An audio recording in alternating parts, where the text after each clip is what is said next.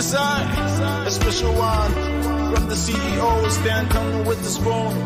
And your boy, Friday the Southern Band, Charges on the beat. To the spoon to get your information. To the spoon to be part of our discussion. Spoon, spoon, spoon television. Spoon, spoon, spoon radio station. Spoon gonna tell you what is happening in Liberia. Spoon gonna tell you what is happening in Monrovia. Spoon gonna tell you what is happening in Africa. Just to spoon you will know. If the children crying for starvation, just to spoon. You want to get a news update, brother, to spoon. You want to know what is happening in Monrovia, to spoon.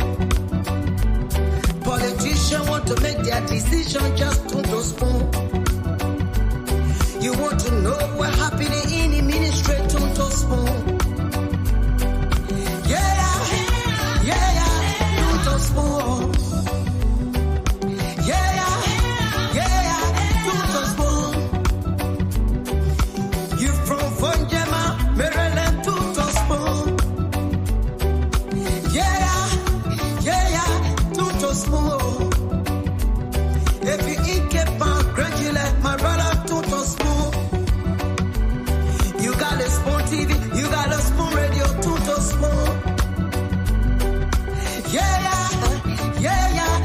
To spoon. You wanna get a news update, to spoon. What? Yeah. Rastafari. Kilibamba, kilibamba, kilibamba. Kilibamba, kilibamba, kilibamba. What I want? Yes, I do, but today. Spoon TV. Spoon. Yes, I do, but today. Spoon TV. Spoon. Spoon TV. Spoon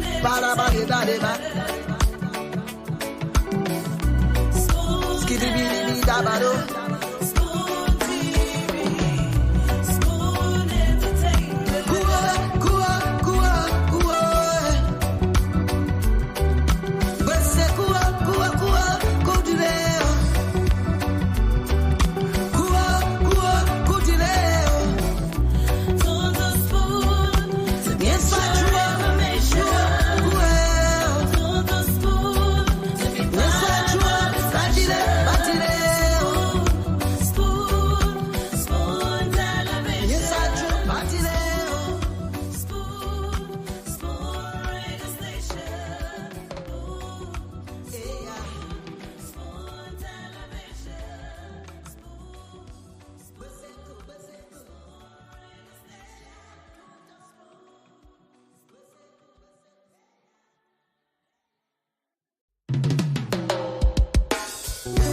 Yes, I, a special one from the CEO, stand coming with the spoon. And your boy, Friday the Southern Band, Charges on the beat. To the spoon to get your information.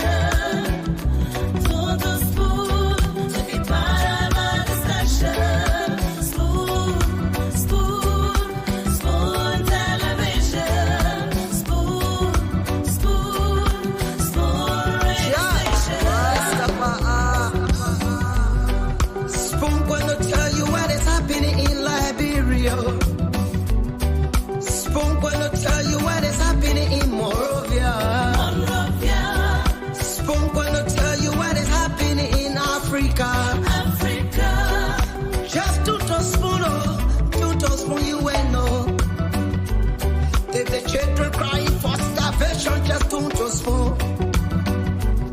You want to get a news update, brother, to spoon. You want to know what is happening in Monrovia, to spoon.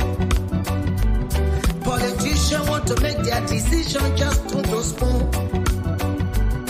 You want to know what happening in the ministry, to spoon.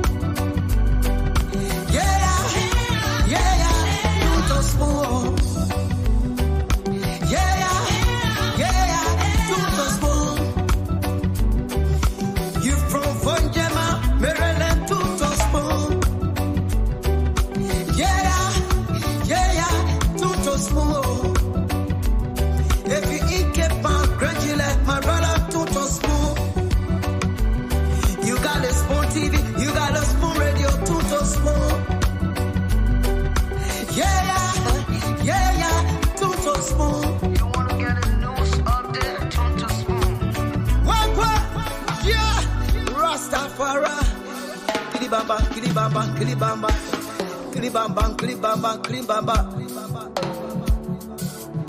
What I want? Yes, I do batileo. Yes, I do batileo. Beseku. Ba. Skibidi dabado.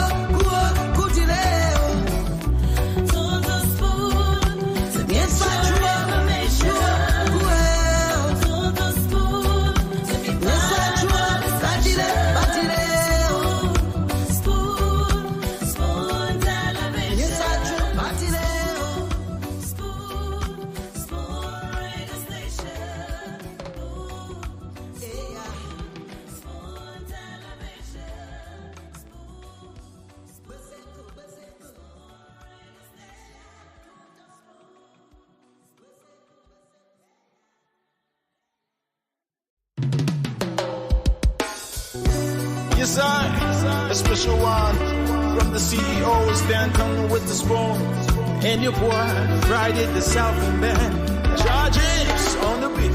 To the spoon to get your information. To the spoon to be part of our discussion. Spoon television. Spoon radio. Spoon gonna tell you what is happening in Liberia. Spoon gonna tell you what is happening in Monrovia. Spoon gonna tell you what is happening in Africa. Just to spoon you will know. If the children crying for starvation, just to spoon. You want to get a news update, brother, to spoon. You want to know what is happening in Monrovia, to spoon. Politicians want to make their decision, just to spoon. You want to know what happening in the ministry, to spoon. To spoon. To spoon. You from Vonjema, Maryland, to spoon. To spoon. If you eat Cape Town, gradually, my brother, to spoon. You got a spoon TV, you got a spoon radio, to spoon. To spoon. You wanna get a news update, to spoon. What? Yeah, Rastafari. Kilibamba, kilibamba, kilibamba, kilibamba, kilibamba, kilibamba. What I want? Yes, I do batileo. Yes, I do batileo. Beseku. Ba. Skibidi dabado.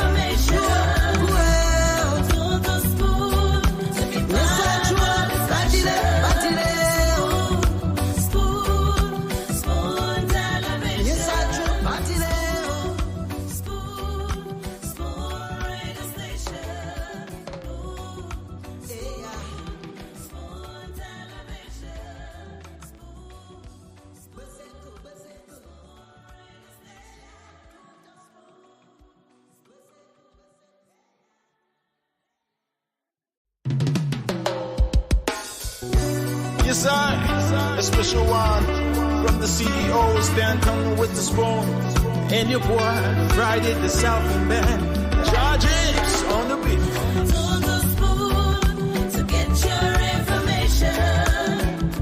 To the spoon to be part of our discussion.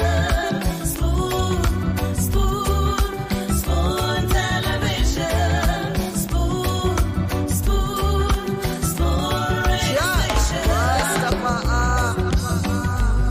Spoon gonna tell you what is happening in Liberia.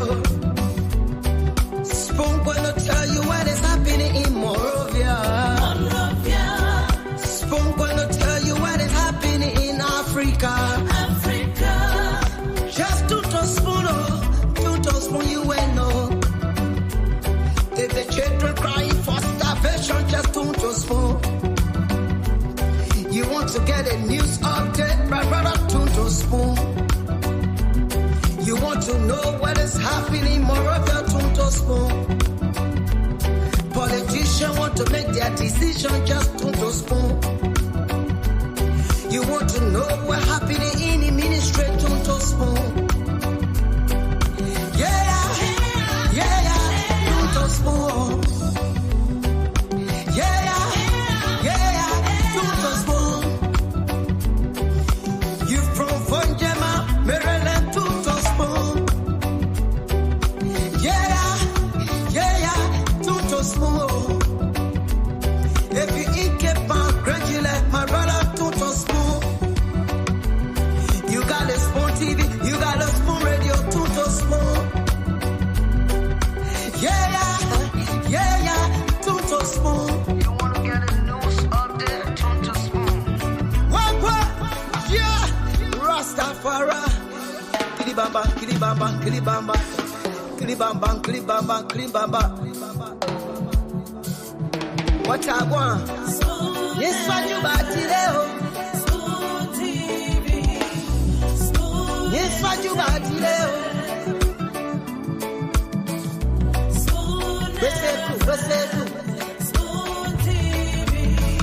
Spoon. Ba-da-ba-di-da-di-ba. Spoon. Skiddy-biddy-biddy-da-ba-do. Spoon TV. Spoon Entertainment.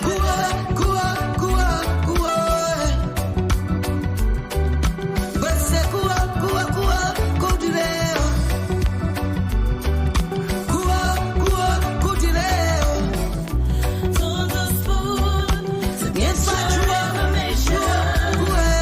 To the spoon to be part of our discussion. Spoon, spoon television. Spoon, spoon radio station. Spoon television.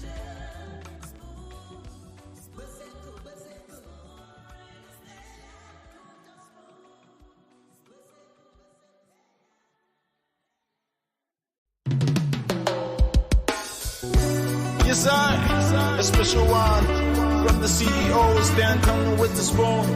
And your boy, Friday the Southern Band. Charges on the beat. To the spoon to get your information. To the spoon to be part of our discussion. Spoon, spoon, spoon television. Spoon, spoon, spoon radio station. Spoon gonna tell you what is happening in Liberia. Spoon gonna tell you what is happening in Monrovia.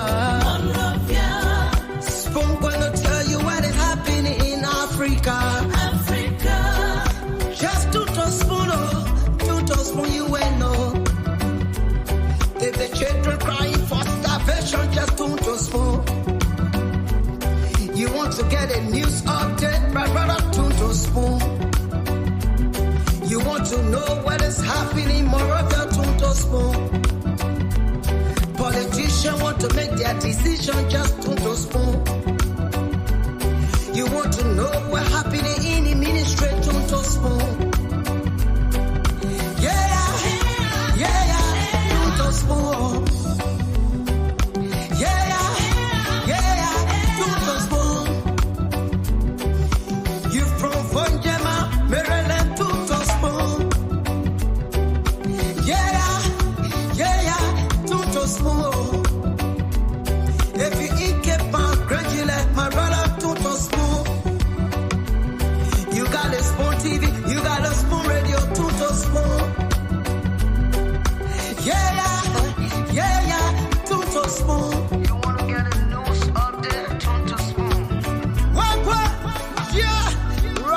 Rastafari.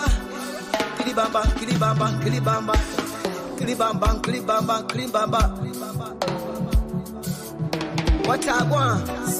Yes, I do batileo. Yes, I do batileo. Besetu. Ba. Skibidi dabado.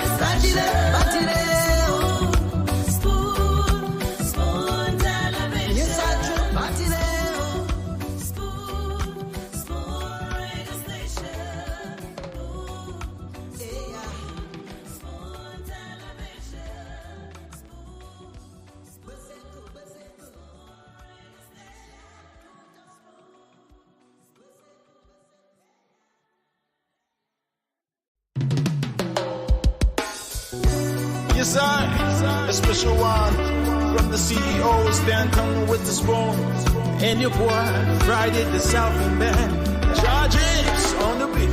On the spoon to get your information. On the spoon to be part of our discussion. Spoon television. Spoon radio station. Spoon gonna tell you what is happening in Liberia.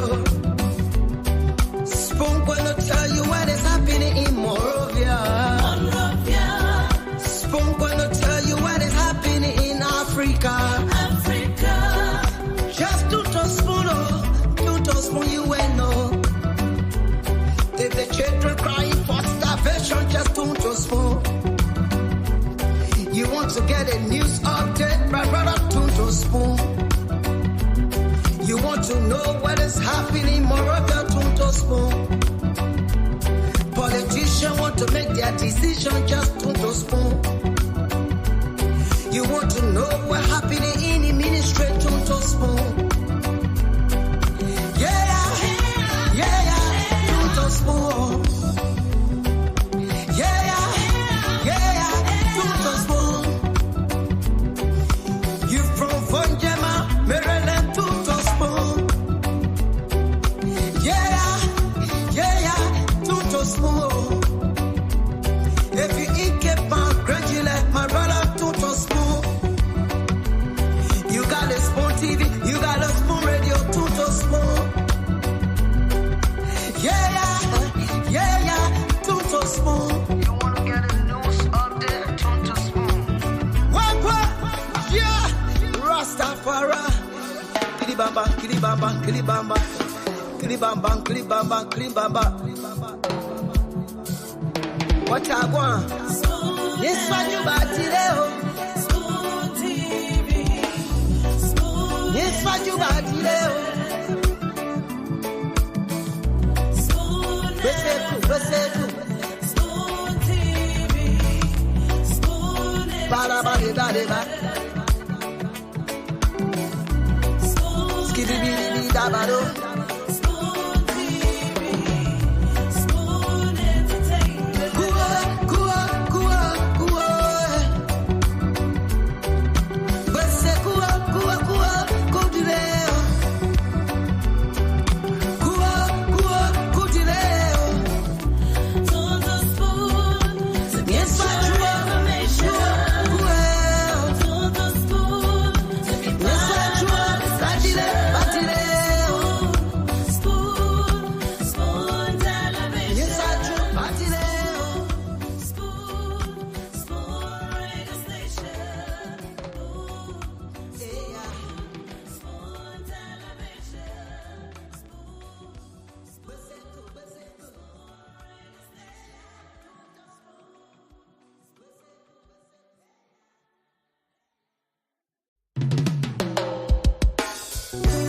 Yes, a special one from the CEOs, Dan Turner with the spoon, and your boy Friday the Southern Band. Charges on the beat. To the spoon to get your information.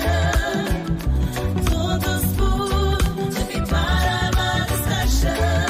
Spoon, spoon, spoon television. Spoon, spoon, spoon radio station. Spoon gonna tell you what is happening in Liberia. Spoon gonna tell you what is happening in Monrovia.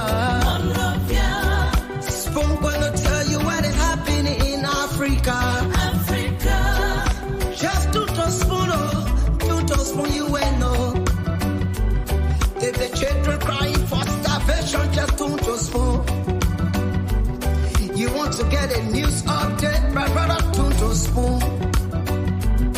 You want to know what is happening in Monrovia, to spoon.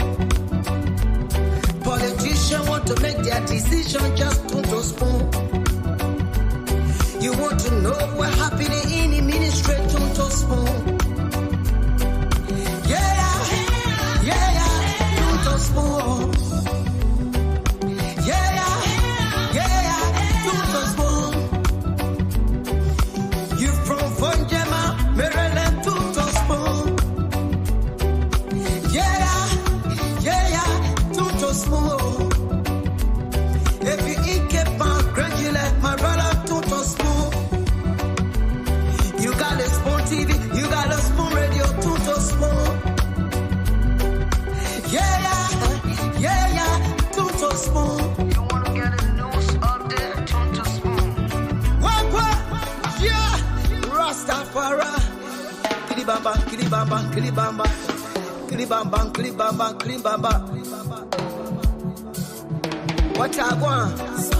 Yes, what you bought today? Spoon TV. Spoon. Yes, what you bought today? Spoon. Spoon TV. Spoon. Spoon. Skibidi dabado. Spoon TV. Spoon Entertainment.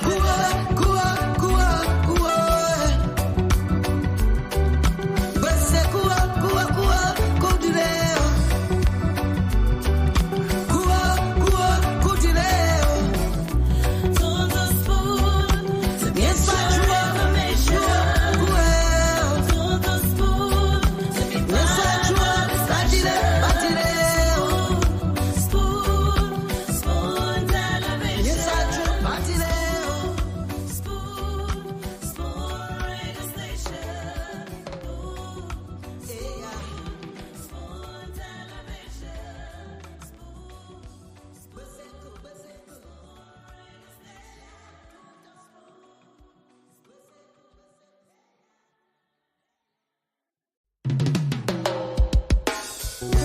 Yes, a special one from the CEOs, Dan Turner with the spoon, and your boy Friday the Southern Band.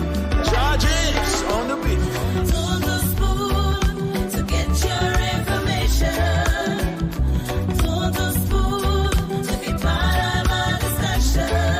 Spoon, spoon, spoon television. Spoon, spoon, spoon radio station. Spoon gonna tell you what is happening in Liberia. Spoon gonna tell you what is happening in Monrovia.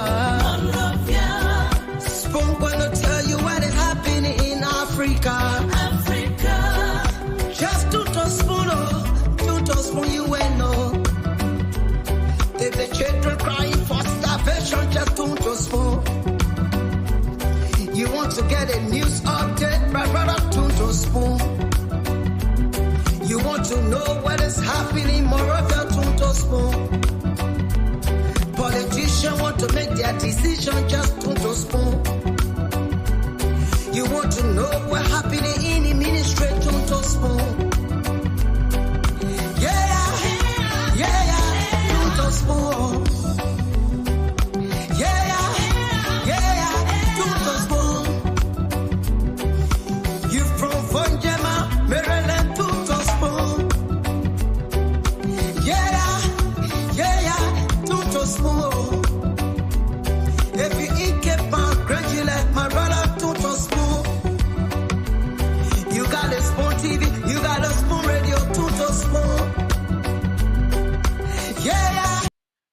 Okay, so folks, tune to Spoon. You want to get the news.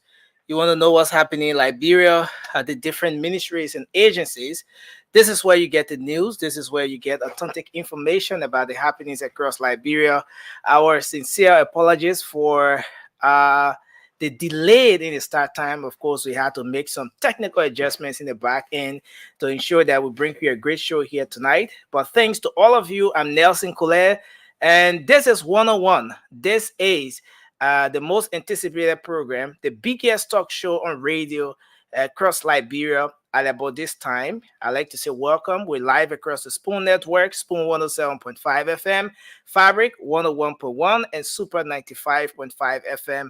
Many thanks to our partner radio stations across Liberia that are relaying this program. We are live on Trust FM in Bombing, Premier FM in Bon County, Gibby FM in my Gibby County, and of course Trend Radio in Green Crew. At this point, let me go across the table now to welcome the one and only, the one and only Boom Breaker.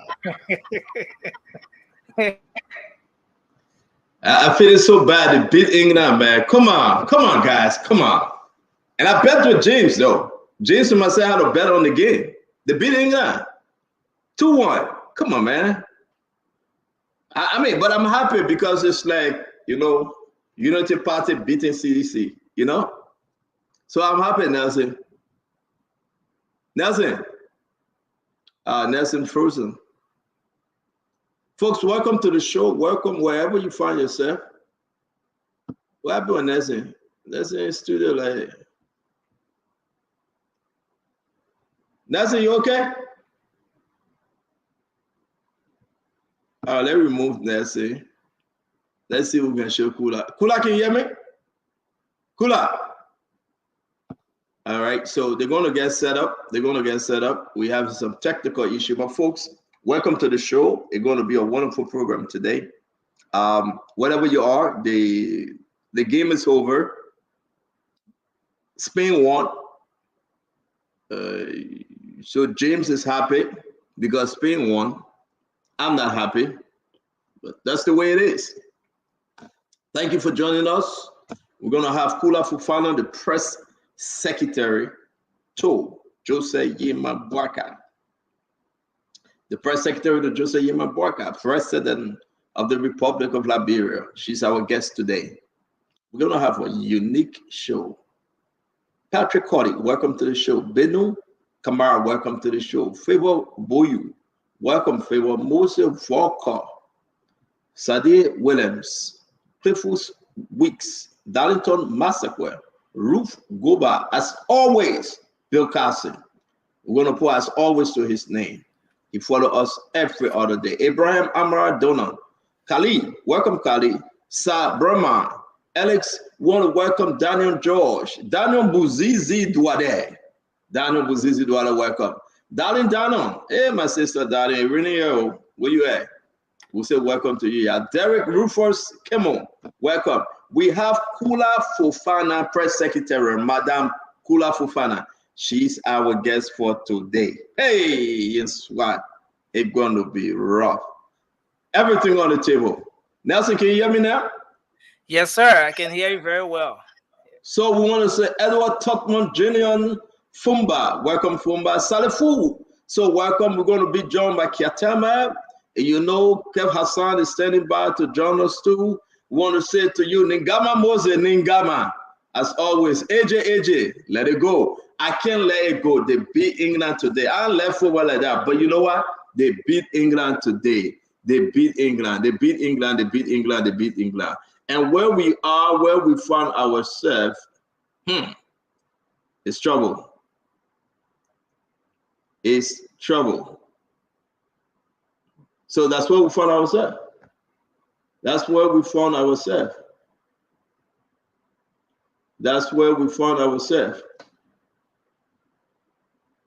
So tell me, what's up? Everybody went for the game. And that's it.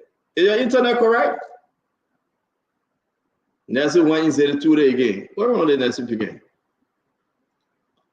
So we're going to wait for Ketema. We're going to join. Everybody going to come joining us for us to have a wonderful show. Again, we want to say thank you for joining us. We have the Press Secretary, Kula Fufana.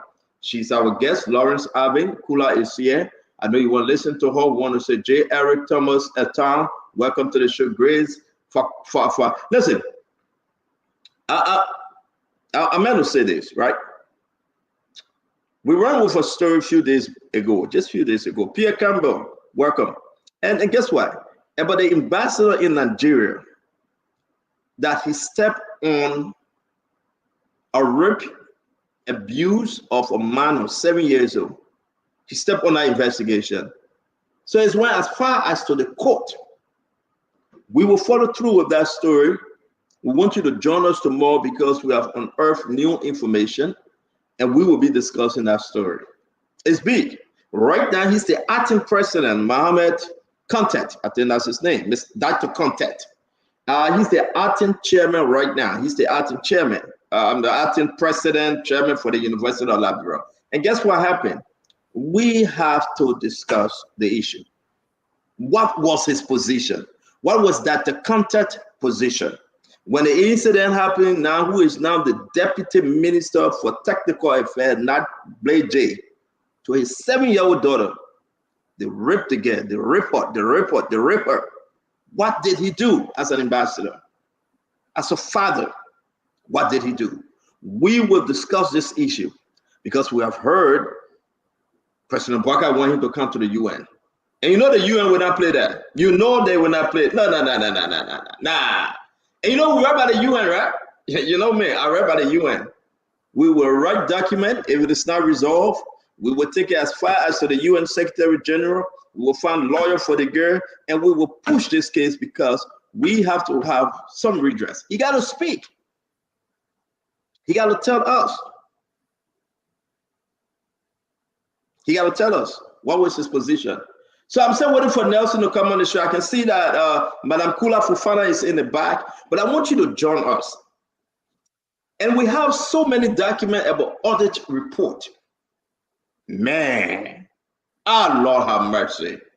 The EPS audit report on President George Manawia from 2018 to 2023. We got the entire document. Massive stealing. Somebody named James Pay. The man been receiving all the money. He alone been with cash and check. James J.N. Pay, that his name, P-A-Y-E, Pay. We gotta know who's that guy. If I start to flash some of the information you hear, we hear you. How can one man receive every day? He must receive 3,000, 4,000, 3,000. Only in a person name. You wait for them all. Man, Nelson, if you're ready, we got to start the show. We already lit. The people are getting angry. Paul Bayer Johnson, he's angry already. James Jada, they are complaining. Betty Domawi, they want the show started. Nelson, Colette, please. I think I named Colette, right? Colette? Yeah, Colette. We say, please come. We got to get this thing going. We have to start this show. I am upbeat. Nelson, what's happening? So we're trying to make a little adjustment here, but I think it's yeah, but you gotta work on the backup. You gotta work on the backup. What's happening? Yeah, we're okay. We're good. Are we good? Yeah, we're good. I can see Kula getting vexed. Kula been running away from us. I'm giving Ketema a small more time. You know, the press secretary Kula Fufana, she been running away. Now she fell in the death trap. Yeah, ooh, I've been setting for Kula. Hey, you see Kula talking about, I want to address the press. Now she will be on the hot seat. Nelson, let's take few calls, right? Let's take like 10 calls just from Liberia. Kula Fufana, she's here, she's in the studio. I want you to tell me her performance was. I want you to call and give me some of the questions to ask her. I'm still waiting for Ketema and Kev. But today would be very interesting, right?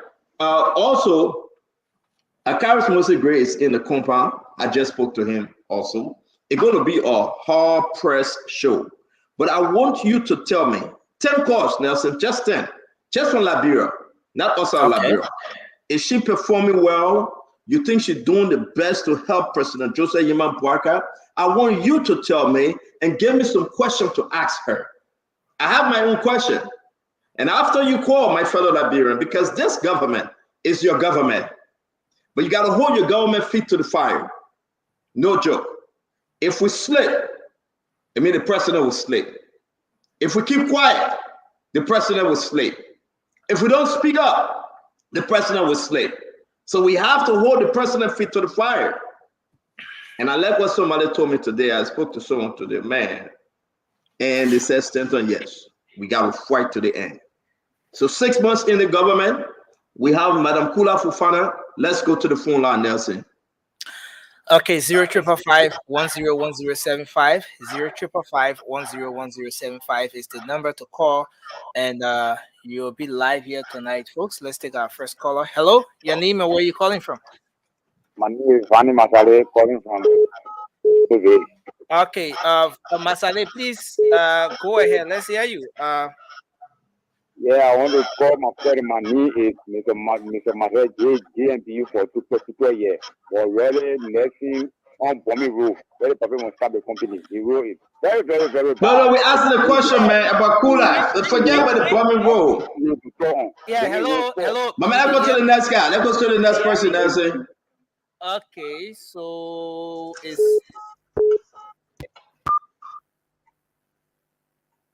so put a number up. The people asking if you can put a number up, Nelson. We took one already. It remains 9 more quarters.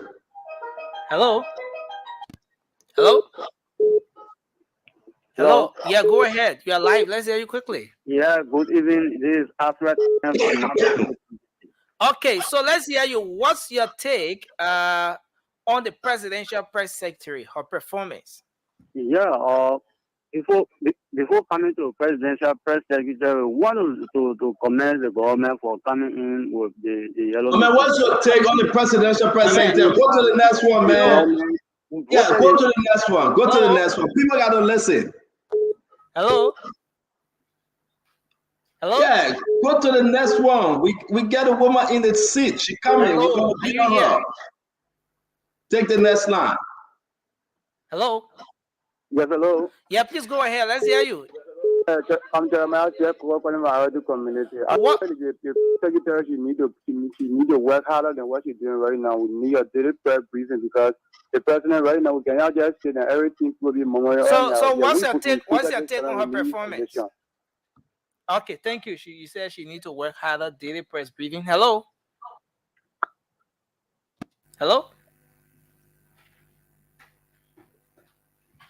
Well, That's what you do our phone line. That's it. the line is freezing. Hello. Okay, yeah, please go ahead. Let's hear you. Okay.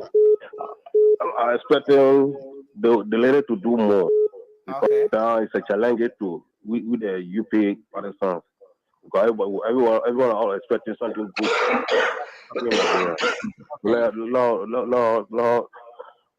Go ahead and do more than that. Okay. Yeah. Okay, thank you. So it's basically about your rating of the presidential press secretary, her performance, and what is that special question you like to ask her? I mean, there are other questions coming up, but what is that specific question maybe you have for her? So that's we got 6 more. We got 6 more to go. 6 more. Yeah. So don't call and talk about yellow machine. The yellow machine cannot reach it. Hello. Hello. Yeah, you are live. Let's hear you. Excuse me, I suggest now. You cut me off. Okay, but then let's take the next person. Hello. Wow. Hello. Yeah, go ahead. Let's hear you. Yeah, my name is F. Williams. I joined the conversation from Prince this evening. Williams, let's hear you. Go ahead quickly. Yeah, I want to commend you for the program. Mm-hmm. But I really want to know from the press secretary. In the first place, if you ask me to rate her, Mm-hmm. I'll rate her like 45%. 45%. And my reason is the question she has to answer. That is, she is the press secretary of the president. Mm-hmm. So that means any information that comes out.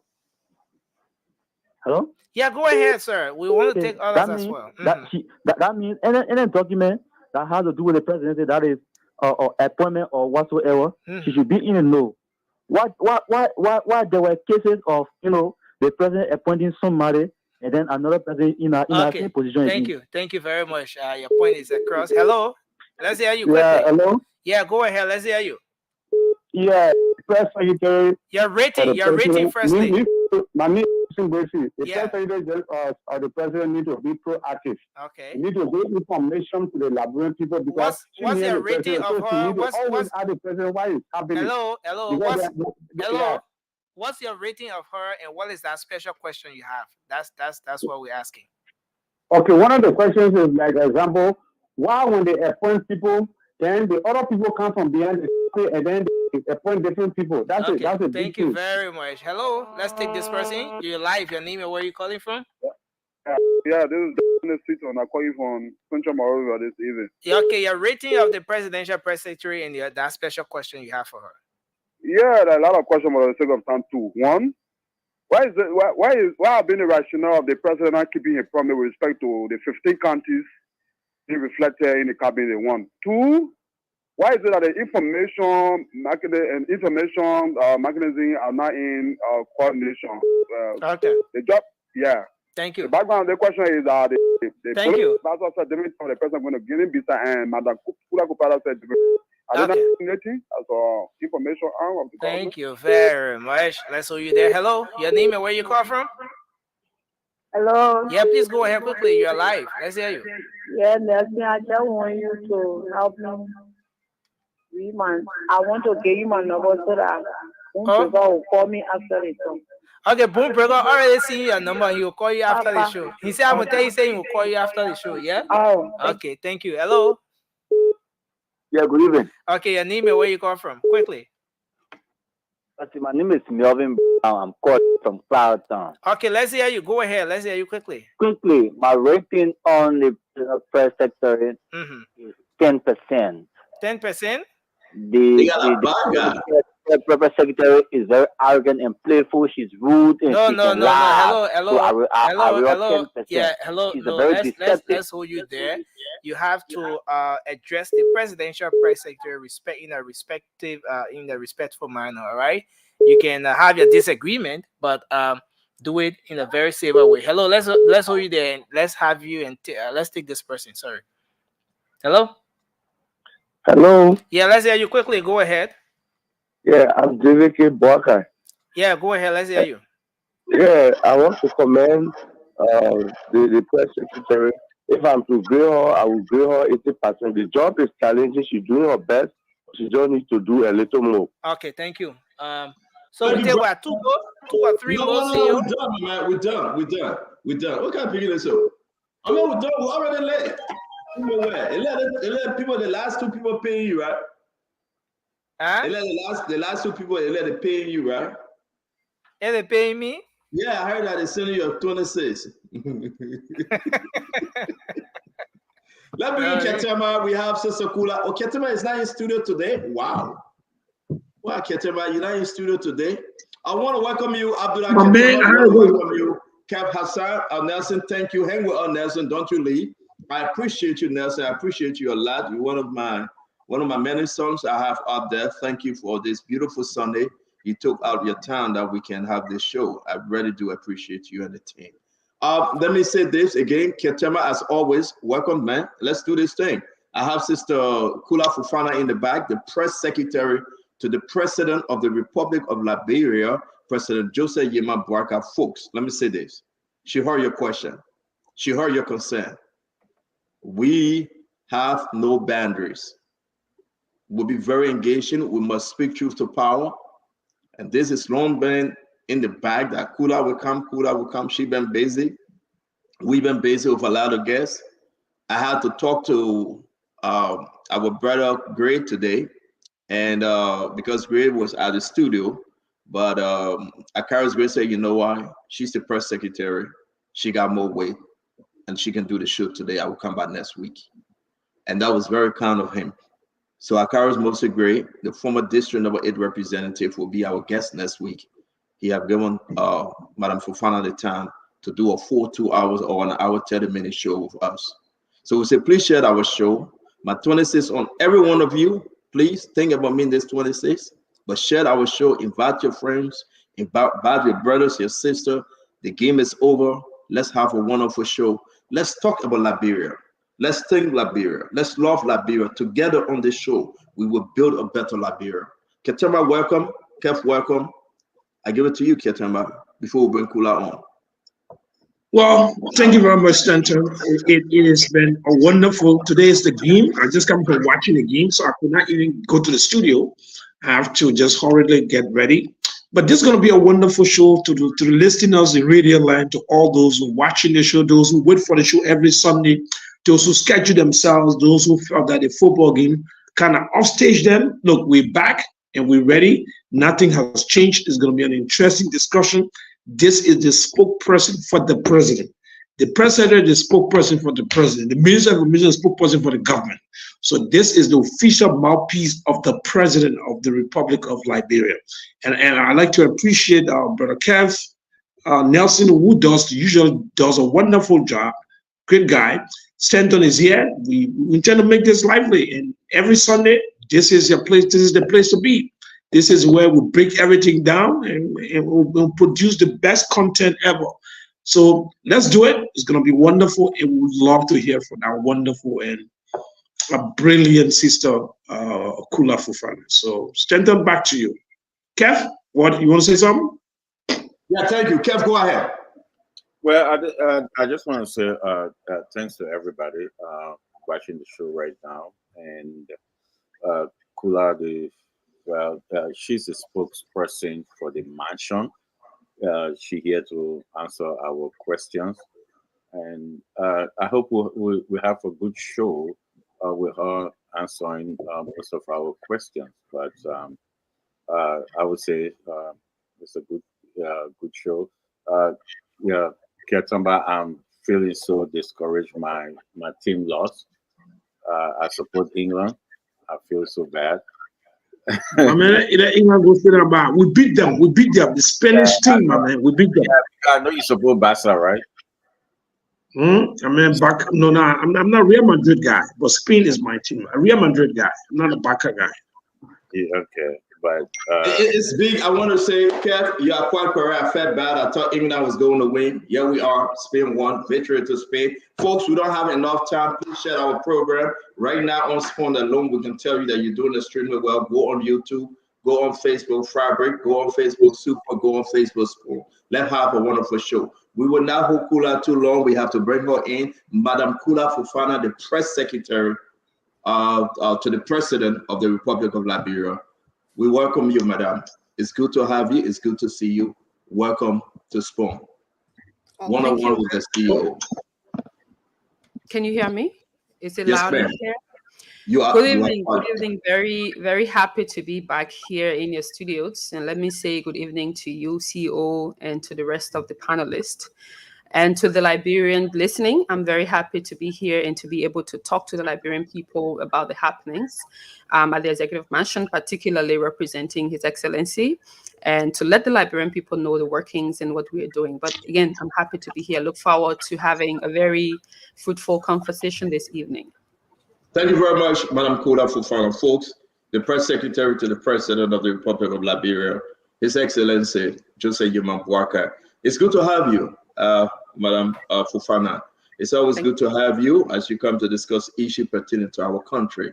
We've been on a very, very, very tough week. The last 2 weeks been very busy with information, busy with this government. Who best to talk to us? The ears of the president is all yours. You deliver, you let us know what he's thinking, regardless of our own information we gather. You are the person coming up to address the press. So we're glad to have you. Thank you for joining us. I'm going to start off with this question. We're going to get right into it. Yes. Just a minute. I'm getting off for a minute to do some sharing of the show, okay? And I'll come right back. Thank you very much. Okay. So before you start, yeah. So before you go, I just wanted to express my appreciation to your guys here, especially those covering the Executive Mansion, members of the I was going to give you the 2 minutes to talk, so go ahead. Okay, no problem. Yeah. I thought you were going directly now to No, the. I only want you to have your intro, so just have it then. Go ahead. Oh, okay, wonderful, wonderful. And I see Katamba is off. Is he coming back or? He's coming back. He's coming back. He just said.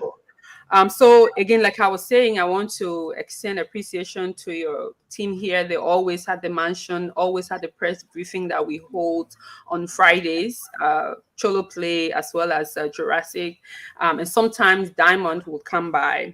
And the rest of the members of the Executive Mansion Press Corps, want to thank all of them who have, since we took over, we tried our best to keep the public informed as to the happenings of the presidency, and the journalists who've tried to cover the event. We want to say thank you, and I mean cover the presidency generally.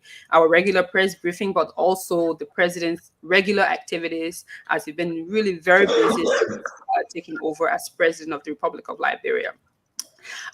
Stanton, when I first came here, one of my things that I said was that my intent is to be at the place that I can inform the public, and not pretty much be doing defensive communications, basically like defending.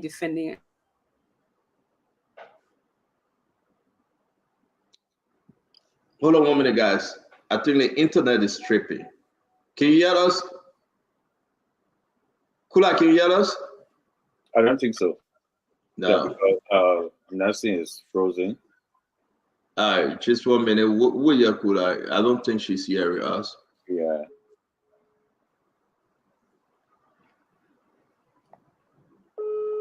All right, hold on, guys. Are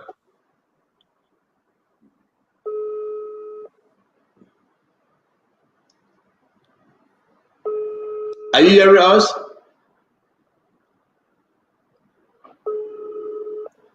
All right, Kev. I think they're fixing it. She realized she's not hearing us. Yeah. Let me see if I can get her.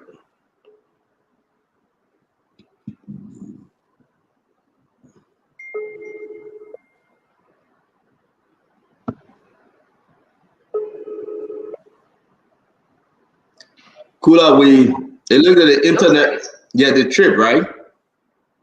Yeah, it's muted. The mic is muted, I think. The trip. Yeah, the internet trip. So we can hear you. Go ahead. Yeah. Continue speaking till he can reconnect. Go ahead. Oh, from the phone. Yes, we're good. So continue speaking. Is it loud enough? It's good. We hear Is you. it loud enough? Yes. Oh, okay. Okay. I'm not sure where I stopped or what the last thing you heard. You have to about the start. You age have of to the- start over, please, because we lost you just when you started. Oh, okay. So again, I was expressing my gratitude to the members of the Executive Mansion Press Corps for the diligent work that they continue to do, including 2 of you or 3 of your journalists here. They come by and follow the presidency and report to the Liberian people. Is he back on? We're good. We're good. Okay. We're back. All Yeah. right, thank you. Thank you. Are we Thank you. are we back now? Are you hearing me? Yeah, Nelson, use the backup, Nelson. Just go directly and use the backup internet, please. Kula, please, we can hear you. Go ahead, man. Okay, so I was saying my goal here this evening is to be able to inform the Liberian people and not necessarily be on the defense. And one of the things that when I came here, the first time I was on your show, Stanton, I did say that as press secretary to His Excellency President Boakai, my intent will be to inform the public on the happenings at the presidency, to work diligently with the journalists that I assigned there, and to even go beyond that and work with young people, particularly rural journalists or rural media institutions, but as well as taking the office to the people. I've tried, with all the challenges, with all the difficulties and the teamwork, but we've been doing our best. And this evening, my goal here tonight, Stanton, we understand that sometimes some of the conversations that have been had at the Spoon Network, I mean, they're sometimes unfair to the presidency. However, My goal here, as I've said, is to be able to let the Liberian people know the actual stories of things that have happened, what's going on, and how we're able to let the Liberian people know this president that you voted for last year is the same president, the same Joseph Yuma Boakai that contested in 2017 with his very beautiful platform. It's the same president. He has not changed. And all of what he's continuing to do, all of what he's doing, is the same Joseph Yuma Boakai who interest is nothing else, not self, not him, not his family, but the Liberian people. Every day when he goes to work, every day when you sit with him, you listen to this person, this president, as someone who all he cares about is how to make Liberia a better place, better than what he made it. And that is what he's committed to doing. And he's running the country, the government is ongoing, and he's there to make sure the country works, open up the country, provide services, make sure the young people are okay. And he will regularly say, even just the other day, he always like, for me, it is not about the next election, Stanton. It is about the next generation. And that is the most important thing. And those things are seen in his action and some of the issues that he's taking so far. So tonight, I look forward to the engagement. I look forward to us having a conversation and helping to inform the Liberian people, the people who listen to this platform, and across the country and across the world on what the president is doing and some of his decisions that he's taking and what he intends to do and how he intends to move this country forward. I look forward to this conversation tonight, Stanton. Thank you very much. Nelson or Magic, can you please put Madam Kula tattoo to her name? We got to respect her about that tattoo today. When I call on the phone, that's different thing. But once she's on the show, we got to be, please, I have tattoo to her name. I want to say welcome to the show. It's good to have you. Like always, whether it's on the phone talk or on the one-on-one with the CEO, welcome anytime. You are quite correct. I call him Uncle Joe. It's so hard when I'm speaking to him to say, Mr. President. I always stick to that Uncle Joe. I don't know, since 2016, 2017. A beautiful platform that everybody contributed to. And today, he's the president of the Republic of Liberia. So having you, we'll take the opportunity to ask you all the questions that some folks cannot ask him. Everything that is trending today. And we say thank you for joining us. We're going to ask our 2 questions each. It's not a normal spoon talk, you know, that we give you a long time to answer. No, we'll interrupt you, you interrupt us. But at least the people should go home today with something. So, folks, whether you're watching on any of the social media outlet, whether you're watching up, listen to us by radio, welcome to the one-on-one with the CEO, my co-host, Abdullah Ketema, Kev Hassan. And we'll be here to be very respectful, professional in asking our question. You're back, Ketema. Your sister from Cape Mount. I gave you the first 2 questions, sir. Well, Madam Distinguished Press Secretary, again, I'd like to, first of all, you do know that every new government administration has both challenges and some progress they've made. Yeah. Can you list for us at least 3 major progress? Ketema, hold on 1 minute. Can you hear Ketema? I'm a little distracted. They wanted me to do something here quickly. What is it? Oh, I think that's your name. All right, go ahead. Let it finish up with you. Ketema, she's trying to make some adjustment, please. Then you can come up with your question. But I think we are where we are today to allow the Ketema, you must say this all the time. The people should go home with something tonight. They are not coming in this market to go home with an empty plastic bag. They must go home with something. So are you back, Kula? Are you okay? Okay, small move. So I don't know your thoughts, Kev. I don't know your thoughts, but today a lot of people watching, the good, the bad, the ugly. What say you, Ketema? Talk to me. Well, again, we've already welcomed our distinguished press secretary. I'm quite interested. We take a spike, like an airplane running down the runway. We'll come, roll down, and then spike up. So we start out with what is basic, and those questions are: what are some of the achievements and accomplishments and some of the progress registered by the GMB administration, and what are some of the challenges? If you gave us 3 on each side as a start of the question, what would you say? What are some of the 3 major accomplishments and huge progress, and some of the setbacks and challenges, impossible failures. Three each. I think, thank you, Kyatamba. I think for the most part, when President Boakai took over, he took over a very challenging country. Many institutions were down, but I will start with the major progress. All of us in Liberia know we've had a period of 14 years civil conflict. And for the most part, accountability have been a major challenge. Lots of resources were spent behind the Truth and Reconciliation Commission process.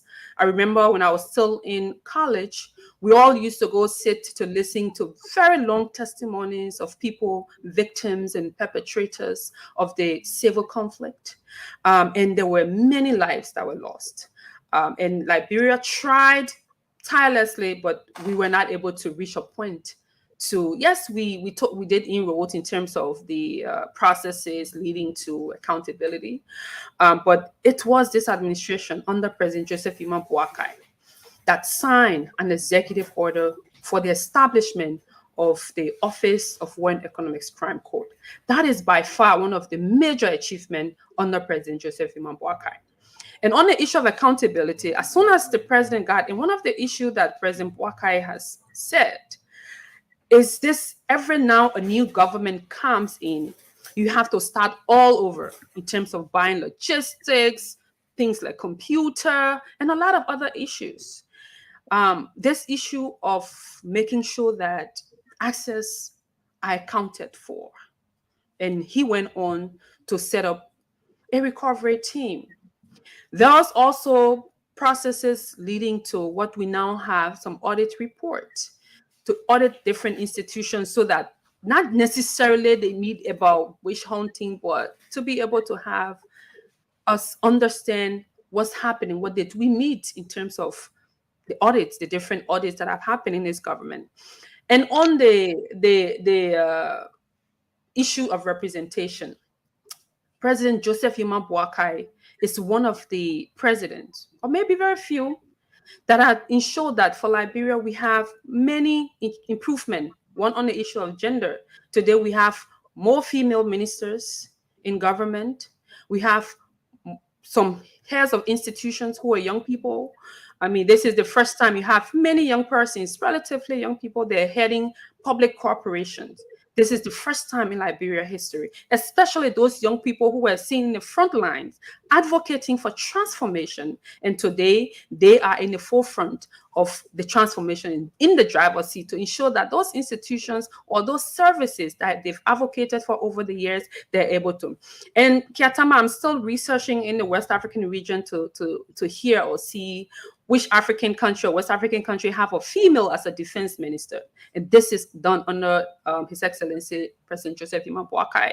You also have, I mean, the first female, for a minute, I mean, the first female defense minister, and broadly, in the first time in our history, you have people with disability representing at the highest administrative level of our government. You have our brother. I mean, he's been there for the first time at that level. This says a lot about the person who Joseph Iman Boakai is. And aside of that, within the first 100 days, there are places, in fact, back then in less than maybe 2 or 3 years ago, there were people, before you go to the Southeast Kyatamba, you'll have to go to other countries. You have to go to other countries to be able to access parts of our country. But today there are people, there are testimonies, independent journalists.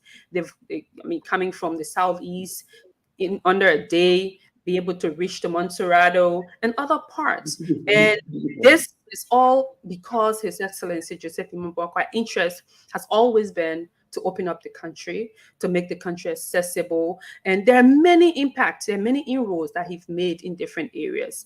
In terms of the challenges, Kyatama, as you've asked, there are many. I will start with the situation, even at the Ministry of State, for example, what he inherited. He inherited a bloated payroll. Even just today, we're even having some conversation around some challenges we have in the diplomatic community where Liberia owed some resources, some levies that we should have paid. Institutions were about to put Liberia on hold or on sanction in a way where they won't be able to release some resources for us to work on.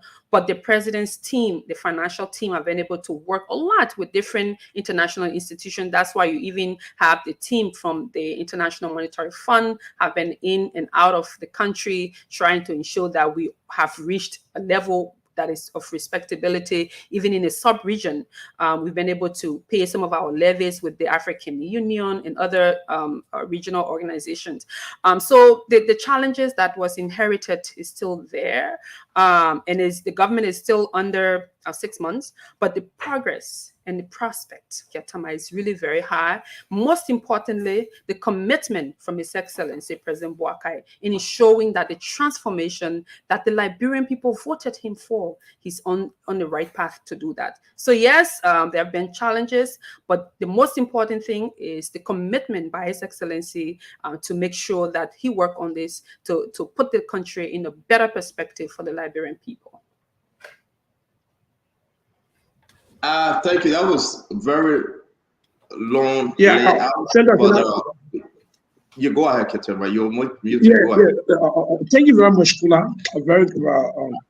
So let's look at the three things you mentioned, and then we'll do a segue to the downsides. First is the history of the country tells me that every time a system is built, a success is not the building of the system, but the result for the system. So you need the asset recovery. We see members of the asset recovery have begun to trash the asset recovery. So the three major foundations upon which you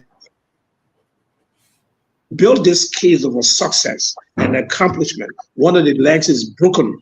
That leg is an asset recovery where members of the community are saying this is not working. This is a complete disjointed process. It is disappointing. It is unnerving.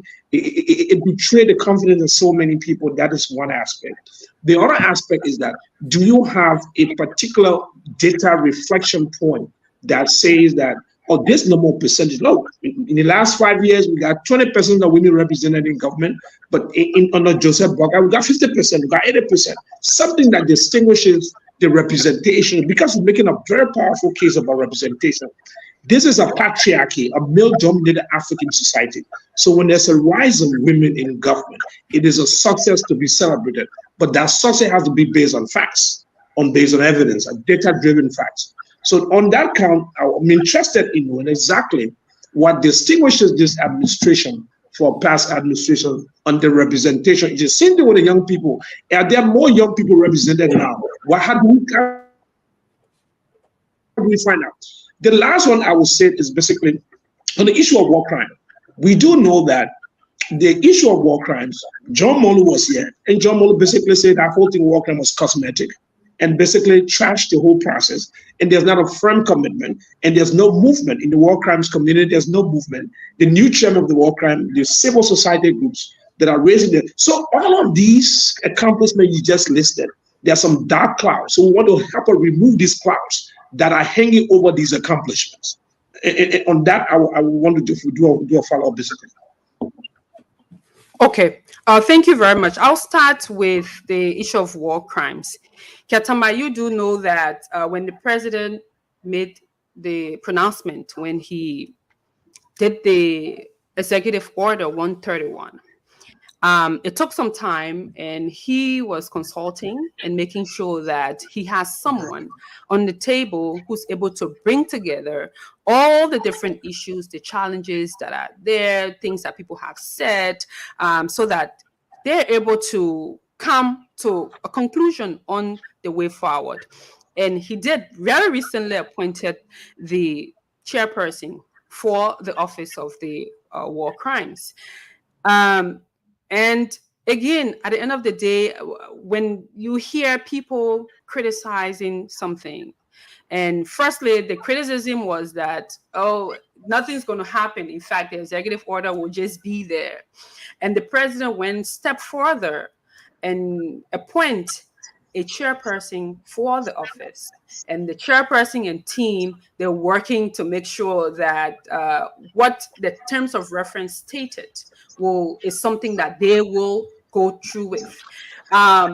So to have people just criticizing, I think one of the issue is that most of the thing that we do in Liberia is to just criticize everything. Firstly, you say this was never going to happen. It happened. Next thing you say, there's no firm commitment, without even understanding, without even engaging in conversation with the leaders of that institution. So people staying outside and assuming what's happening inside is a challenge.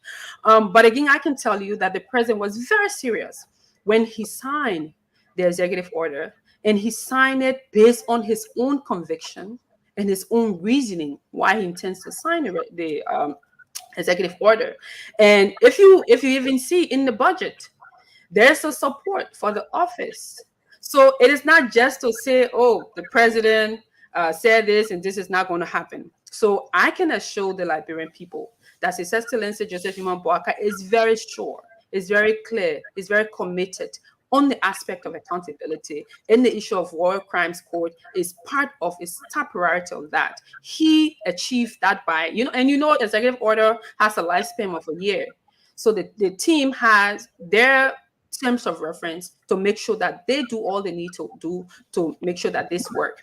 And I will encourage the public, I will encourage people who have genuine criticism. Yes, I mean, they're not saying just give them a pass on everything, but at least to a greater extent, kindly let the process go on and see what's going to happen to it. On the issue of assets recovery, again, this stemmed from the interest of His Excellency when he took office, that he's intending on the issue of accountability. People must account for what they owe government, and not to necessarily, or not to even usurp functions of other institutions, because some of the arguments we've heard is that, access recovery.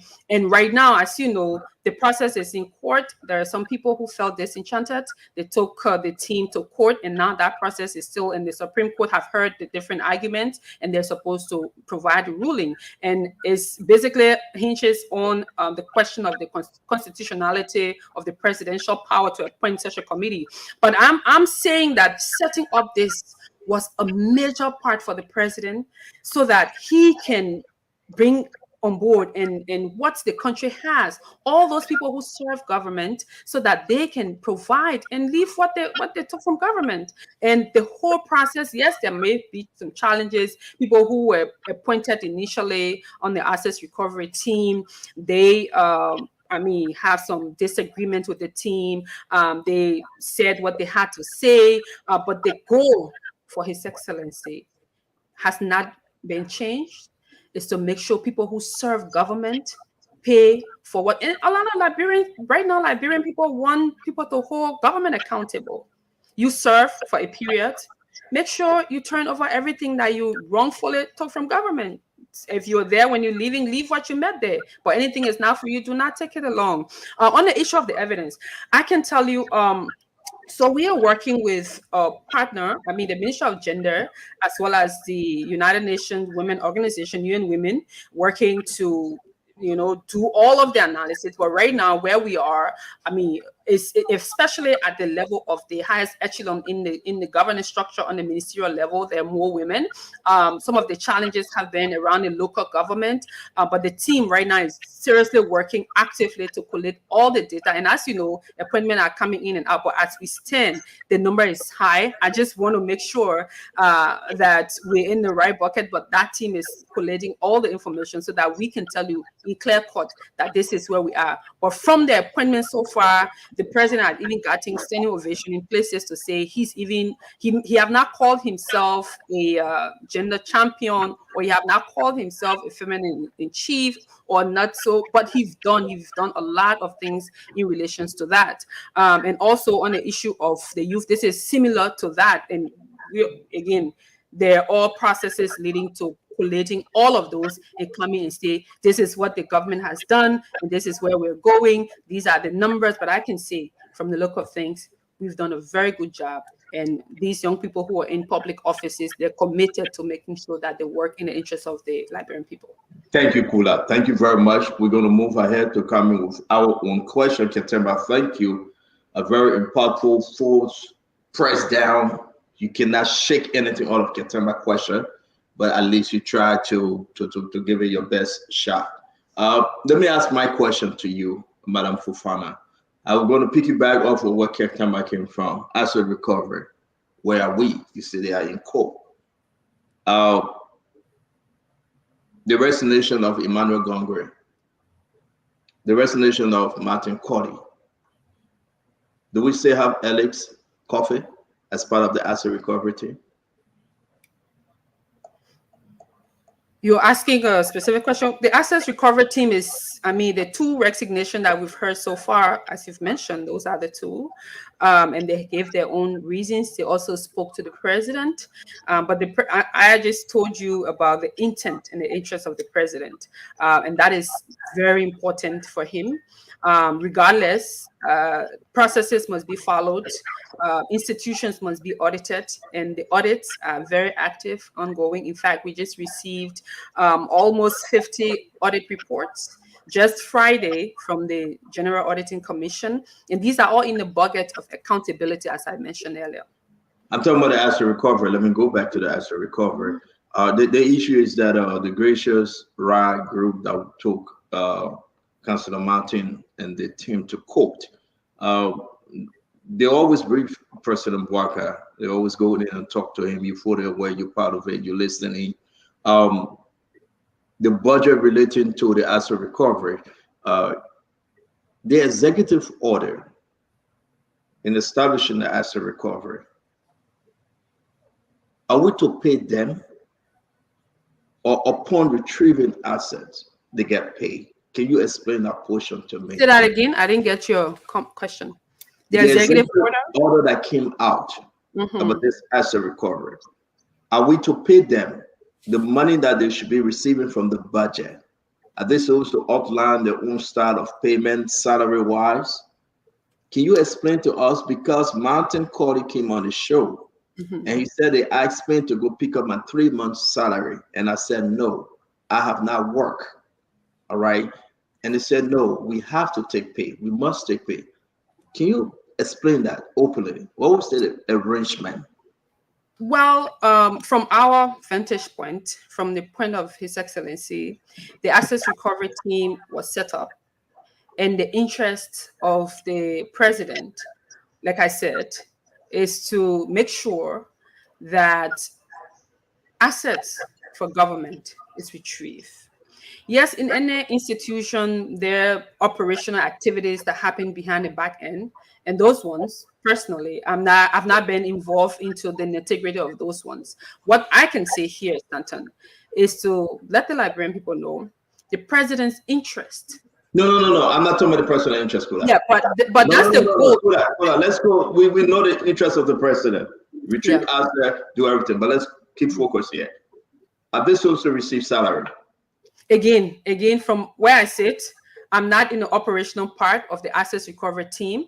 And I'm saying my specific role here is to understand and let the Liberian people know what the interest of the president was when he set up this team. And if you read the terms of reference, it's clearly stated what they're going to work on and who's in charge of the operational activities of the assets recovery team. And I'm not privy to that. So you cannot answer yes or no. So Martin Cody said, listen, I'm not supposed to get paid. It's not part of our TR, but you're establishing something, Councillor Martin, and you receive a huge amount of money. Like what Murma is receiving her own money, and the entire team receiving their money. You are telling us that you don't know. We're going to let that slide. My next question: why do you think international folks and some of the human rights group that ran after this war crime, they are totally against the appointment of Jonathan Massaquoi? Well, I mean, international groups who have ran behind this, again, like I mentioned, people will have disagreements. People will have their own interest in their own issues. The goal remains that people who participated in crimes, especially war crimes, was be held accountable. The president appointed Councillor Massaquoi as the head of the office. We hope that, and one of the things, Stanton, I want the Liberian people to know, the role of Councillor Massaquoi is not going to be like he's going to be like the court, for example. He's not going to be the prosecutor. He's not going to be, but he is preparing, answering all of the lingering questions, like the secretariat of the office, basically. Very well, we understand that. I beg to interrupt you. I beg to interrupt you. I'm going to lay this very simple. Knowing very well, Councillor Massaquoi is from the law firm of Fonati Kofa, the speaker. Information that he was recommended by Fonati Kofa. He have not practiced in such a manner on the larger scale internationally to fight against war crime folks. I mean, I'm not going to pin you to this though, but the appointment of Councillor Jonathan Massaquoi, that have limited experience internationally on this kind of legal issue, I position me, tell the Liberian people what the president saw in him. In fact, you were mentioning some human rights group, but I can also tell you, I'm sure you've heard or you've read that there are also others who've been very involved into this action, have also commended the president. They've expressed excitement for this process, and they're very happy that the president didn't just sign it. We are talking about international group, Kula, not national group in Liberia. International. No, not necessarily national group. In fact, talking about that, in fact, that is what is important. The issue of war crimes code, yes, it may have international nature, but it is for Liberia. It is for Liberians, and it's set up by Liberians. And this is why the president have always said, even when he have a meeting with international legal team or people of international stature, he tells them that I am doing this not to appease you as one international case. I am doing this for the interest of the Liberian people. And I want to let you know, Stanton, please, I want to let you know that the president's interest on this process is to make sure it's locally driven. It's locally driven because it's a local process for Liberians who were at the forefront, and Liberians who were victims of the civil war. So with this appointment, can you tell Liberia? Can you show us something that he have practiced internationally on war and human rights legal issue? I mean, if you look at his history of Jonathan Massaquoi, and listen, I like the guy, right? I have spoken to him, but the outline of Jonathan Massaquoi, to that appointment, understanding that you will be dealing bigly and largely internationally, not only locally in Liberia, we have seen nothing that he has practiced in that area to show that yes, he fit in when you have to go to those tribunals. Again, as I've said, the terms of reference is very clear. And also being a lawyer, he practiced in Liberia for many years, and in the legal field. And I'm a student of law. And one of the things you do there's several courses that you can do, including international law, international humanitarian law, human rights law, and get involved and interact with lawyers, as well as human rights activists and advocates. So, I mean, I may not personally be involved or know Mr. Massaquoi, but I can tell you the president's selection President Boakai didn't just say, Mr. Massaquoi, come here. There were recommendations. There were people who spoke highly of Mr. Massaquoi. Yeah, well, some of the recommendation because he was appointed as justice minister, but it didn't go through. Why you think the president would withdraw his appointment? He was never appointed as justice minister. Maybe it's from your list, but he was never appointed as justice minister. The person who's been appointed. A list for the press. Kula, don't be condescending. I do not create a list for the president. But so it's not being condescending. But when you speak, the issue is that he was appointed as justice minister, and it was withdrawn. So don't say maybe that's my list. No, when you speak authoritatively like that, to say he was appointed and his name was withdrawn. I mean, he was all. So which list the only person I can tell you, the only person who, as of now, who puts out appointment lists is the press secretary to the president.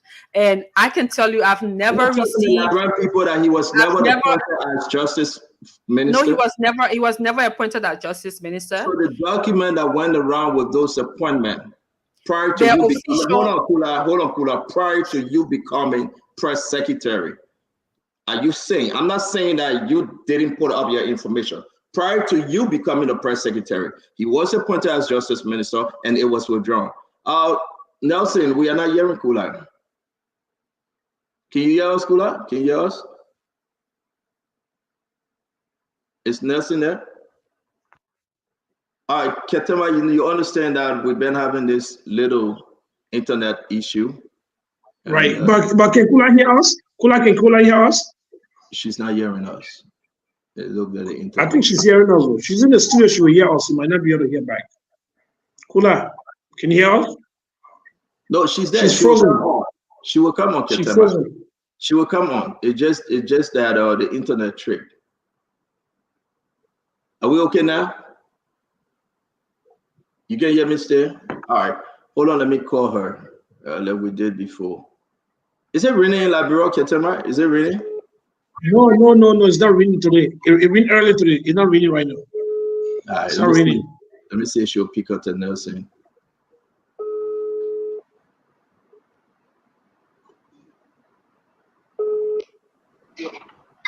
I don't know. Maybe The internet trick. Can you hear me, Kula? Yes, I hear you. I think I can hear you. Yeah, so the internet tripping, and I thought they were using the backup. So if you can hear me, let's just continue until the internet can pick up. Is that okay? Okay, so I can hear you, but I don't know if you can hear me. We can hear you. We can hear you. So go ahead. If you can hear us, we hear you. Go ahead, Kula. I'm hearing from my phone. Yes. But I can. You muted the phone, Kula. No, you muted the phone.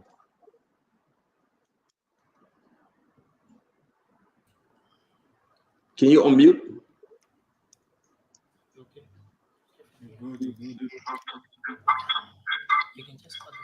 All right, I think she's back on. Are you okay now? Are you back on? Can you hear me? I think I can hear you guys. Okay, we can hear you. So we're good now, right? Okay, I think yes. Maybe because I said appointment, he was nominated, and thanks to those that saying no, it was nomination. So let's go back to my question because I got to give this up to the Kev to come in. So it wasn't appointment, it was nomination. Either or, the president nominated him to be. No, it wasn't. I would say it wasn't Stanton, and I can tell you clearly, I was already the presidential press secretary. What happened was there were lists. At the time there were several lists going around. Purporting of starting appointments in government. And I remember vividly one of those lists had his name there. And it turned out he was never appointed. But the official list that came from my office was the list of the Minister of Justice that we have today. So he was never appointed. Maybe he was, but there were lists going around, but that wasn't an official list. Okay. I'm not going to hold you there, right? I know he was nominated for that position, but that's your own answer. After him, thereafter, I think after him or so, can you also say that Cooper Cry was nominated also? Say that again? Cooper Cry, the current Labour minister. Oh, yes, he was. So you agree that he was nominated and was withdrawn, right? Yes, he was. Okay, thank you. Thank you. I'm not gonna push you there. We're just gonna continue. Kev has your two questions. Okay. Yeah. Stand up. Before Kev comes in, can I say something quick? Yeah, just Kev. Kev, go ahead. Just go ahead. No, Kev, go ahead. Okay. Kula, welcome to the one-on-one with the CEO. Let me ask you a quick question before I ask my question. Are you here representing the president? Your spokeswoman representing the president. So everything you're saying is coming from the mansion, correct? I guess that's why Stanton invited me. Okay. Yeah. Good. The president still. My first question: the president has confidence in Martin, the asset recovery head, Martin, Councillor Martin. The president still has the confidence in him.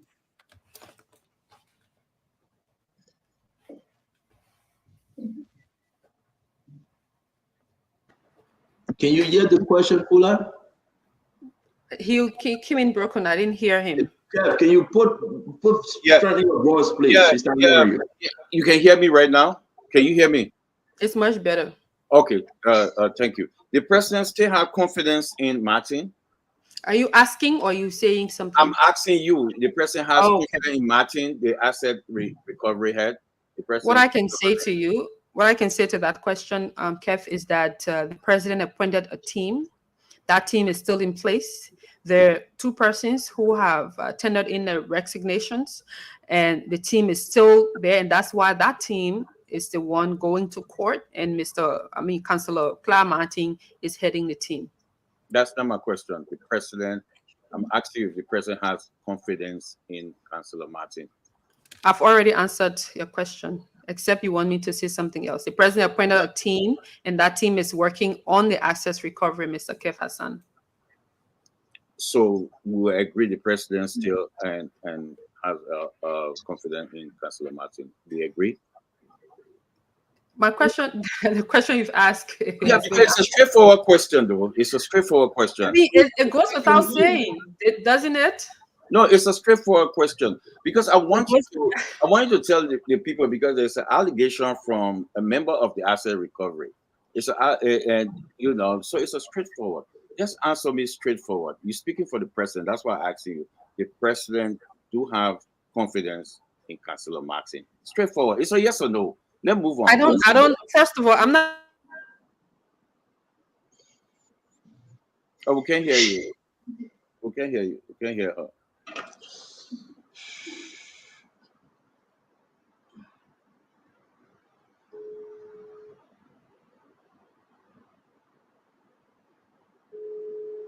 Okay, we're not She's here. coming back. I'm calling her. She's coming back.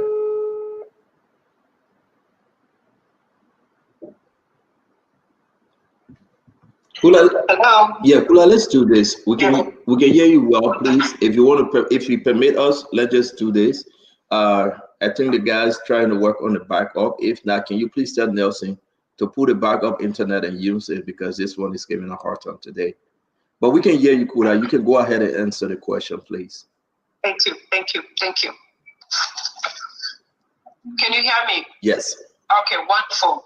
So again, I said I wasn't invited by Mr. Witherspoon, the team, to be on like back and forth, yes or no. I don't do that. When I speak for the presidency, I provide the information. I provide them. It's up to you to accept it or not to accept it. And I think it's important the time that we have. The Liberian people want to hear substance. If you ask about the access recovery, that's why we have a team. If the president didn't have interest in the individuals who are there, the Constitution gives him the authorization, and that is only lodged within him to appoint who he wills, and he did appoint the team, and the team is still on because the case is in court. That's why you've not seen. But I can say, in fact, definitively, that prior to the process going to court, there have been lots of issues, there have been lots of work that they've done. They got up lots of evidence against people, and they're waiting the conclusion of this matter is at the Supreme Court. Then they can, move forward with what findings that they have and the other actions that they intend to take.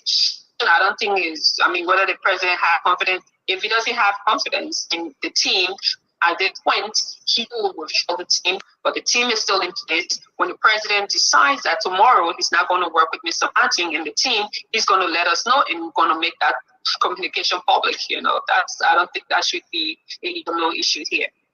Okay. Thank you. Yeah. Madam Kula, you answer. You saying the president do have confidence in Councillor Martin.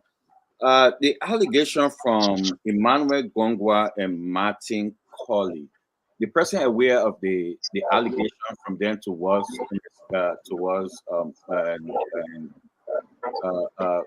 Martin. Is it back on? I'm hearing the feedback. Are they back on, Kula? back on. Its internet Yes, is thank you. really, Okay. Yeah, back you see, I don't know what you told you in the studio, but it gave us hard time today. Yeah, So I think you did something. You don't want the people to hear, what our president have been doing over go this ahead. last Yeah. 5 Yeah, months. well, that's my president too. So let's go ahead. Yeah, Kula, Madam Press Secretary. The allegation from Emmanuel Gongwa and Martin Colley, the president aware of the allegation from these two folks that he appointed towards access recovery. You asking if the president where? Okay, so so the two questions you want to ask. You want to ask your question so I can respond to them, or you want to give me That's the question. That's no. That's whether my, yes or no, or I don't. Again, I'm sorry, but Stanton and Kiatama, I'm not sure. The interest here is to be yes or no. Is the president doing it? Yes or no? I mean, I think that's the question any way you want to answer the question. Yeah, you can answer Right. You don't need yes We're or not no. demanding yes or no. Just answer how you want to answer it. Yeah. I'm just asking if the president aware of Emmanuel Gongwa and Martin Colley accusation towards Councillor Martin. If the president aware of that. I can tell you the president is aware of the workings of the assets recovery team, the status where it is, and how they're proceeding at the moment. The So president is aware of that. So are you saying the president ignoring Emmanuel Gongwa and Martin Colley? I mean, however you want to interpret No, it's no, up to it's you. not- But it's I did simple. say, I did say clearly here, Kev. And I hate to do these kinds of elementary things. I think the Liberian people deserve better. But I would say that the president is aware of the workings of the assets recovery team and where it is at the moment. That's why, in fact, if you read the executive order, you will know that he particularly stated that, or the executive order particularly stated that this assets recovery team, the Minister for State without portfolio will coordinate the different work. And the Minister of State without portfolio regularly briefs the president as to the status of the assets recovery, what's going on, the current processes and procedure, and all of that. So yes, all briefing relating to the assets recovery process, the Minister of State without portfolio for special services is briefing and giving updates to the president. Okay, And that is Summer Steve Quack, right? Yeah. Yes. That's him. So as the last question, I've got to go to Ketama, please. $300,000 towards the asset recovery. Martin Colley saying $9,000 went for banner. Every banner around $9,000. Emmanuel Gongwa saying the same thing. They calling Councillor Martin a crook, and you telling me it's elementary? Are you saying to the Liberian people, while folks within the asset recovery calling for a massive corruption within the asset recovery, $9,000 just for Bilbo, man of Bilbo, and you saying the president and you saying it's elementary? They are not worried about what happening with an accusation. Are you calling the accusation of those folks are elementary, are Martin Colley and Emmanuel Gongwa? Are you calling them elementary? Thank you, Kev. So your question is concluded. Again, I will hope that you will listen to this conversation. I'm sure you feel the that it is quite important, Mr. Kev, that we communicate to the Liberian people exactly on how things are moving. When you did ask me to answer yes or no, my comment about it being elementary is on the yes and no platform. When you say this is a yes or no question, is President Boakai this yes or no? That is the part that's elementary. So I hope that you'll understand very basically what these communications thing we've saying. And I told you that if you read the executive order, and I hope you have a copy. If you don't, I can send it to Stanton. He will send it to you. Specifically, normally you have executive orders. We'll generally say what to happen. But this particular executive order specifically tells the Liberian people that the entire assets recovery process will have a coordinating office, specifically and directly in the office of the president. That is the office of the Minister of State without Portfolio Special Services, and that work has been happening. And all of the workings with the assets recovery, they regularly update the Minister of State without Portfolio Special Services. And when they update him on what's happening, he updates the president. And because of that, the president is definitely aware of everything happening. And this is not to say this allegation of this one, this allegation of that one. And I can tell you, Mr. Hassan, that the president is very committed in ensuring that everything that he wants to do is done. And particularly on the issue of assets recovery, that's why I know this subject was going to be important. That's why I even mentioned it, to let the Liberian people know that the president puts premium on the issue of recovering the assets of our country. Access that belongs to the Liberian people. That's why when the executive order happened, he didn't just leave it like that. He said, I want to be aware of all of the happenings of this process. That's why he have a minister at the executive mansion who's in charge of the office operations. So yes, he's aware, and any other action that the president will take going forward, going further in coordinating, showing that people who serve government account for public resources, that's what he's going to do. So I hope this made you understand why I said okay. Let's 30 seconds.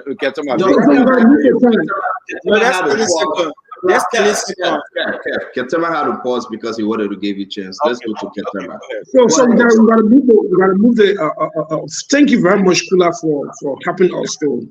But we really want to move the time now, so I hope you can answer in a short. That way we can move the time. But look, I believe that President Boakai means well for the country. I believe he's a leader who wants to transform this country, wants to rescue it from the brinks of collapse the country was afflicted with.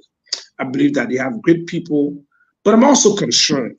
And that concern, when we hear, we speak for what we hear on the streets, what we hear from our people, and the pains they go through, their fears and their doubts. The president of Liberia doing development on gentleman agreement. Gentleman agreement basically means we wanted to acquainted on the mercy of another gentleman, whether he agreed to something, he can walk out of a contract, he can walk out of the whole country is running on gentleman agreement, especially on the issue of the yellow machines. There's no commitment. This is a country that is bounded by international law. Contracts go through the contract, sign a contract, they sign the dotted lines and commit themselves. Their legal implications and repercussions for breaking the contract. You put in the whole country. You say this country, I can work, I can negotiate, I can deal with it based on gentleman agreement. Beyond that, the whole process about the yellow machines. In the letter of the president to the speaker, he explicitly stated that nothing is final. Where in the world people are parading over yellow machines, celebrating something that's not final, that is not even done. He's celebrating something that has not been finalized. Basically saying, here's an accomplishment. We're parading for the world to see what we have achieved. But the presidency, that parade does not represent the reality in his letter. He is saying that thing you brandishing on the street is not a reality. So does this send the right message about the president? Does it send the right message that this country that will be negotiating, making commitment, obligating people will be driven and determined and centered on gentleman agreement, which is the goodwill of anybody can walk out of a gentleman agreement, have a gentleman agreement with centered. I can walk out, I got no legal obligation. So the country will be a major development initiative, the yellow machines. One day, based on gentleman agreement, they may get country or yellow machine for the country. And when I get no contract, no deal, just gentleman agreement. Next time, another minister can say, oh, I'm ordering a shipload of on gentleman agreement. Are you seeing the president is okay with that approach to governance? That's my question to you. First of all, the premise that you lay, I want to say that's not the reality. The president have never, with the generality, you've put it, gentleman agreement here, gentleman agreement there, that is not the reality. There have not been any other contract, any other services, any other decision or discussion of this president on gentleman agreement. So let's just be clear on that. Specifically on the issue of the yellow machine. Now, Kiatama, I'm sure you've been around for quite some time. President Boakai, when he set out to be president, one of the things and when he was even vice president, and when he served government, President Boakai have gone through all parts of Liberia. He sees where the challenges are. The challenges for roads. I'm from Grand Cape Mount County, very proud daughter of Grand Cape Mount. But I can tell you the challenges that our people had to even leave from TNE to go to Amana River. The road during the rain season is very bad. From some very easily accessible places that people should be able to go within no time, but it's very bad. And in 2017, when he was candidate Boakai, all of what was on his platform was road, road, road. Why is that? Because his interest is to open up the country, is to make sure that the country is accessible. In fact, under this administration, his interest is to make sure he connects the different capital cities. And everything that he's doing around road network is in that bucket. And the letter that he sent to the legislature, it was very clear. Negotiation and conversation are still happening. Nothing has been finalized. Talking about people parading and all of that, Kiatama, people, you do not have any control on excitement.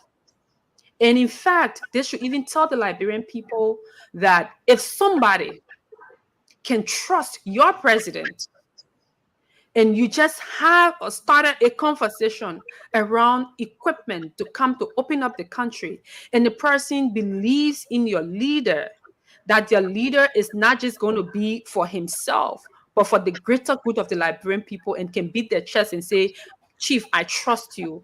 I know you will deliver. I know you will do your best. I know you will live up to what, if we finalize this agreement, I can credit you, guarantee, I can guarantee you these things.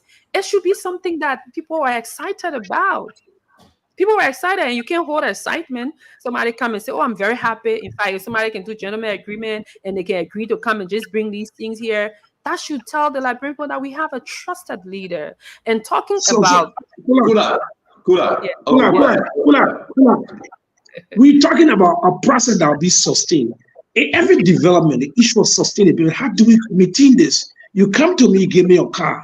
I'm using the car on gentleman agreement. I can take the car away from you tomorrow. How do you sustain this? Are you saying, no, listen, let me finish. I believe everything you said. I believe Joseph Boakai means well. But I'm trying to say people are excited because of it.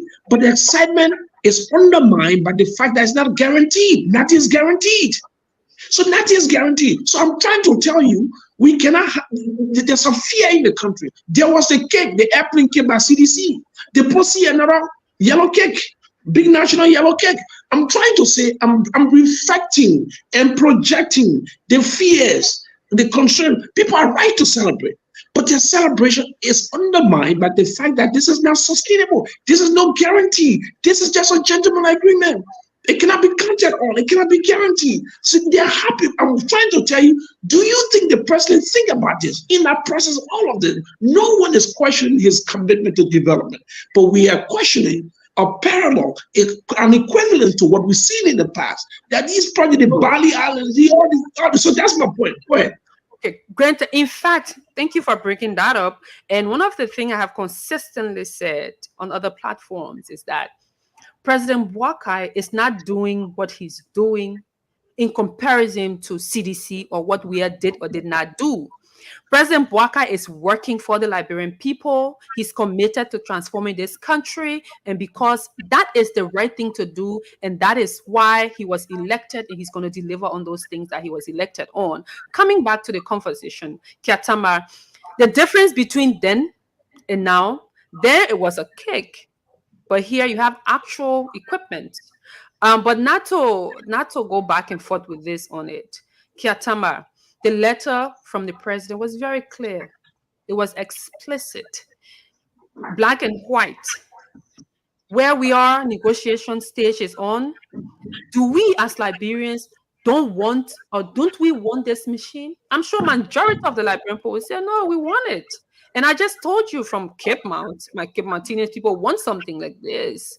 And I just told you, and maybe we'll talk about the road activity is something that the president is interested in. The president letter was clear. The president said where we are, where we are going, so let's say what we hope to achieve out of let's crack this. Let's crack this yellow machine. Let's do this. Yellow, blue, orange, white. What color it is? Kula. What's the true story behind the president conversation with his friend Guma? Stanton, the president letter was very clear. I don't know if you want me to read the letter word for word here. Did Guma say, I'm giving you this yellow machine? The president letter was very clear.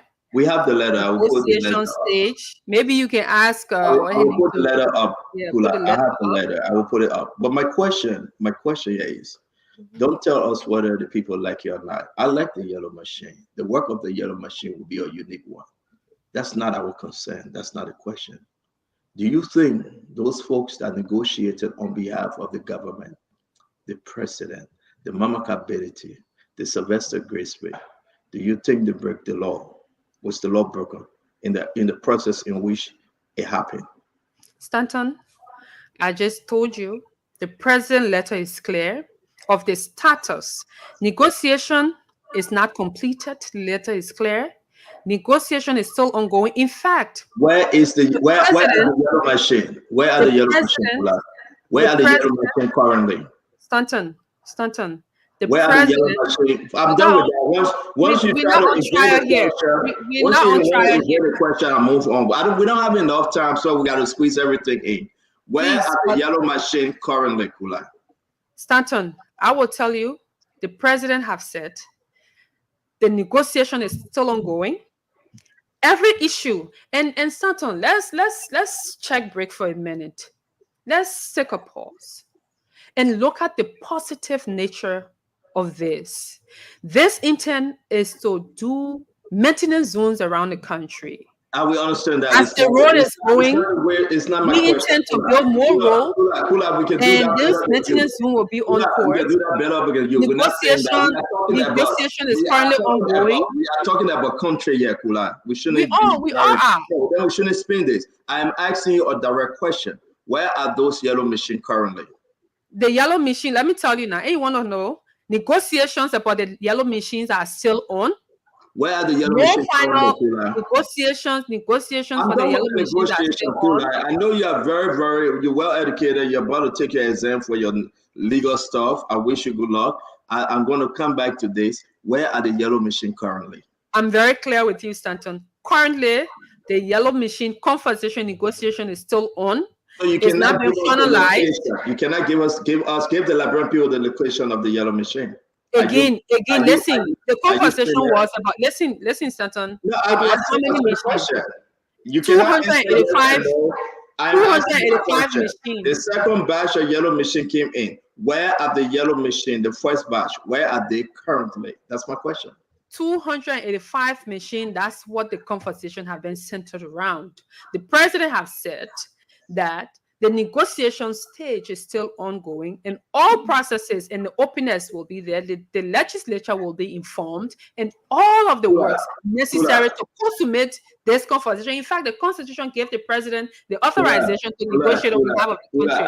When the bishop paid the legislature, but Santo, don't do this. Don't do this. Kula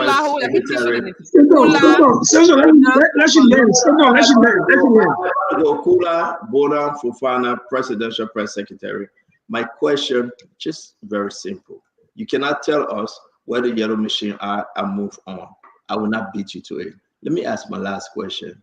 Then we can bring Cap. I want to do it with this yellow machine because you came on a mission and you came to sell the yellow machine. You will invade our question. We don't have no right to beat it out of you. We cannot do that, but with the Liberian people, we decide.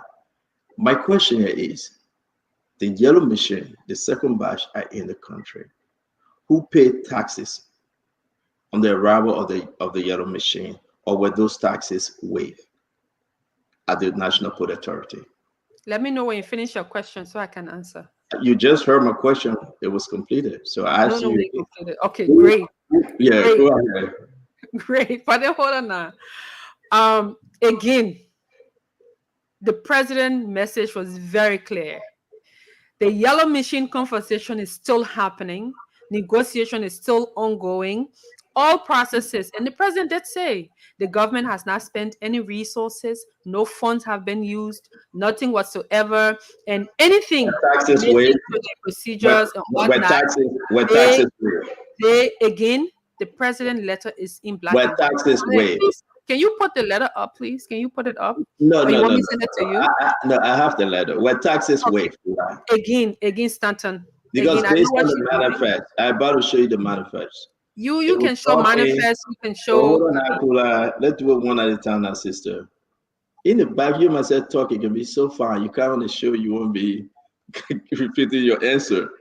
The taxes are. You're acting like you're not hearing the answers.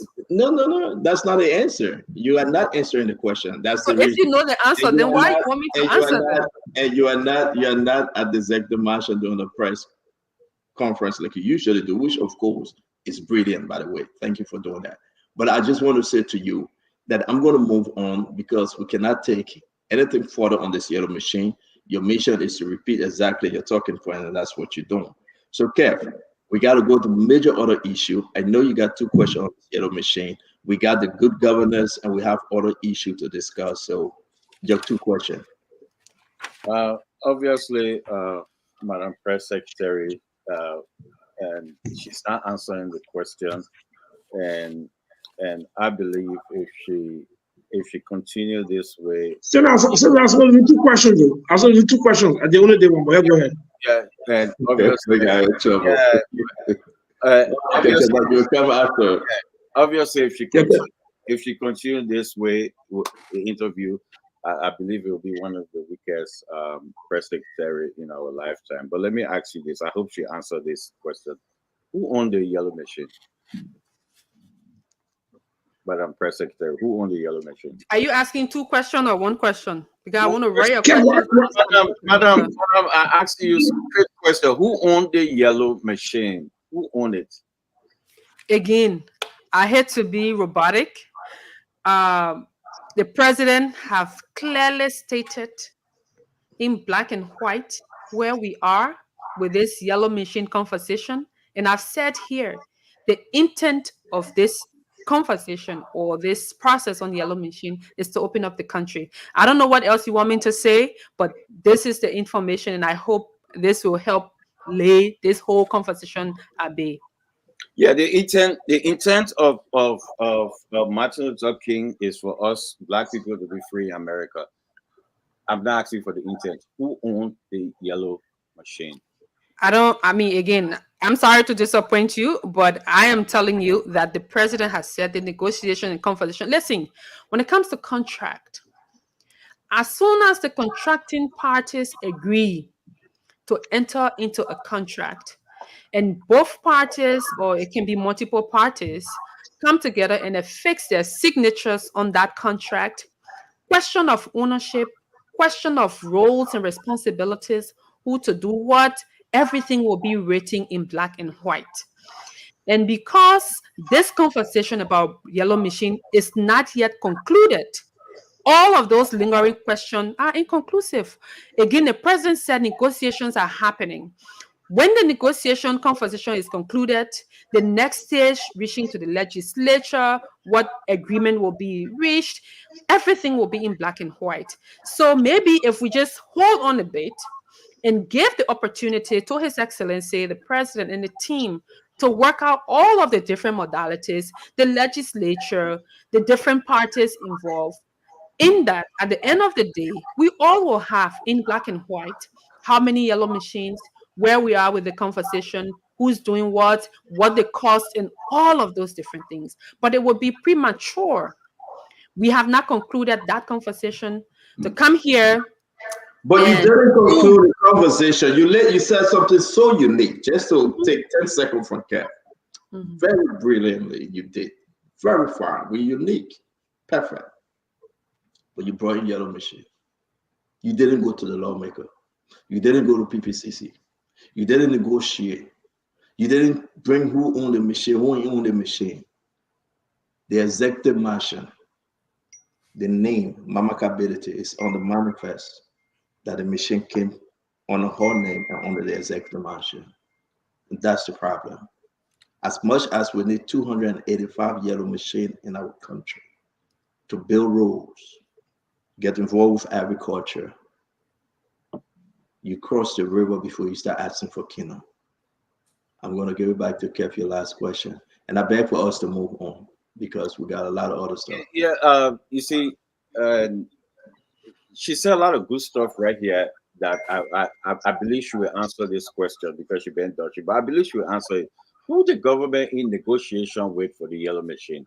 I believe she will answer that question. I mean, you want a woman to go back with her line again? That thing the woman finished right there, right in front of her.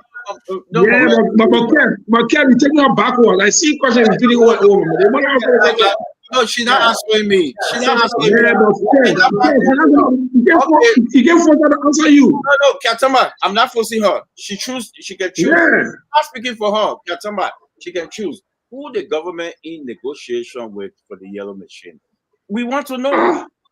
Again, like I said, I hate to be robotic. I hate to be repetitional. Kula, back in 1 minute. Are you asking her in reference to the Liberian side or the international side? No, I'm asking her in the reference to the yellow machines in the country. Yeah. You said who the government in negotiation with? What I want to know, who named the yellow machine came in and who the government in negotiation. The yellow machine came in Mamaka Ability and Executive. But if it's in Mamaka, who Mamaka did negotiated with. So that's what I want to know. The sender you mean. The sender, okay. Yes. That's what I want to know. Kula, read the same line you just read because I know you won't answer that. Don't do that. Don't do that. Kevin, I'll choose a different question because you know the answer. No, Katama, I'm not gonna go. You know, I just want. No, my point is. Katama, I'll actually just to solve this problem. Santo, please. Kula speaking. The letter. Kula speaking. Let's go ahead. Kula, go ahead. So I was saying to answer all of these questions, can you just display the letter as you have said that you have it? Can you just display it or maybe give it to Mr. Hassan so he can read it? His answer will be there. Kev, wait. Let you finish, please. Go ahead, Kula. Finish up. I was saying display the letter or send a copy to Mr. Hassan so he can read it and his answers will be there. Okay, Kula. Okay, so let me go. So, Kev. We must go. We must move on, please. We'll move on. Yeah. Go ahead. Yeah, on the international front, I was quite impressed with the president's trip in Korea, in Africa. I want you to highlight some of the work internationally, because I really think that instead of just finding what is wrong, I want to see what is right about some of the trip the president has made. But on that also international aspect, the issue of Kemaya. Foreign Minister Kemaya, give us an update. What is the president's position to ECOWAS on the representation of Kemaya on that trip? Because look, I do believe that we cannot be just strangling and attacking and criticizing the government, but I also believe they have done some good work internationally. The recent trip, I've been doing some research and I see some good progress. I don't think these progress have been highlighted. Effectively, but I want you to help us capture some of this impact and some of the financial windfall and investment possibilities that will be created for Liberia, the trickle-down effects. And I think there's some good work internationally. Please do not deprive us of that good news. Share some with us if you can. I think we've been doing a lot in terms of informing the public on the president's visit and some of those major achievements so far. Maybe you need to read a lot of some of the things that we put out from our end. And the visit to Korea, for example, we came back with 7 MOUs, the Memorandum of Understanding, in different areas, education, agriculture. In fact, majority of those MOUs were in agriculture sector and what form of research-based and a lot of other support to the rice sector. in terms of encouraging farmers, the development of an agriculture bank, and a lot of different, things culminated into the outcomes of where we came from with that. Even with the United States and the US-Africa Summit that was held in Dallas, when the president attended, there were several meetings held. In fact, those outcomes, immediately when he returned, our foreign minister, Madame Besloy, and he led a delegation to Angola to have a conversation around, because that came out of the Dallas Summit. There have been some educational opportunities through the Ministry of Education.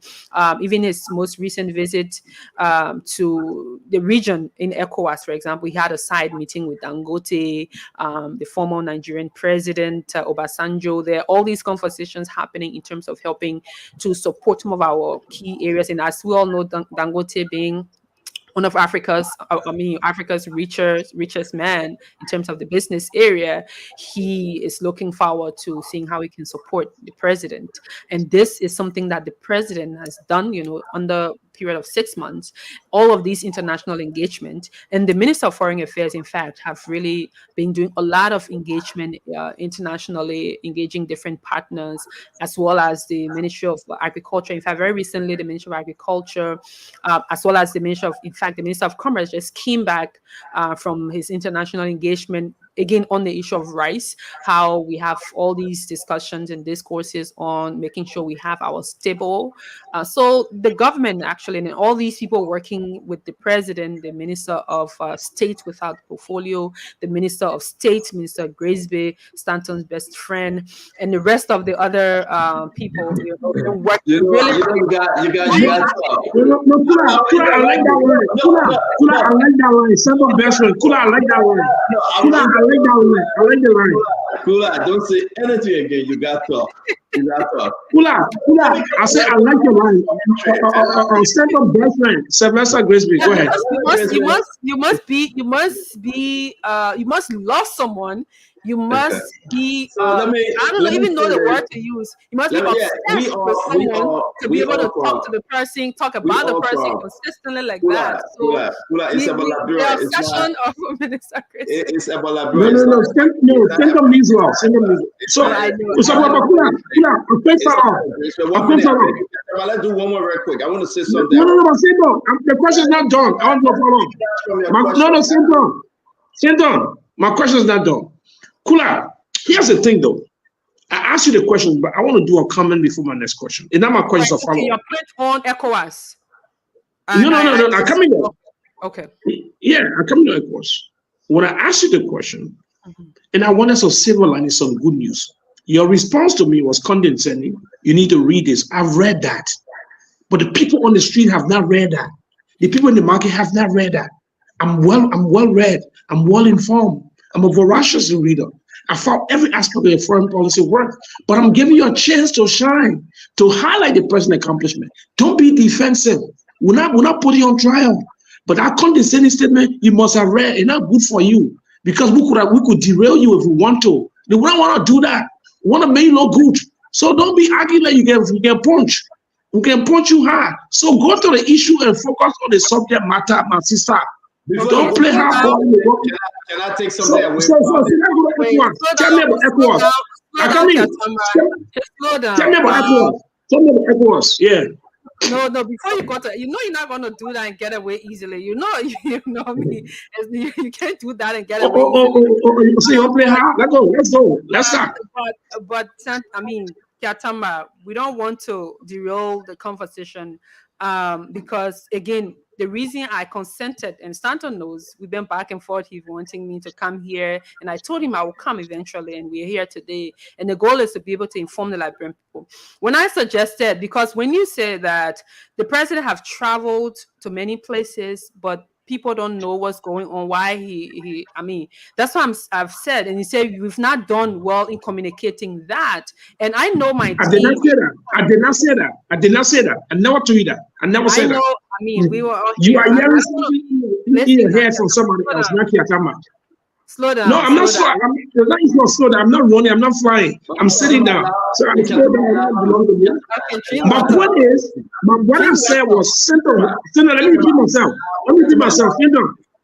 Senator, let me repeat myself. What I said was that, and I want you to hear me clearly. I'll come in, Senator, please.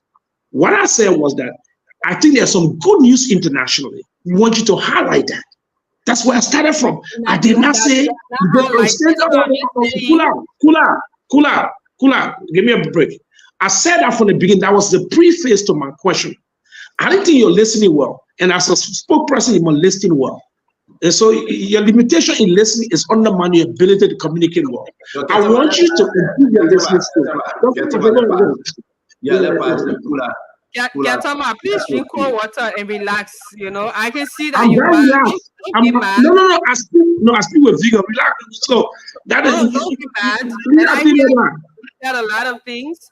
And you know, I mean, in this space that I am in, I am built for this, and I wasn't just. I think you tense. I think you look tense. Now I feel, you look tense. I think it's the opposite. It's a Ketama, we will come back to you.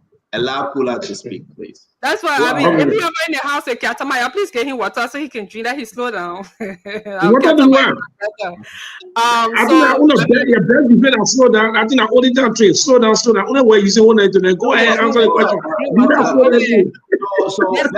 Let's see. When I was Kula, let's get back to the ECOWAS. Now where you left get to ECOWAS in a minute. We'll get to ECOWAS in a minute. I know there are people where I sit at this post.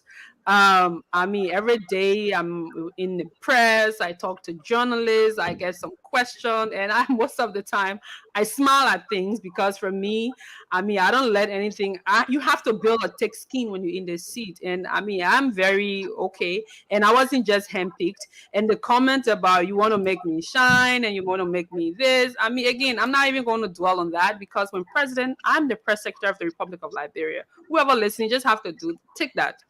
And President Boakai looked at everyone in the Republic of Liberia. There were over 5 million people, the young people who, I mean, he looked at journalists, he looked at everybody, and he said, Kula Bonanye Fofana, I want you to be my press secretary.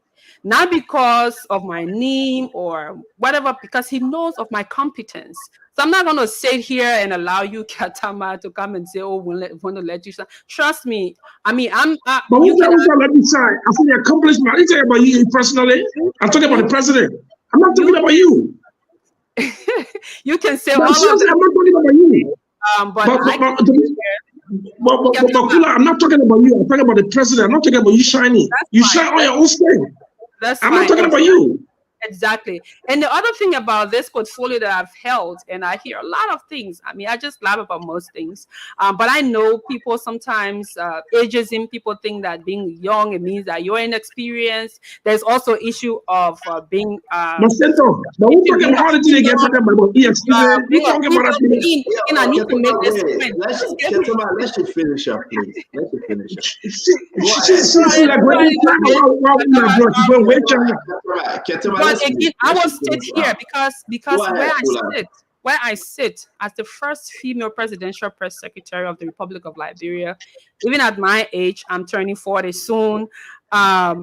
I mean, still people think that, oh, she's young, she's inexperienced and all of that. And it's difficult to come and be defending this. But President Joseph Imam Boakai looked at everybody in the Republic of Liberia and said, Kula Fofana, you're my press secretary. And I'm fit for this job. You can ask all of the questions. I can sit on any seat. I can even go to quote unquote opposition media. I don't mind because it's the job and I'm fit and I'm ready to do that. And I would defend and speak for the president. Say, until Joseph Boakai says, Kula, thank you for the work that you do. But until I'm here, I'm going to represent this. I know people sometimes feel that's enough. And let's move on. On the issue of ECOWAS September. The issue of ECOWAS, and the question is very good about Kemea.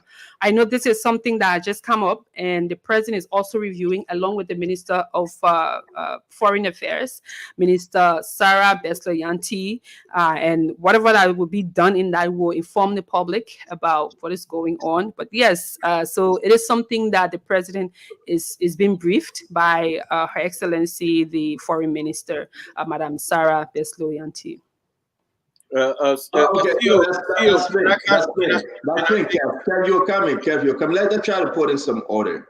Okay, we are not here to attack each other. The people got to go home with something, and we appreciate you being on the show. I'm too calm because I know how it is. It's going to be crazy, but we'll control it. Ketema, you want to say something before I get my question in? Yeah, I think, Stanton, I think, look, we do this. This show usually a fireworks show. We raise issue and guests flow with it. I can understand people get defensive and tense. That's all right. We'll make you feel calm. But the question is, the government has taken a position on Kemaya. But when you say the review and tell the president has already taken a position. So what is that position and why that position? It is important because there is the reality. There's something that is happening around. The government has clearly said we do not want Kemaya, we want Marjorie Kamara, and ECOWAS is saying this is the process. We just want you to level with the country. If just the government position, if you got justification, tell us. But the next time somebody will say, oh, the government has already taken a position and they just started reviewing it. So I just want to make sure that whatever you say, your words carry authority and legitimacy. So if it is at a conclusive stage and you are saying, no, we're just reviewing it, it could mean different things. So I just want you to come back and see whether there's something you could have said that you have not said about that issue, and then we'd like to know. That's all I want to say. That's all. Right. So what I've said, like you did mention, you rightly put it, that the government had some concerns with the nomination, and that was communicated to. And the team have just received through the Ministry of Foreign Affairs the response. And since that response have been given, once they respond, the minister and the president, the minister will brief the president and they will take action. So where we are at this point is that this is the actual conversation that ECOWAS did communicate with the minister, and the minister is briefing has briefed the president, but the decision as to the next step have not been reached. And once that is reached, it will be communicated to the public. I hope it's clear. Okay, so let me just stand down, please.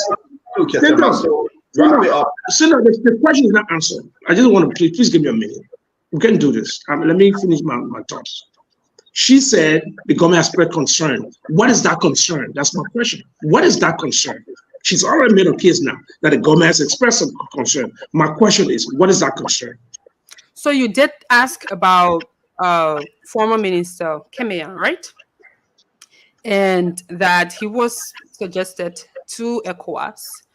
And because within the diplomatic space or spaces, once it's a general comes back and forth, once a government writes, ECOWAS, for example, ECOWAS writes back, and there's an expectation to respond. So it's that response process. So yes, at this stage, the response process have not come from the government or the president to go back to ECOWAS as to the stance. That's where it is currently. I hope it's clear. If not, I don't. No, it's not clear. The issue is the government has raised concern. What is that concern? You still beat around the bush. Just simple question. What is that concern? I told you there are procedures of communication. No, we're not looking at communication procedure. What is the concern of the government? Not your procedure. I don't know if you want us to do back and forth on this thing here. ECOWAS, okay. You can. Go ahead. Go ahead.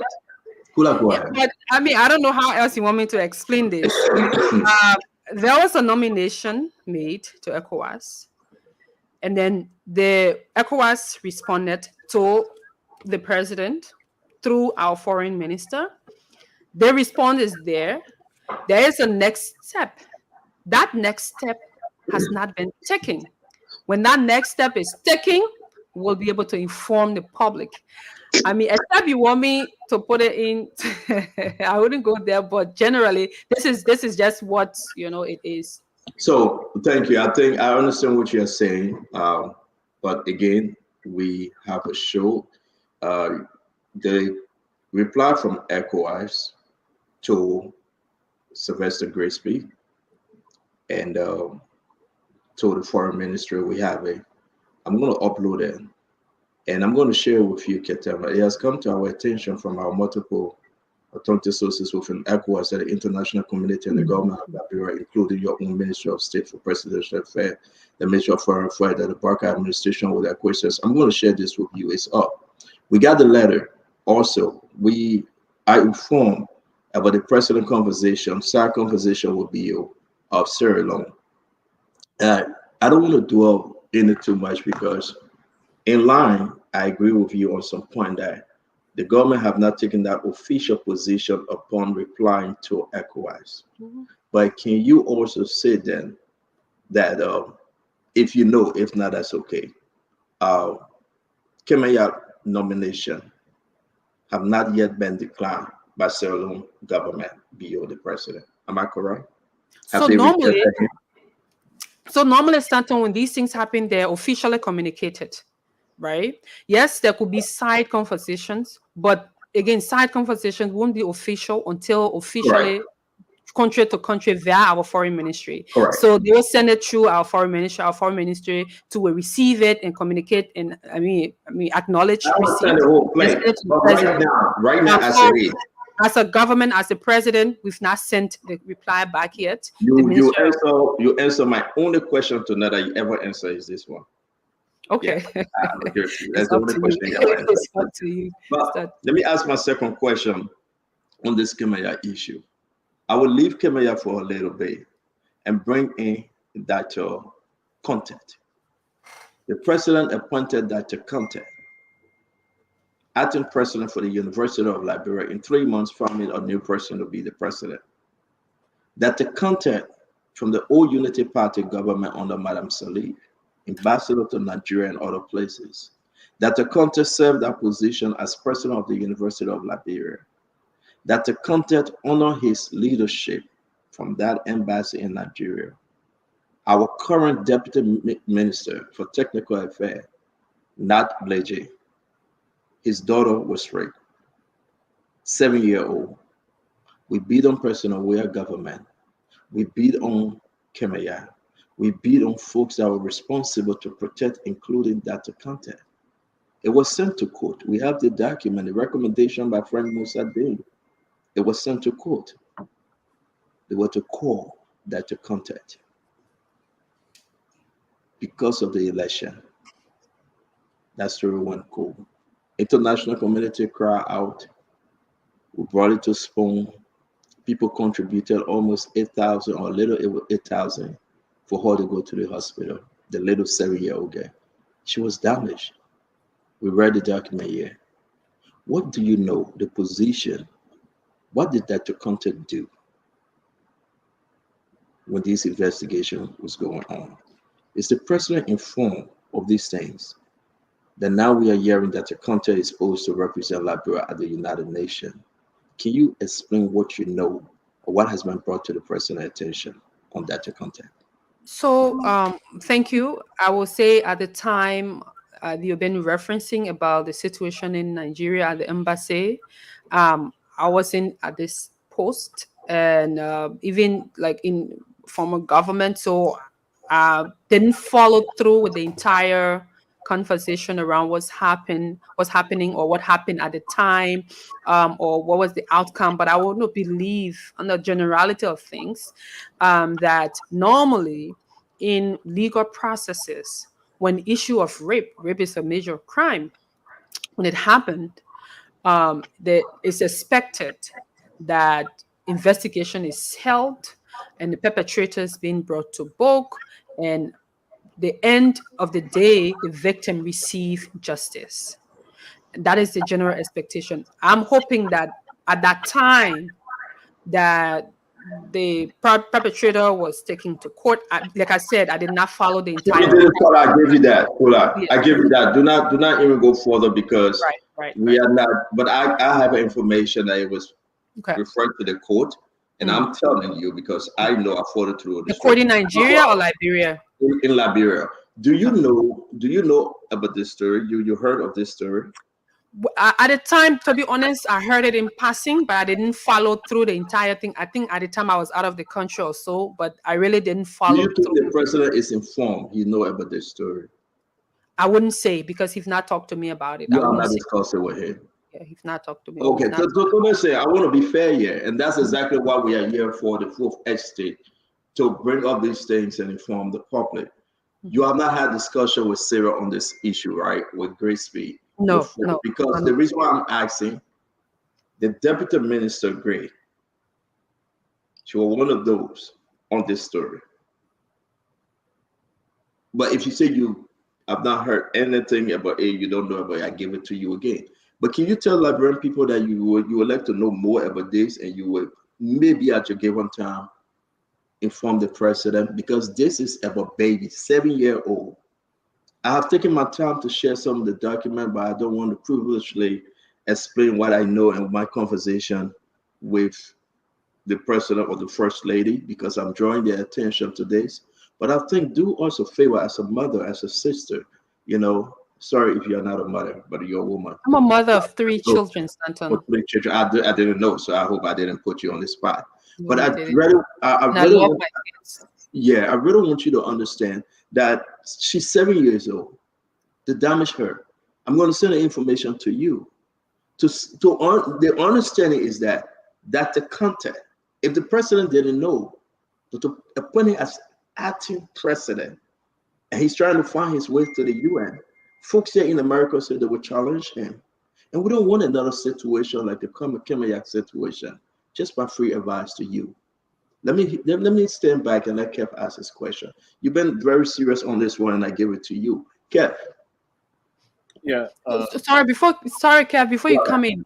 No, I just wanted to know, what specifically do you want me to do? Because you say you will, I will give you the information and you can do what you think best. And I think the past government, and I will reach out to Minister Gbema from the General Ministry as well for us to dig into this, because the past government didn't treat the little girl or her medical. She stayed going through huge trauma. And then specifically, what was Ambassador Conte's role in all of that? Ambassador Conte was the ambassador at the embassy where the incident took place, where the rape took place, and the information that he stepped on the investigation because of his relationship to the 2 little boys, the 2 teenagers that raped and suffered this little girl. But you have the deputy minister, Nableje, for technical at the information ministry. I think that is assistant minister. I'm not He's very a sure. deputy. After Daniel Sando went to deputy. Okay, he was elevated. So I think you should go ahead and have a conversation with him. It will help to inform you better. Again, it's not my place to. You want to know? That's what I'm saying. Oh, I'm not absolutely. saying in your position to represent the government, but I'm going to call Gbema, the general minister, and I'm going to push this. Perfect. I know Now if you want to know more, you can go ahead it and would be ask good. that. And then, as an advocate for women, I've been advocacy for almost all of my life before coming to public service, specifically in the role from gender ministry coming here.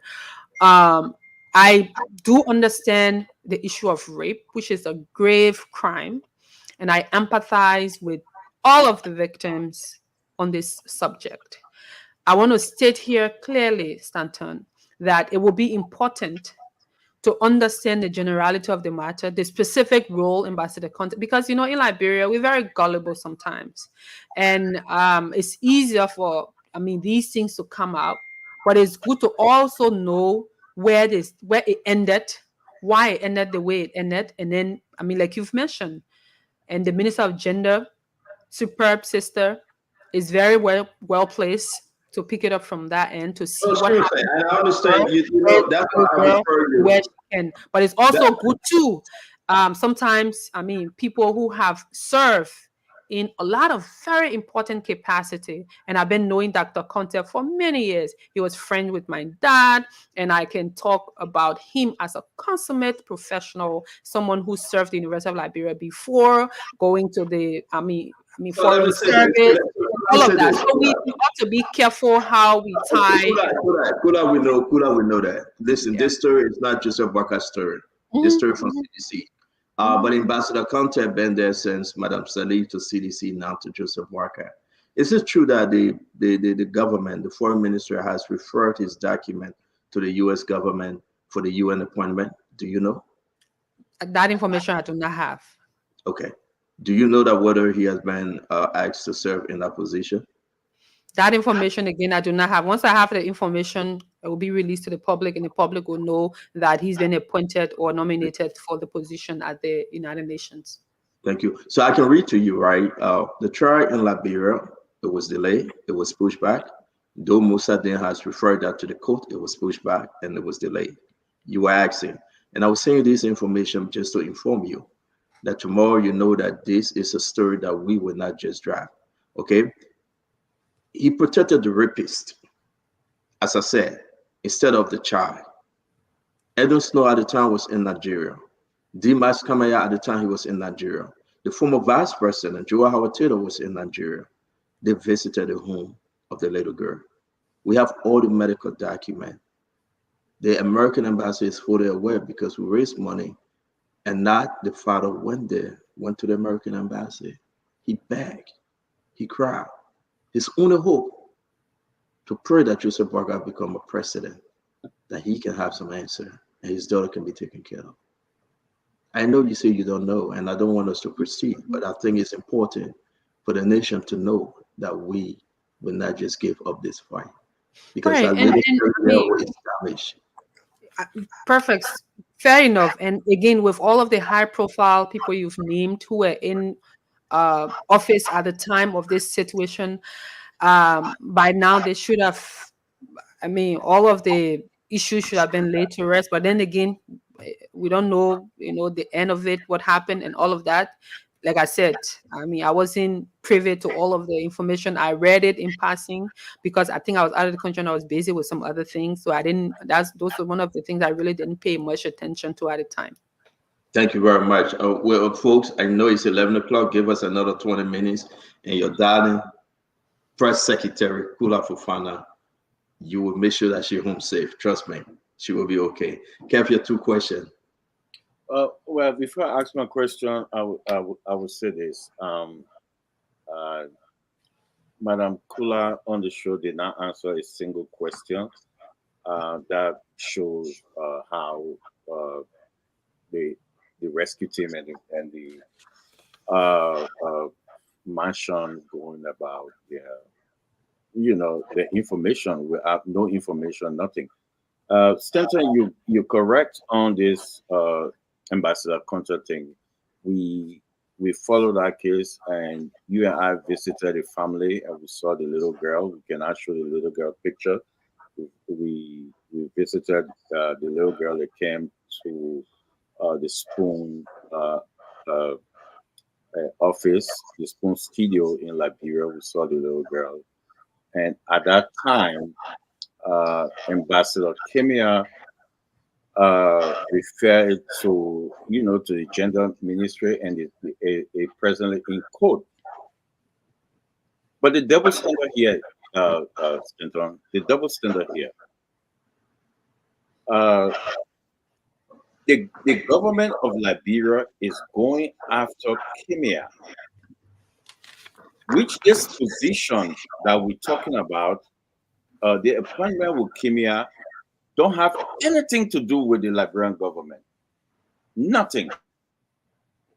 Nothing with the Liberian government. This is a classic witch hunt that we are seeing here. This Ambassador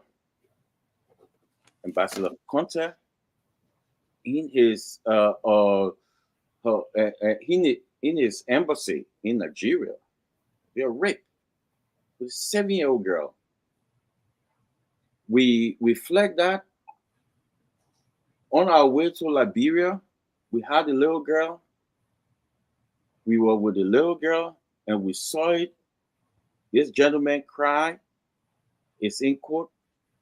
But the president of Liberia now, Joseph Boakai, don't have no mercy, nothing. He recommending Ambassador Conte. But I will interrupt you, Kev. Allow me to, please. Not in defense of Kula. I think Kula, she was very clear and says that she doesn't think the president is informed of the rape issue. Are you saying it's contrary to what you think? Every newspaper. Kula was clear. Kula said, I was out of the country. I don't know more about the story. But Stanton, we can go back. Every newspaper in Liberia, this was a big story. Big story. With all due respect, Kula is not saying the truth. she's not saying the truth. Every newspaper carry it. Every newspaper, Spoon carry it. We show that. We talk about every day. This is a classic thing that go on with the mansion, right?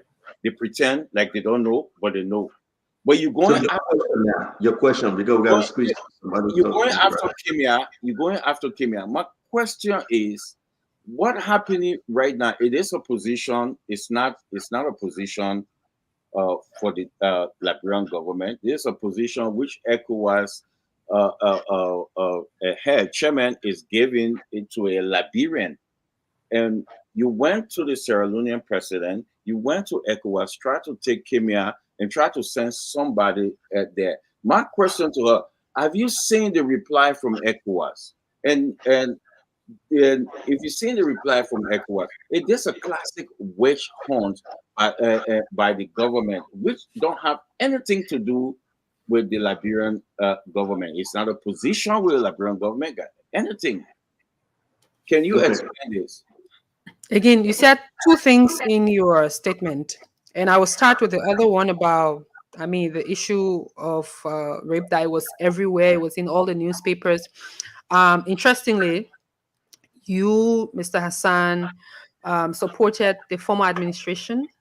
And at the time, the former administration was in power, and that you sounding so passionate about such an issue, and that you did, but it would have been something good that you, as someone who very passionate about this subject, you would have really taken on the former administration to do the best they could to give this young lady justice and to ensure that the issue that happened to her being laid to rest and the perpetrator pay for what they did to her.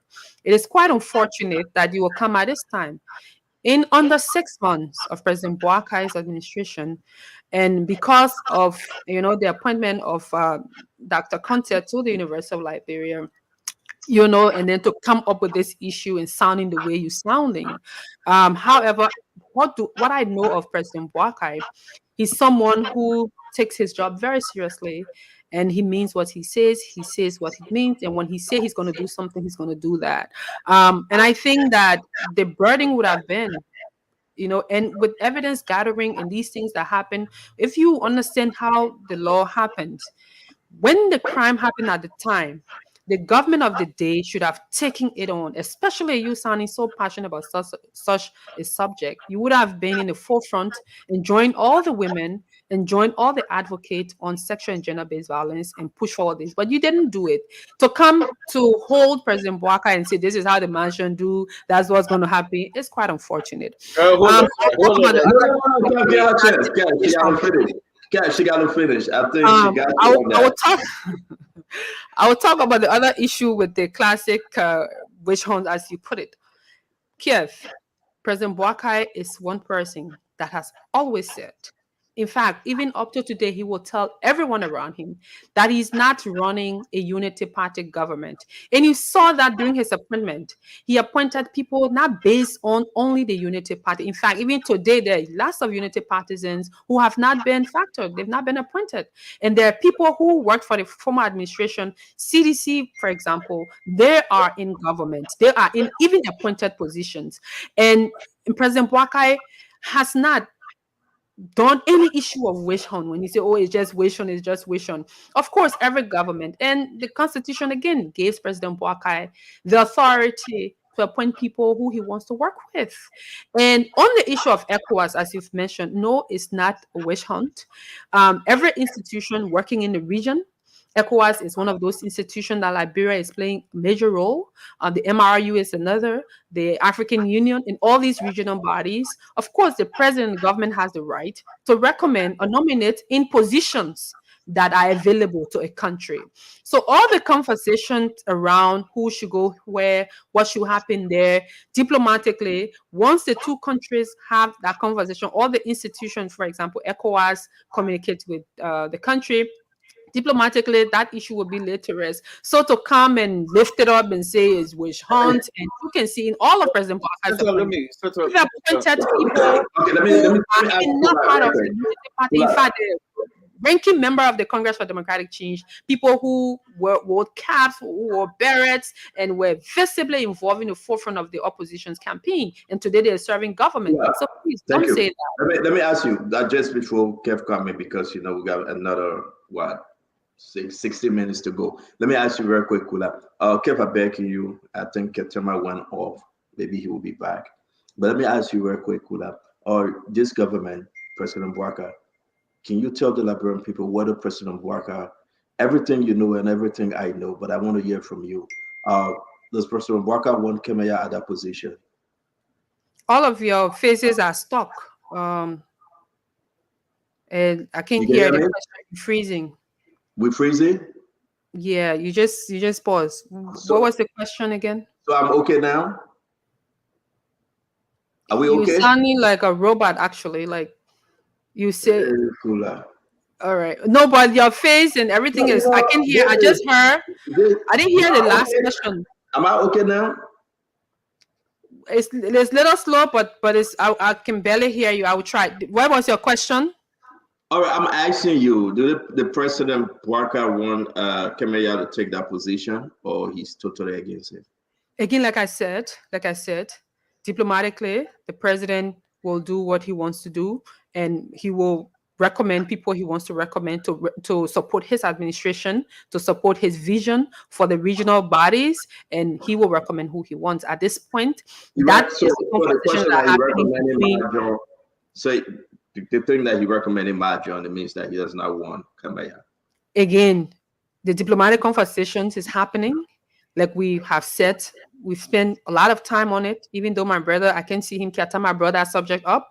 We talked about it. We said where the conversation is at the moment, and that is where it is. And I think we should give. The reason why I went back on this conversation, Kula, is because the position is from ECOWAS. They can take anybody from within the region.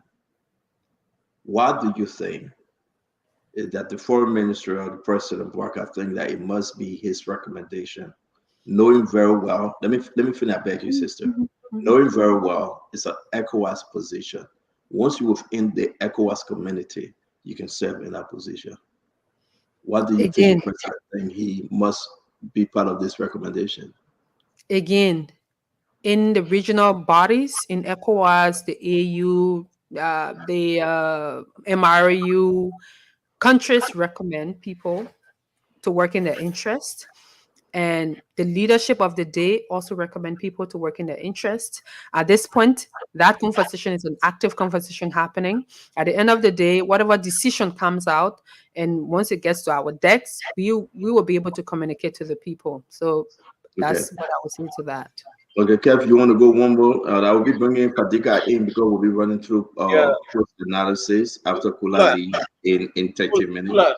Kula, this position for Kemaya, do you understand this is not a Liberian government position, or you think it's a Liberian government position? Again, I've answered the question. There's active diplomatic conversation happening. Kula, that's not the question I'm asking you. Can you answer? Is this a Liberian government position? You've been dodging. And I think we should point. Yes. This is a Liberian government position. Kula, it is a Liberian government position. Simple. Again, Kev, I will tell you, maybe this is like the 20th time. I wouldn't do a yes or no with you. I've explained where we are with this conversation around the ECOWAS nomination or the ECOWAS recommendation, and that's an active conversation happening. The Liberian government and ECOWAS have been on the back end or back and forth on this, and President Bouaka has received the communication from ECOWAS, and the next stage is President Bouaka writing ECOWAS to let them know his stance. Okay, let me so whether or not the position is for Liberia, ECOWAS, West Africa, wherever it is, that conversation is not relevant at the moment until the country, like Liberia, like us, once President Bouaka communicates back and there's a final conclusion of that, whoever becomes the nominee or the recommending person for that position, that will be in the public. It will be public information. Okay, let me say this. It seemed like the Minister of Information and the Press Secretary are clueless on what's going on. This is a classic Baghdad moment. you guys really clueless. Their position is not a Liberian government position. It's ECOWAS. Okay, It's so ECOWAS. since So Liberian yes, government, let him finish, please. Liberian government don't have anything to do with this position. Because Kenya is a member of the ECOWAS, he's from an ECOWAS country. And if you're from an ECOWAS country, any ECOWAS leader can appoint anybody. And if they appoint Kenya, it got nothing to do with it. Can I ask you a question, Kev? Can I ask you a question? So by the government interfering in that appointment, that's what we call it a witch hunt. So let me say this to you, Kev. It's a Kev, press hold on, secretary. we gotta go. We got 11 more minutes. Let me just Kev. end this. If the press secretary on the national platform don't even know that this position don't have anything to do But she didn't say she didn't know. This Kev. is Let's a be fair now. fact that Kev, a Bob moment. No, Kev, wait, Kev. Let a Kev, woman wait. answer, Stanton. Let a woman answer. Kev, wait now. But Kev, wait. Kev, She here on the platform. She's very hold on. clueless. Hold on, Kev. Hold Nothing on, Kev. coming out of Kev, hold on. Kev, wait, please. I think I asked the same question and you repeated my question to her. And I think she said that, listen, they are talking, they are working. But yes, let's just talking. Kev, let me finish. I beg you, let me finish. But yes, the issue. Say Kev Hassan, let me speak, please. But yeah, I beg you, please. I beg you. Fadiga, welcome to the show. We got about 10 more minutes with Kulai. So I want to squeeze you in. But let me just finish up Kulai. I think Kulai position, diplomatically, the countries and the head of states within the region, they are talking. But let's be fair. If you say the government, that position is true. It's not a Liberia position. It's an ECOWAS position. But let me inform everyone. Liberia is part of ECOWAS. Jose Yima Boakai is part of the ECOWAS head of state. So he also have influence. He can also advise for consent and he can also negotiate. If Jose Yima Boakai have no interest that Kemaya should serve in that position and Kemaya is from Liberia, he will express himself. So if this is what he's doing, that's what the people elected him for. He wouldn't have spoken if Joe Weah was a president today, but he's speaking because he's the president. He represents Liberia within the ECOWAS head of state. If one of the member head of state making such an appointment with his own citizen, he got all right to interfere because he believed it would not serve his interest to run a smooth government. I do agree with Kula on this. Kula, let me ask you my last question for today. And if you want to say anything further to what Kev said, then you can go ahead. My last question for today, what would President Boakai name one ambassador? What's happening with this foreign service position? Okay. Talking about when he's going to name an ambassador, and coming to Kev's comment about the Minister of Information and myself don't have information. I mean, again, like I said, I wouldn't be responding to Kev on this kind of very easy thing. And I've said clearly what the conversation is and where it is at the moment.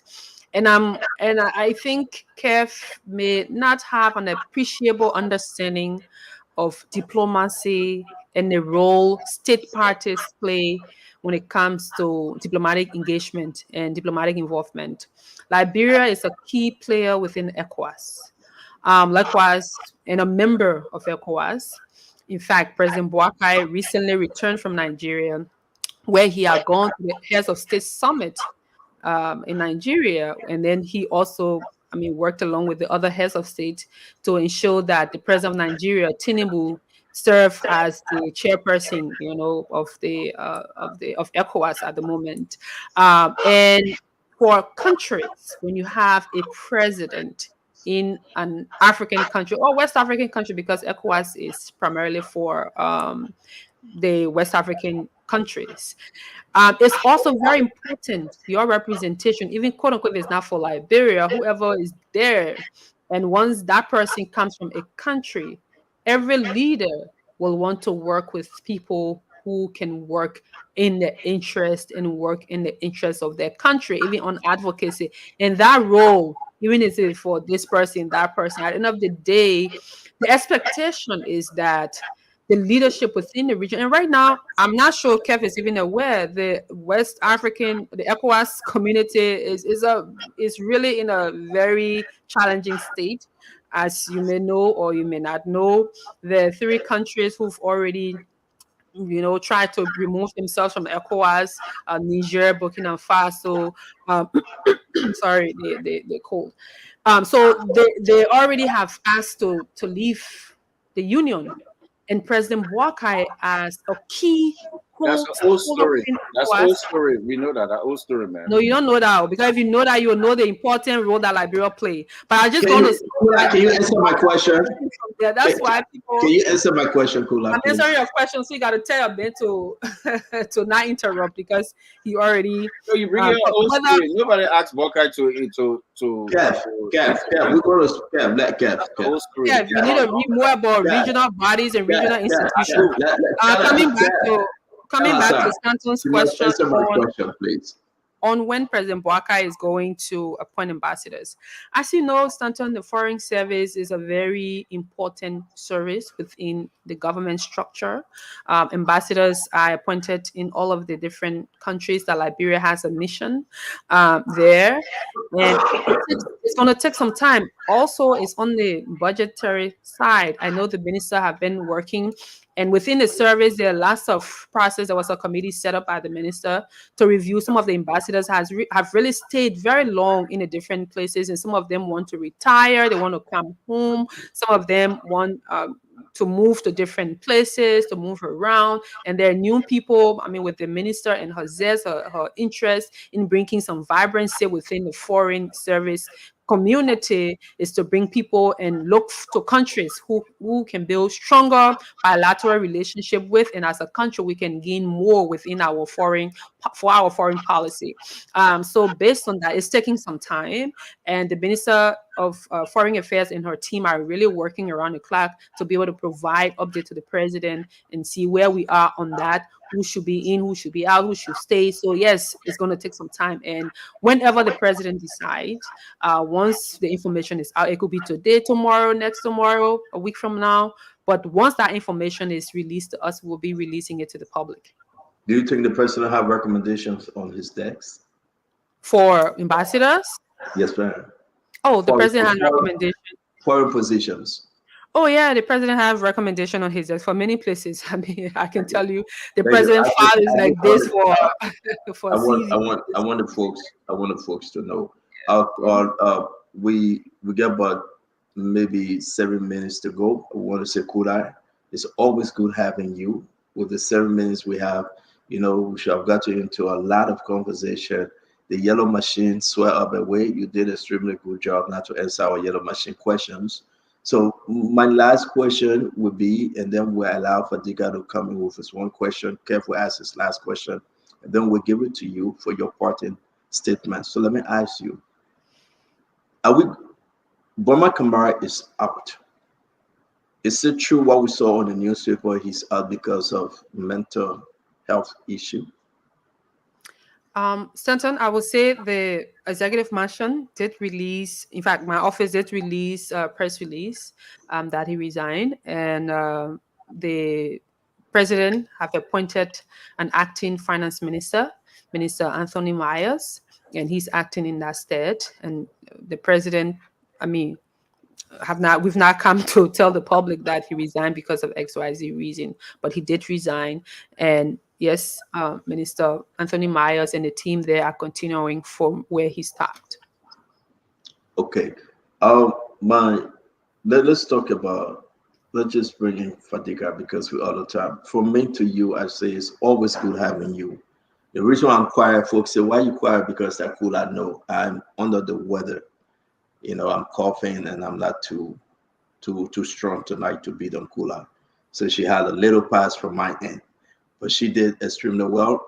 Fadiga, you want to ask your question? Careful, go last. Was that his last question? Kula, welcome. You're doing great. I've been listening to you in the car. I came on Don't mind these guys. They try to corner you. I love how you get some Mike Tyson counter punches. I don't have any question. I think you did exceptionally well. But I just wanted to. Fadiga, excuse me. Kula, is Fadiga named on the president text to go as Europe in one of the foreign mission position? Can you please help Fadiga? No, it's just a side conversation. Go ahead, Fadiga. I know what you're trying to do. Don't mind. I know. Don't mind. We know the game. But you did well. They tried to box you in. You did well. Look, this machine, these guys, they said it with thought tire. This is the Liberian people. No machine. evidence. For once, this president is putting the Liberian people first. He's not building controversy. You never repeat what Kula said again. He's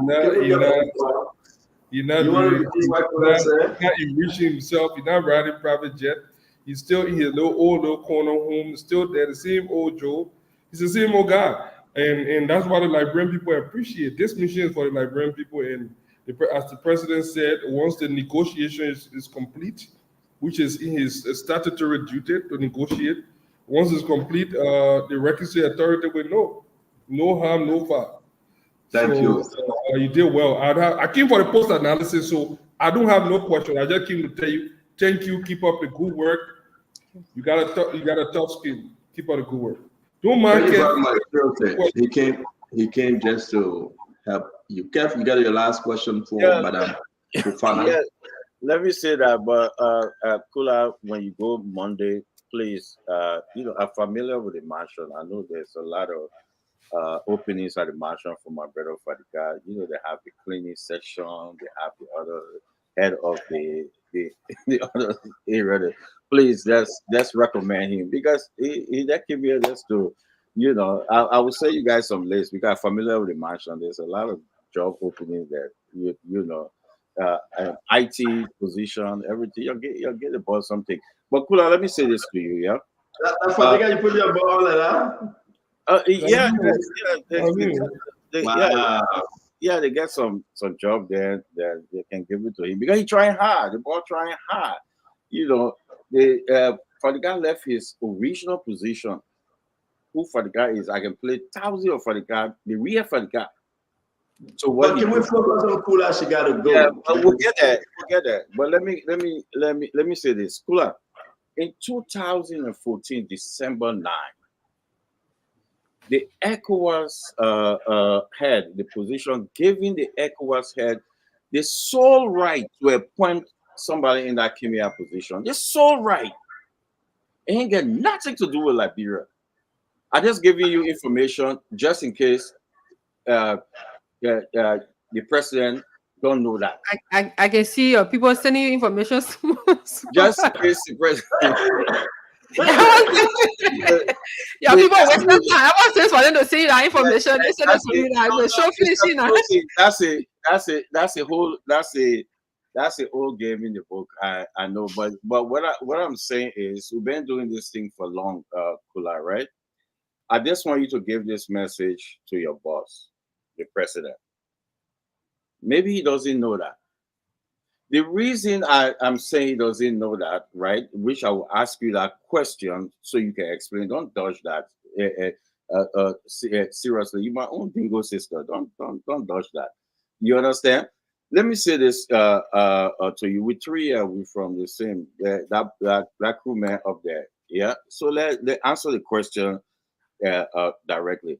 If the president know that 2014 December 9, let me be maybe December 9, if I get the date correct, the ECOWAS, had were given the sole right to appoint, and nothing in there for Liberian government to do. So why and the president decide to want to appoint John Kamara to that position? Why it's not the position by the president? Because it seems like the president don't even have a clue what's happening in that position. It's not his right to appoint. But why he recommending or appointing somebody to that position? Why? Well, that's not the president. It ain't got nothing to do with Liberia. Why? So why are you so pressed if the president? So you should just forget about it now. Don't be around it so much. No, But but you like I was saying, you know Kev, why? Because he's the president. He yeah, cannot but be you so making pressed such- on this matter. You Yeah, want but to go he to making ECOWAS?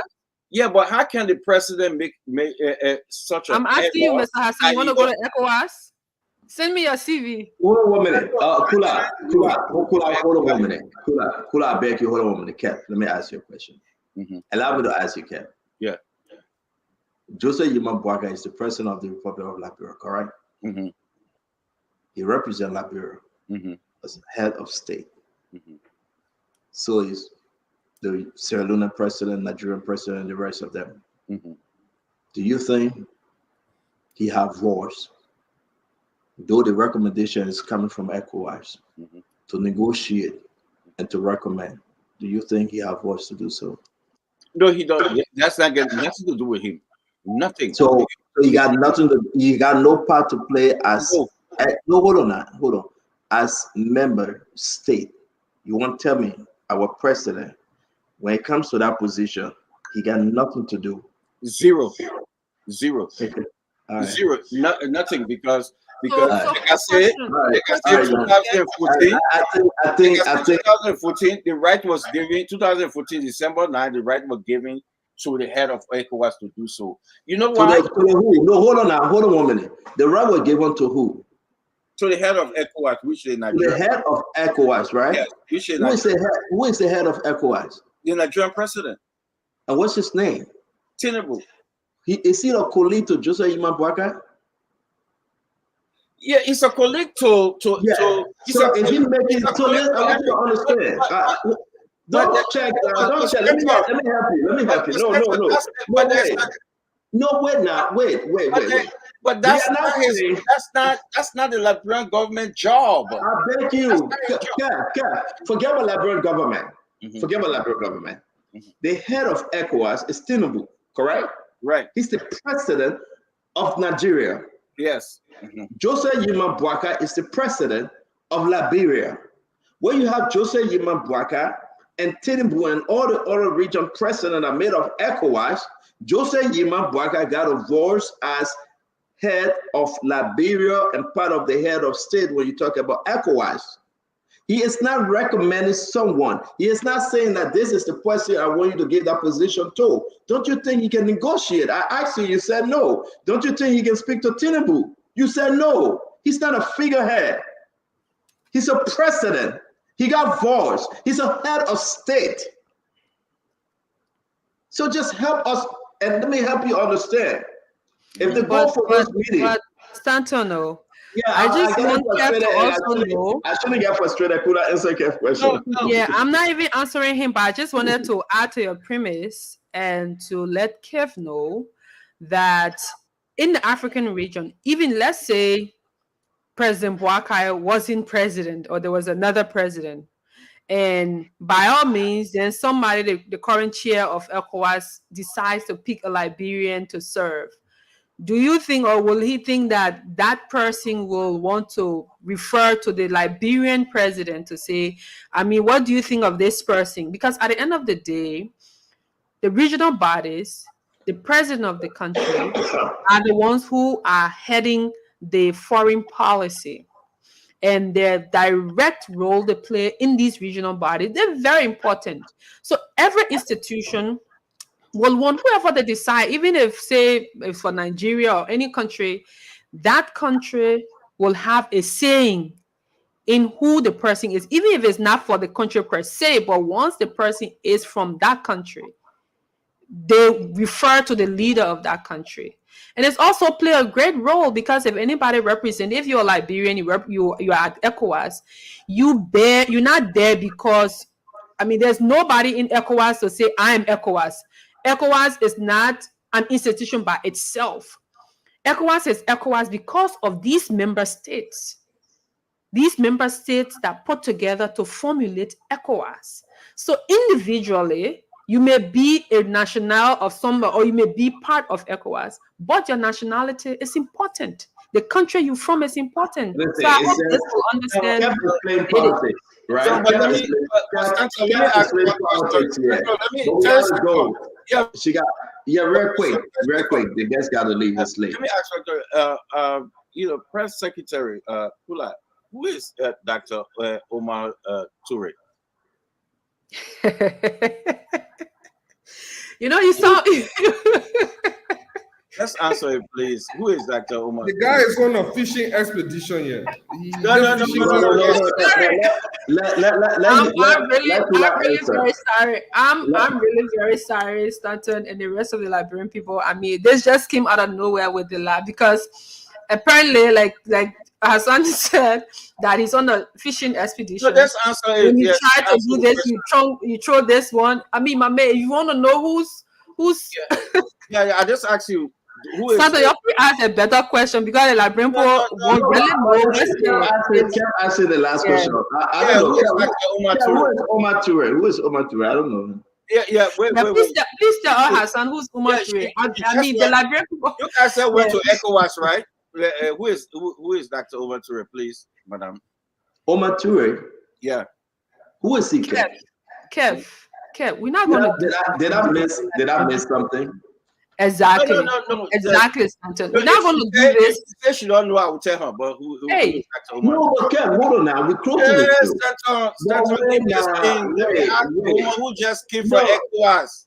No, because we got to close on a good note. Kev, thank you. I don't know about Omar Toure. We asked him about Kemaya question. We asked him about ECOWAS. No, Stanton. I think. Listen, I don't know if he wants me to tell him all the leadership of the ECOWAS Commission, and if he wants me to tell him who chairs the different committees, and if you want me to tell him the ECOWAS Foreign Ministers Conference that they just had, I can go on and on with that. But Kev, you're not going to do this. The Liberian people who listening to this show, some of them spending their data to be on the show. $2-3 to be on the show. But Kev, and they listen to the radio. They want. We're gonna close, Kev. No. If you want me to tell you that. Okay, but Dr. If you want me to tell you about the chairperson of the ECOWAS Commission and ECOWAS, please, if you want to go to, please, I hate to sound like this, but I mean, there are lots of ways ECOWAS have a organogram, how the structure is, the heads of state, the commission, the different leadership of ECOWAS. So if you want more information of that, there's something called Google. You're not wasting Liberian time and asking me who this person is. No. But Kev, we gotta go. You know this is one-on-one. We got. Yeah, I know, but since you don't know, let me. But I beg you, Kev, can I end this thing? I beg you, my brother. Next time you will let us know who Omar Toure is. Maybe Omar Toure that Bin Laden brother. I don't know. But let me ask a question, Kula. Let us talk about do this in your closing. Do this in your closing. Wow. I beg you, Kev. Do this in your closing, Kula.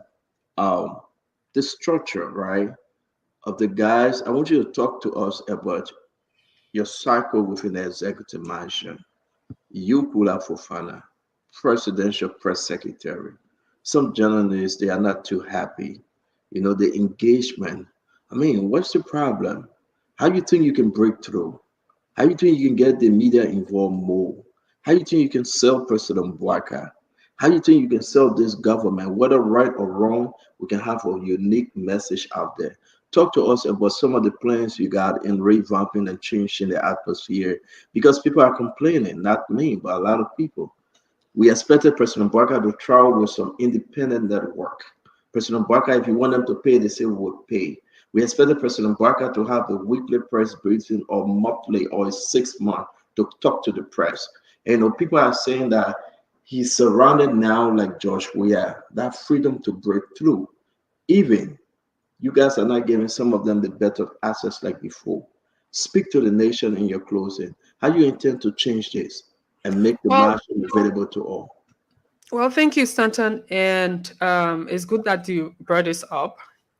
You know, with the vigor we took to the press office of the executive mansion and the challenges we inherited is massive.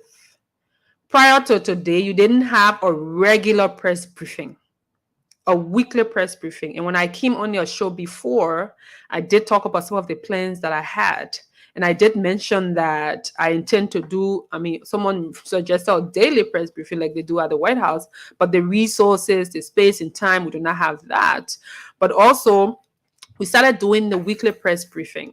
And so journalists come regularly, and then the president has a lot of different engagement. Last week, he had different meetings, the launching of the agriculture plan. He also did some program with the Ministry of Health, and there was a receipt of check, or basically a receipt of some resources to help our health sector. And he's been on the road. He's been doing a lot. And our office is really challenged, even when it comes to budgetary support. And what our journalists are used to, it's been difficult to be able to find resources in terms of, and I wouldn't lie to you here or on this platform, but we've been working on it. This is something that we've briefed the president about and told him about the importance of this role. And across, I'm sure, Minister Pia was here the other time also talking about some of the challenges that he has from the Ministry of Information and all of that. So we're working very hard on trying to put together something that we can work with our journalists. My intent is, I tell them all the time, is to help them, support them, have them get trained, looking for training opportunities. I've had individual meetings with different institutions to see what kind of support they can lend our Executive Management Press Corps. And the other issue with the travel, the first time the president went to the US, we got a member from the Executive Management Press Corps to travel, with the president. And with this recent regional trip and the other one to Korea, it was really very challenging. The timing in terms of finding resources for an independent journalist, to work on. But this is something that I've brought it up to the Minister of State, your best friend, Minister Grace-Bey, and the president and people around the president about it. And I'm their number one advocate, because you're right. My intent, in fact, when I took over this portfolio, I've said many times, my intent is to have at least 80% of the population reach with the president media information, things that he's doing. And we've tried our best, even though we've not reached that, we're doing our best working with the different community radio stations. So during our press briefing, we try to bring in members of the local community radio stations to come and cover for some of them for the very first time, coming from every part of the country. But it's been a little challenge when it comes to the resources part, and we're working on that to bring that on. In terms of the travel, again, this is something that the government and the president, as well as Minister Grace-Bey, he's seen reason and he's committed to doing that. So hopefully the coming visit, you will see journalists, and I'm really hoping to see some of our young journalists from here, Spoon, and other places, people who've covered the mansion, to be a part of these visits. And we're working on it. In terms of the generality of things, we're doing our best. Again, there are people who will always, no matter what you do, there are people who will be bent on saying other things. And for me, like I said earlier, I listen, but I'm really not moved by what people who are not bringing the constructive criticism, but just want to be on a negative. I move based on what I intend to do and how I intend to represent the presidency. And that's just what I'm going to do. And I look forward, again, to engaging with the Spoon Network and other networks to spread out the president's information. And one more thing before I come to my actual closing, because it was a question that you asked, is that to Stanton and others, we will do our best with accessibility to the presidency. We understand the campaign, the candidate Boakai, you knew it before, is the President Boakai now. So the access majority of the people had before, they may not necessarily have that access. And it's not anything selfish, but because now his schedule is really packed. Even the president himself has said this many times. You go to the executive mansion, his schedule is loaded because he got the librarian people work to be done. You come, when he goes home, there are people waiting in his living room, in his conference room, and just everywhere. So even the time to even take calls from people like who are not, in Liberia, it becomes difficult and challenging at times. So, but again, as time goes by, when everything gets settled in, we'll make sure that he's accessible and he can talk to the Liberian people. That's why most of the time when he travels, we want him, when he comes back, to engage with the media. So most of the travel, only this last travel, but every time when he comes back, we want him to talk with the press so he can tell the Liberian people how was the visit, what were some of the things that he did. And we're working on a lot of different things, and we look forward to your support on that. In terms of my final comment, again, we didn't talk about this. It was something I wanted to talk about, the president cutting his salary by 40%. I think this is also a very major, achievement of His Excellency. This has not been done, and he's doing that. If we bring that up, you will answer the question. So I decided. No, I will definitely answer the question. I will tell you exactly what he said. He doesn't want to take more than $10,000 home as his net pay, and he's committed to that, and he's giving the rest to the Liberian people, and that's something that he's done, and he's very clear about it. He always says, this country is small. Why should we even be paying public officials this amount of money? All of that, and especially when you have a country that's really challenged in many areas. So I want to talk about your friend, Mr. Grisby. Wow. In my closing, No, I just want to let you know. Let me ask you a question. Cool that. Leave Grisby alone. You see some things, we just let it go. So then but I'm closing. You're not telling me what thing to say in my closing now. Check me out. I am best friend. If you talk about my best friend Grisby, you will stay for me to ask you a question about him. No problem. I don't have a problem. Trust me. Tomorrow I'll be up early to go to work. No worries. No, but I just wanted to let in all. I mean, we're just laughing about it, but in all honesty, and it's not because I'm sitting here or I'm in the role that I'm in, but I've had an opportunity to be in close proximity to Minister Grisby when he even served President Sirleaf's administration. At the time, I was Assistant Minister at the Ministry of Youth and Sports. Even before that, I've seen Minister Grisby, who has served multiple governments in this country, and he comes with the experience. People may say things, may not like his action, is what he does, but he's one person who's been a balancer and playing key role with President Boakai. And he's done excellent. So you have access to information for some of us. If there information, something you want to know, you don't know what's going on. I mean, you have friends in the executive mansion, Stanton. Do not make it seem as if you do not have friends.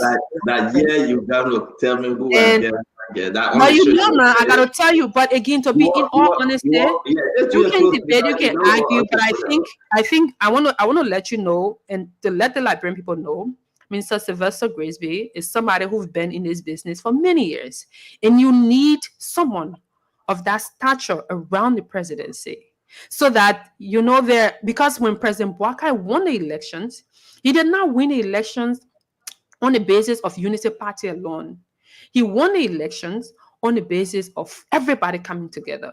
The Unity Party Alliance, Stanton and his own people, and just everybody else came together. And at the end of the day, it's not going to be a government just for the Unity Party. Yes, Unity Party, but also there are difference and divergence of views and people who are coming around. So you need someone. And President Boakai picked Minister Grisby for different reasons, but a key reason because he knows him. And he wants him to be with him. So I would want you to give Minister Grisby and the team the benefit of the doubt to be able to properly assess him and assess them.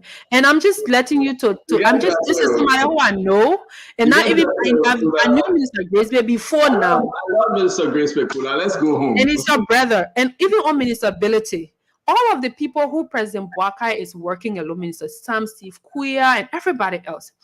I wouldn't say everybody is perfect. Nobody is perfect, right? But I can say President Boakai is surrounded by people who are committed to pushing his vision forward. You may disagree with them. You may argue. You may bring them. You may say things about them. But I know one thing about all of them is the passion that they bring to the job. Minister Grisby is one person who normally stays at the office up to 1 a.m.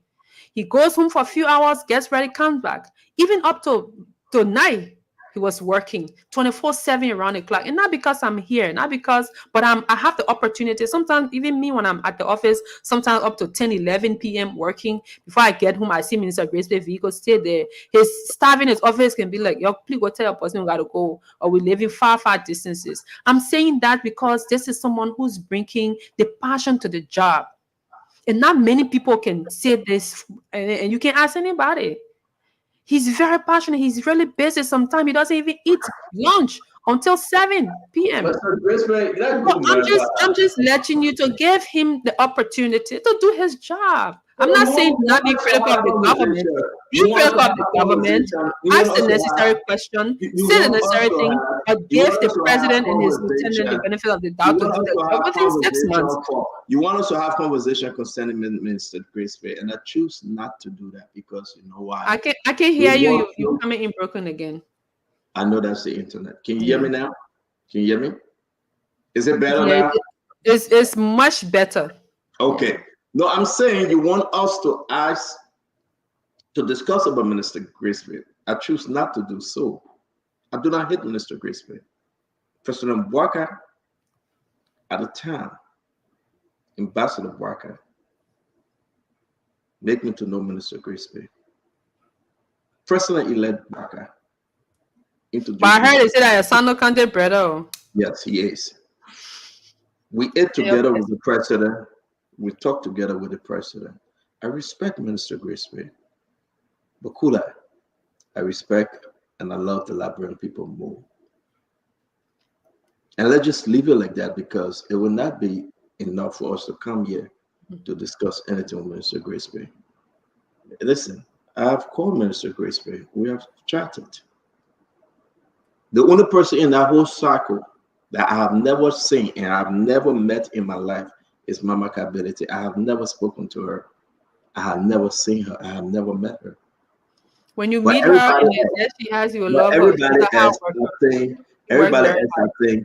I know who Grace Bay. I know who Grace Bay is. Likewise, all the ministers in the government, including the minister. I know Samuel Stickward. I know everything. But it's not about me knowing that. We just got to do the Liberian people job. I agree with you 100%. To tell you that we are not doing President Bouaka's job. We are not doing Minister Grace Bay's job. We should do the work of the Liberian people. So on that note, I appreciate you for coming on Spoon. I really do. And I hope you have a safe trip. You're always welcome. And again, I hope you pass that test. Send me the result. Let me post it once you take the exam. Yeah, just pray for me. It will be well. It will be well. I mean, this is a final. But yeah, again, thank you so much, Stanton. Thank you to all of you. Thank you, Kev Hassan. Thank you to Kiatama, who left the show. He didn't tell me he was leaving. Thanks for joining Al Hassan and the rest of the people, the Liberian people. Thank you for tuning in. Again, we come to this job to do our best. We're not perfect. We're not get it all of the time, likewise the entire government. But at least one thing for sure is our passion, our love for country, and the willingness to do our job cannot be questioned. We'll do our best. We're committed to doing it. Thank you for having me. And I know Spoon sometimes can be really pushing towards the government. And thanks to Al Hassan and the rest of the team, Fatima, Sis Glenn, and the rest of the team who've been really explaining to the rest of the panelists on the reality on the ground. And the government is going to do her best. And where the issues are, we'll talk about it. And we look forward to engaging, working for the Liberian people and only the Liberian people. Thank you. Thank you again. Sorry that we started late because of the game. Our show is 7:30 Liberian time, but now it's like 12 midnight in Liberia. So we hope you drive home safely. Kula, next time we'll have you on the regular time. Thank you as always. Thank you. You're welcome. Yep. All right. Now Kula is gone. Let me hear Kev. Let me hear you guys post analysis, folks. It was a good show. We started late and it killed my spirit too. But at least, I appreciate Kula joining so late, but she came alive. Next time, we will be able to do the right thing and do it right. So, Fadiga, welcome, man. Let's try to wrap this up. Everybody watch the game. Let's try to wrap this up. I watched the game too. I was watching the game. Kiatama and myself actually watched the game together. You were with Kiatama?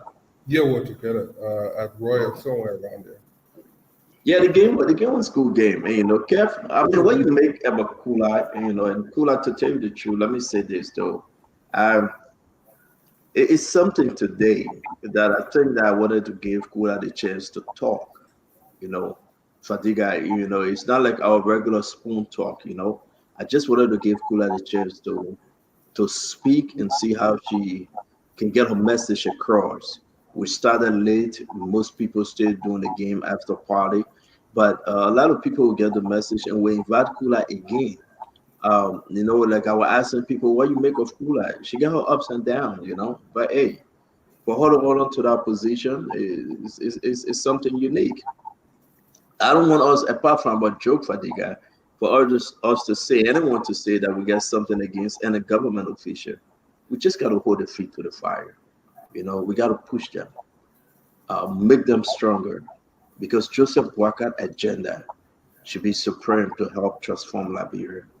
So I appreciate Kula on the court. Again, I think the brother have internet problem, Ketema. He just left abruptly, and I hope the internet is good. Maybe, I don't know. But Kev, let's close the show. What's your takeaway? You see, as a press secretary, when you come on the show, the people want answer. The people want to hear stuff that coming out of the mansion, especially on the yellow machine, on some issue. She was not forthcoming. Nothing she said. It's like while she was here, she deflects, she pivots. I think maybe she probably think it is politics, but nothing. For example, who owned the yellow machine? No answer. Who brought the yellow machine? No answer. Nothing. So she came on the show with nothing. There's no takeaway to say, oh yeah, we understand what the president brought the yellow machine for. We understand the asset recovery. We understand that nobody can tell me what to get. Not even maybe if you want to play a little politics, you watch the show, but nobody will leave from this show and say, yeah, Kula brought something. Now we understand what the yellow machine. Now we understand the asset recovery. Now we understand the what Jose Human Boakai stand for. Nothing. Oh, now we understand what grace is. Nothing. I didn't get anything. I don't know what you Fadika, but I didn't get nothing. At least as an opposition to what it depends on what you were looking for. Let me tell you something. Yeah, but then you tell me when we should. Hold on. She's not in the code of law. What you fail to realize, she answered you. She was a little bit sarcastic, because your questions became redundant. Look, if you have read the letter, the president said in a letter that the yellow machine are currently owned by. In the letter, it shows that they are still owned by the supplier. The government of Liberia have not signed any formal agreement with this machine or made any financial commitment. So the ownership remains with it is expensive. It remains with the supplier. But who the supplier? That Bendu Sudan? Ask Stanton. Who's the supplier? Well, ain't you watch the video? Y'all want supplier, or y'all won't be up and paying people more. That's why you're looking for the supplier. The reason she answered you, say you to the letter, because you are looking for. But nothing the letter that shows. We're not here for politics. We're here to do the Liberian. Yeah, but for the guy, what in the letter that shows that it coming from Mr. A and B? What was it? What can you direct me part of that letter that it coming from A or B? Or Mr. A or Mr. B? The president said that once the negotiation is finished, with who? Liberian people will know. It's none of your business. The president is in his scope of it is his scope of in the scope of his duty to negotiate. It is not in your place to demand the president to explain to you after when he have not completed. So you're That's saying not that. his job. So you're saying that the way it worked, that the The government will president bring- becomes answerable to you So the government when will they bring go the machine into the to the country. procurement process. So the government Then bring we a will go machine to in the country. PPCC. What is it? The government bring a machine in the country and pack on the military base, and the Liberian people don't know. So that's what. So Is that a crime? So what you saying? So what you saying? It's not a here- crime. Yeah. So what you saying here? Yes. What you saying here is this government is ruling by decree. That's what you're saying. It's not what It's business. called But that's decree. Decree is not your Words business. that you don't even understand. Why you call decree? Decree You means know that when we use no. decree in this country, Okay, let me tell you that. junta.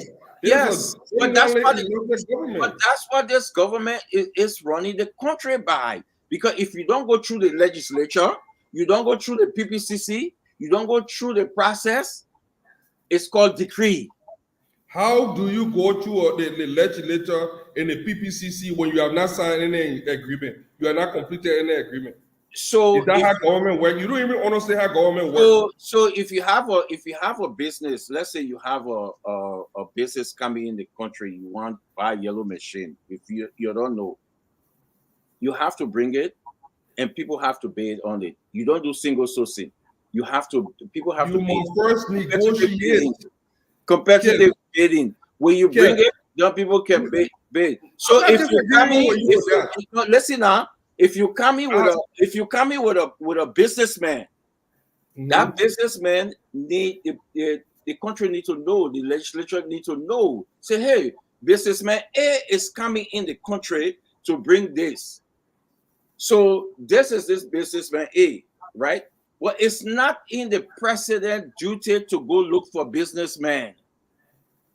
Right? Why So don't you if even business, fucking care? You're not if making no businessman sense. come, This if is a business- pedestrian argument that people, Marco Dati in the Kobo channel, so be making Yeah, those kind of but argument. that's This is what we call an intellectual forum. You're saying you're talking about businessman, a businessman. Look, let me tell you something. It is clear. The duty of the president is to negotiate. The president have told the legislature that he is in the negotiation phase. Once this phase is completed, he will submit the document for the requisite authority to do due diligence. And that due diligence is done by the PPCC and then goes to the legislature to rectify it. That's the process. The No, president that's has not not the abused the process. process yet. No, that's not the process. You have What is to- the process? The process is if somebody is bringing machine, before the machine enter the country, it got to go through the legislature. It got to go through PPCC. So when you get your machine, you want to bring in the country, you go to the legislature. If you got machine to bring in the country, you go to the legislature. No, but it coming under the government because the minister of I mean, state name what on it. government? How do you know? Oh, okay. So what? A So what? letter clearly stated that there has caused no. So the it caused no document. impact to the So are you government. saying okay? Are you saying I want you to be clear? Are you saying the document that Spoon get that Mamaka ability name on is fake? Are you saying that? It has to come in somebody's name. That's part of the. Who is Mamaka ability? Who is Mamaka ability? I mean, when you be asking me questions that you already know the answer, how you asking? No, but wait now. But What wait kind of now. question is that? So Mamaka ability, she's not an ordinary woman. She's a minister of state with a portfolio. So Mamaka, nobody can say something in her name. Is that a crime? So are you saying the yellow machine is not for the Liberian? Show me a Wait, document that okay, an let's go- agreement we're was going made somewhere. between Mamaka Ability and this XYZ company. Fadika, you're making sense right now, going somewhere. Because what you're saying now, the government of Liberia fool the people. The machine is not for the No, government. what you saying? That's No. what I'm saying. So all that parade Mamaka was doing with her yellow thing, that fake. So you saying that fake the people. So the picture they put there, the Liberian flag, you saying that Mamaka received it from some Joe somewhere, sent it to her, that her private business. So Yes. so you saying the What government is of your Liberia? point of Are you contention? Are you saying the What is government of your Liberia point of fake the contention? people? So the machine is not for Liberia. Are you saying the machine not for Liberia? What do you mean the machine not for Liberia? The machine becomes a part of this government when we procure it. So We the are not machine, even so the machine is for Liberia? Eh? The machine is for the Liberian government? The machine is not for the government. The machine is still in the possession of the company. So it's not for the government. So why Mama Cat ability passing around with her yellow dress and showing the world that is that a crime? No. I'm just asking. The government is negotiating something that could benefit the Liberian people if it goes well. So is that a crime? So we're saying now the machine is not for Liberia. It's not the government machine. It doesn't become for Liberia until we have exhausted all the negotiation process and it goes through the requisite procedure. Until then, it still remain the property of the company. And the president said that if the deal doesn't go well, read the letter. If the deal doesn't go as planned, the company retain ownership of the machine. They can do whatever they want to do. So you and I can agree now that this yellow machine does not belong to the government of Liberia. The government of Liberia don't have no yellow machine. I don't know what you're looking for. Hey, my man. Step up, man. The government of Liberia don't have no yellow machine. The government own machine when we have not exhausted, we are not signed any agreement. Yeah, we getting there. We getting there, you and I. So the government of Liberia don't have no yellow machine. We getting there. No yellow machine belongs to the government of Liberia. No. I'm not going to give you soundbite. You're looking for soundbite. I'm not going to give you soundbite. My man, like you and I, my man.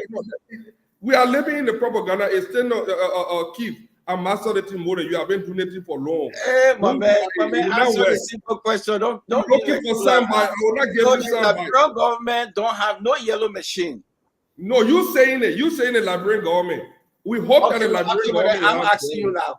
The yellow machine belongs to the Liberian government. The government is in the negotiation of the yellow machine. Why are you in the negotiation with something? Because the property of if I'm in a negotiation with you for a car, yeah, that means you own the car.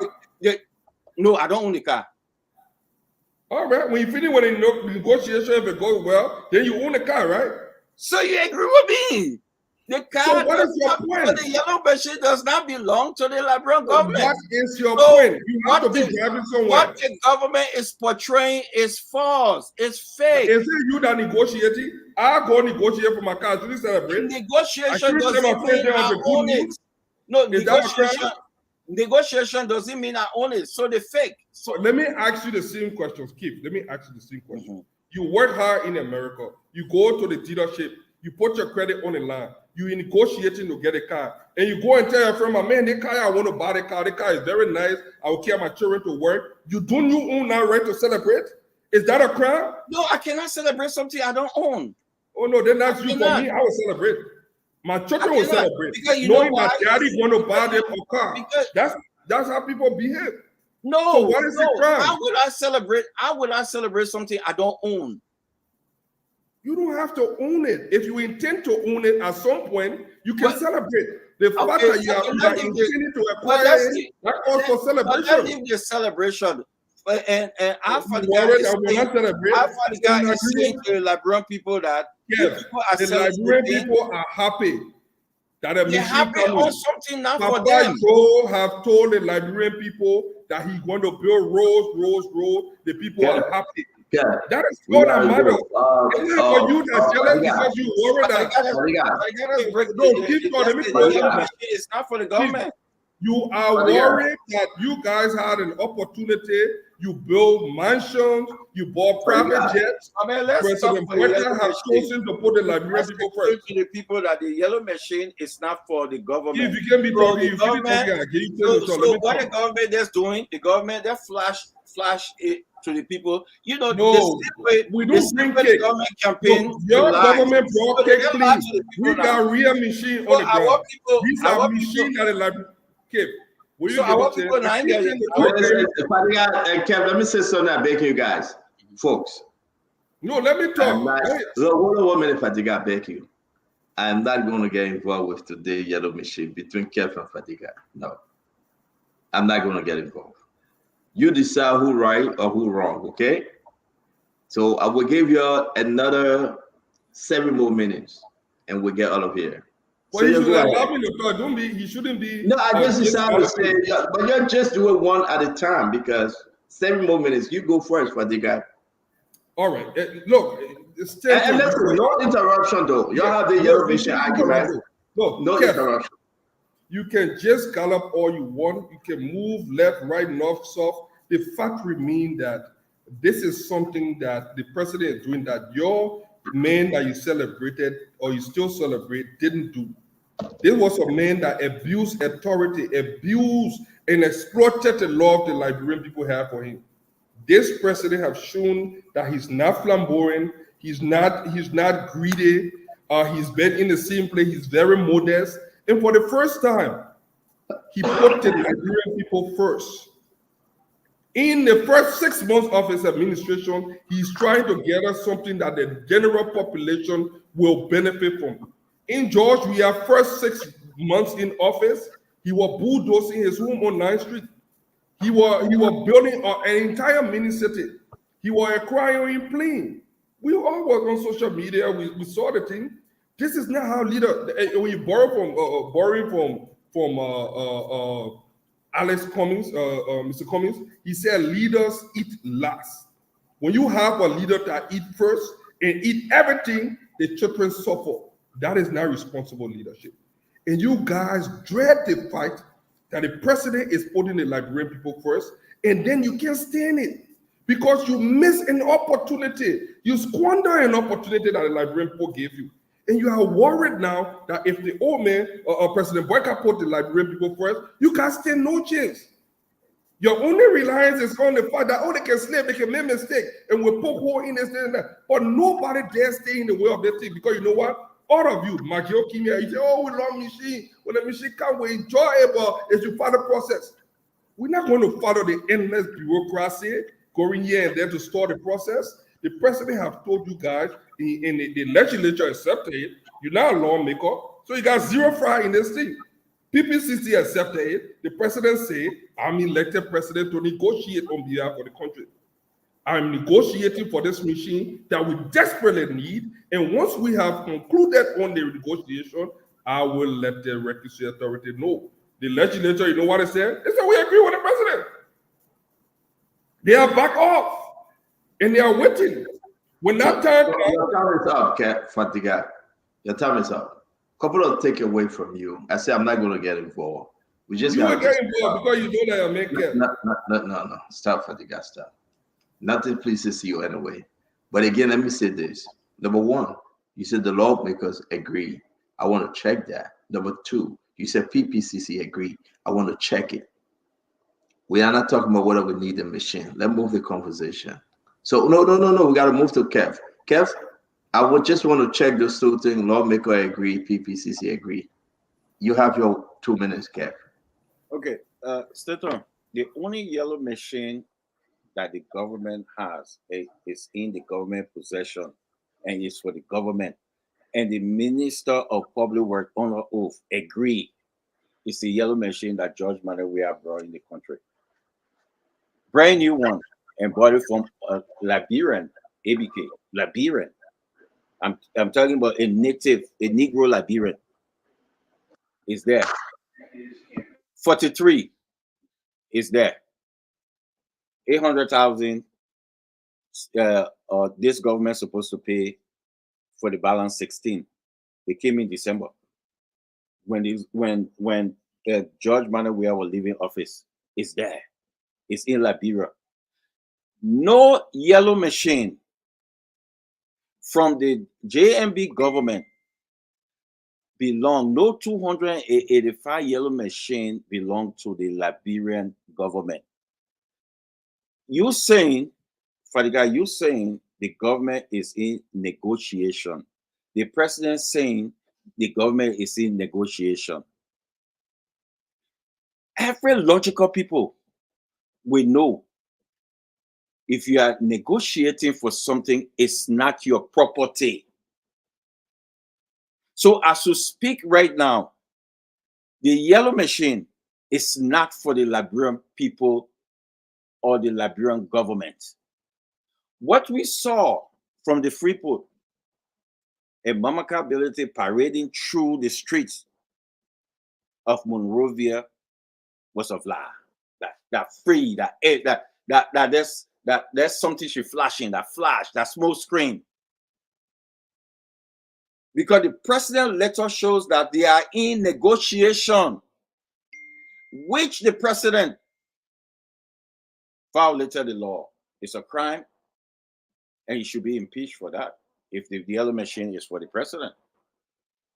But if the machine is not for the president, I would say, hey, what Mamaka Ability were doing, that just game she were playing. And you know the hurtful part to it? To fool the Liberian people. To fool the Liberian people. Come out and tell them that the machine is for your, each county will get 19. The same way the president said he will build TV station for every county. The same way the president said, I will pave every road in 100 days. I see folks are rejoicing for Dusty Road. Are we in J.J. Rowell days that Dusty Road is our portion? This is shameful. You will come and raise the people hope. And guess what in that letter, Stanton? He said, if we don't meet the agreement, either he will sell in the Liberian market, then I mean that Stanton can buy, and Fadiga can buy, or he can take it back, or he might even cross the border and go to Sierra Leone and sell it. And sell it. It's that. It's in the letter, Stanton. He said, if we don't meet the agreement, he can take it back or we sell it. All right. He said, if we don't meet the agreement, he can. The buyer can. The owner can take it back or he sell it. All right, Cap. All right, Cap. So, but let's move to Fadiga. We gotta close this thing. Then we'll take. No, you be the judge in here with you. Wait, Cap. Hold on now. And after Fadiga, because Fadiga came late, we'll go to the phone line and take 10 calls. The people will tell us which side they believe. You and Fadiga. You know, we're feeling with Kula now. Kula done. Thank you for coming, Kula. We're just here doing our own side back, fall back. Come back. How do you call it? Come back to fall back or fall back to come back. We're doing our own combat thing right now. Fadiga, you have the last word, then we'll go to the phone line. The thing keep talking, it doesn't make no sense at all. I sort of wonder where he getting his logic from, but it makes no sense. I will tell you something about those roads that you talk about, Dusty Road. When your government were in power, people had to go through Ivory Coast. The southeast that your president came from, people had to go through Ivory Coast to come back. I got a video, Stanton, I'll share that video with you, of people driving 9 hours from Grand Jide straight here. In fact, they even made some stop on the road and they made 9 hours to come from Grand Jide here. Our people are now going in the rural area, driving on Dusty Road. I've driven on Dusty Road many times in America. When you go in rural America, they have Dusty Road, but they are paid. The president have done something unprecedented in less than 6 months. In 6 years' time, you guys could not even pay that road. People had to go through Ivory Coast to come in this country. And then you want to talk about, and then bring something. Look, your argument is pedestrian. You do not have no argument. You guys keep looking for Gatry movement. And look, the president is understand what you guys are up for. The thing here is to distract this president. The thing here is for us to engage in endless bureaucracy where we keep arguing over nothing and nothing gets done. When this president came to power, in the last 6 months, he has put the Liberian people first. How do we know it? He did not bring cake plane. He did not buy a plane for himself at the first sight of money. No, he put the Liberian people first. Our farmers need machine. You guys talk about mechanized farming and pro-poor and all kinds of things. You say the president lied. You talk about pro-poor, you're going to move, I don't know how many million people out of poverty. Instead, you plunge more than 5 million people into poverty. You harmonize the salary.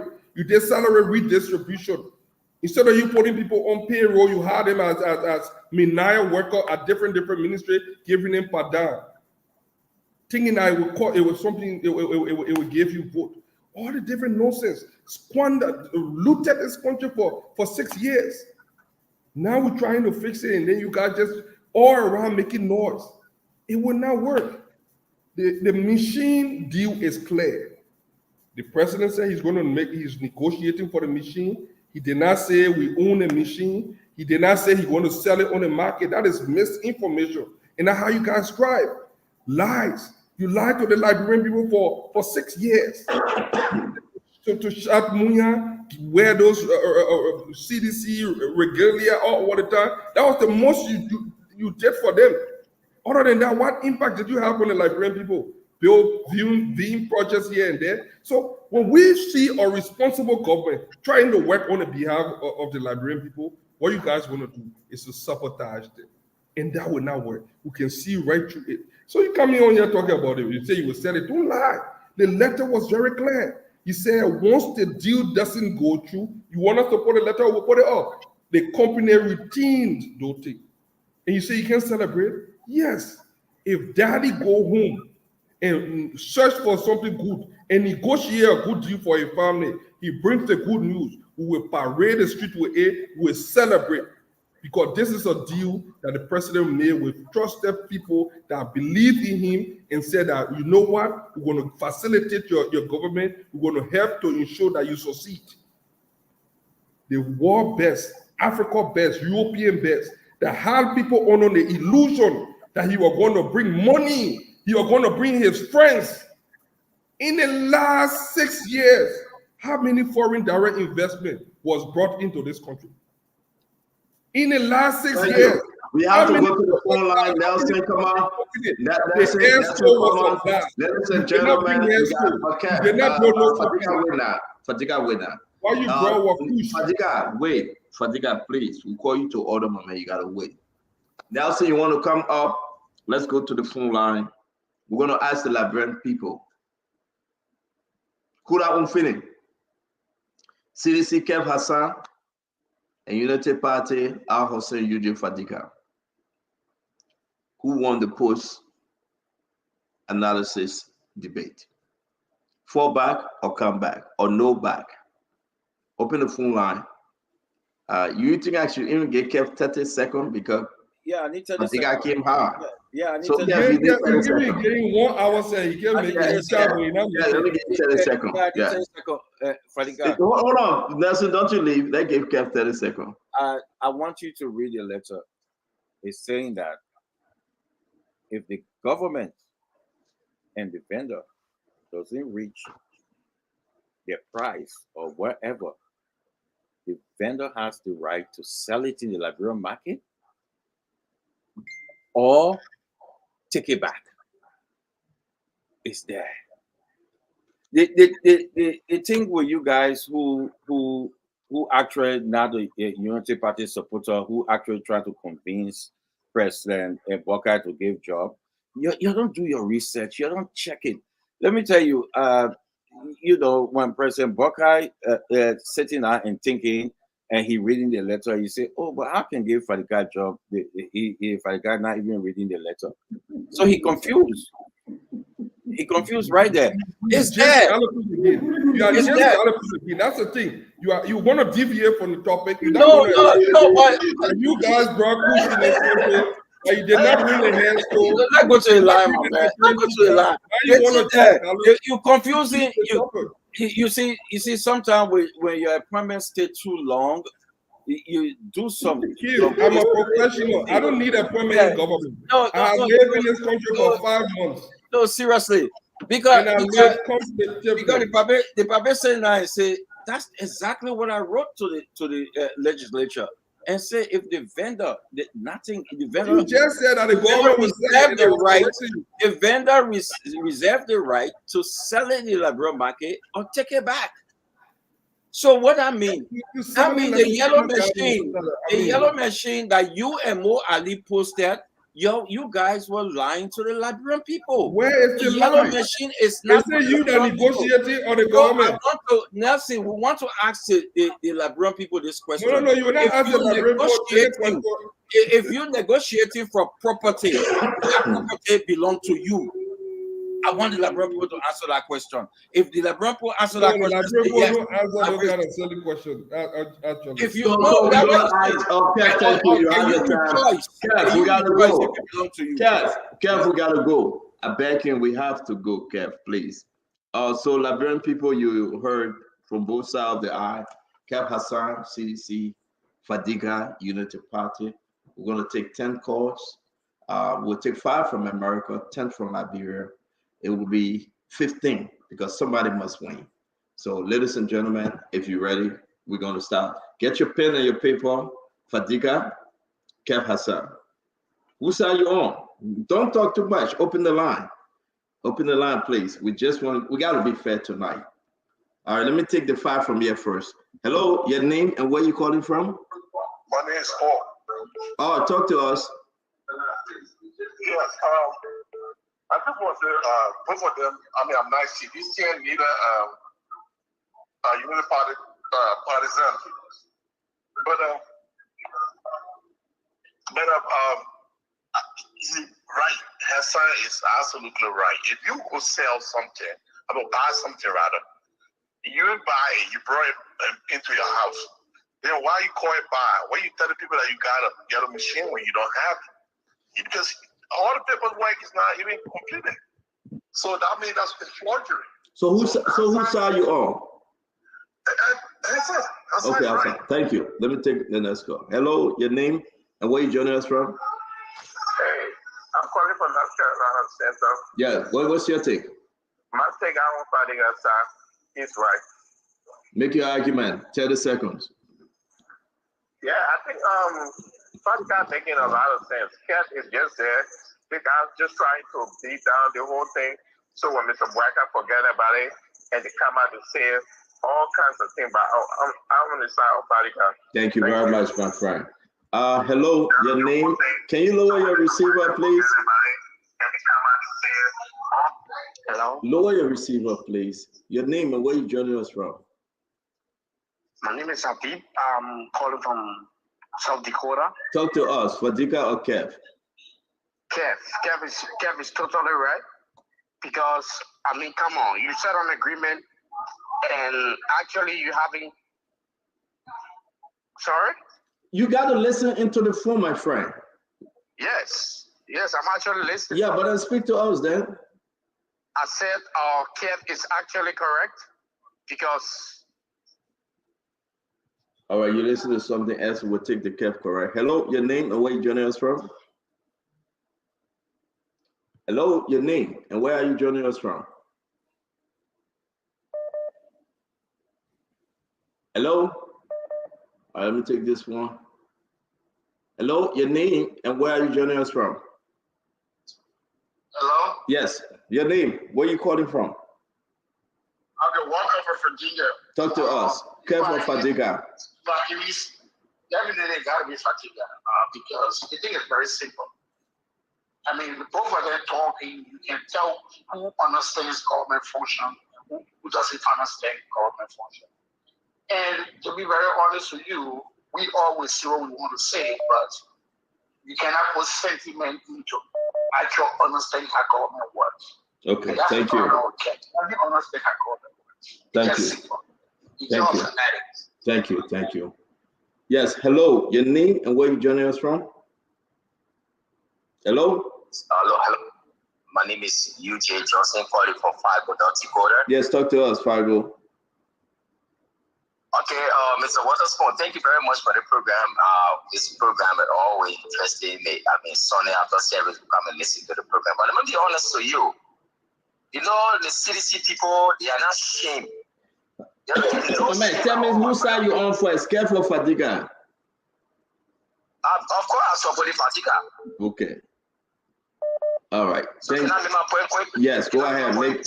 Yes, go ahead and make your point. Okay, thank you very much, sir. God bless you. Yo, these CDC people do not have any shame. We know that even though the government say that we are still in negotiation for this yellow machine, granted. But the yellow machine, Liberian people need this yellow machine. We need to connect our country. So what that's when our yellow machine get on our road and connect the countries, they know what will happen to that country. I think the bread will move on Maserado. You will see people going on the highway to go and build because they have access to the road that will like even drive 45 minutes or 1 hour to even go to your house when you come to work in Monrovia. But I mean, Mr. Waterspoon, in 6 months time job, we have a building a Nashville house and 47 condominium. He was buying private plane. That job we have private plane was just on the project yesterday when he came. So what did people benefit from that? Thank you. When he 6 months on, Joseph The machine for. That's the question. I don't know what it's. Thank you very much, brother. Thank you very much, my friend. I bet you let's say you're coming. Let me take 2 more. Right now, Fadiga get 3, Kev get 2 from my end. Let me speak to this person. Hello, your name and where you joining us from? Hey, my name is Africanus Nathan. I'm calling from Jacksonville, Florida. Talk to us, Jacksonville. CEO number 1 for the first thing. May God bless you. Long live the CEO. Thank you. God bless you too. I agree with Kev because number 1, if the government is not having the machine, why are they parking it on the military base? So any private citizen can park the their equipment at the military base. I agree with Kev. Thank you, my brother. Thank you. Hello, your name and where you joining us from? My name is Abi. Sabi, talk to. Mama, stop listening to the TV or something. Lower the volume.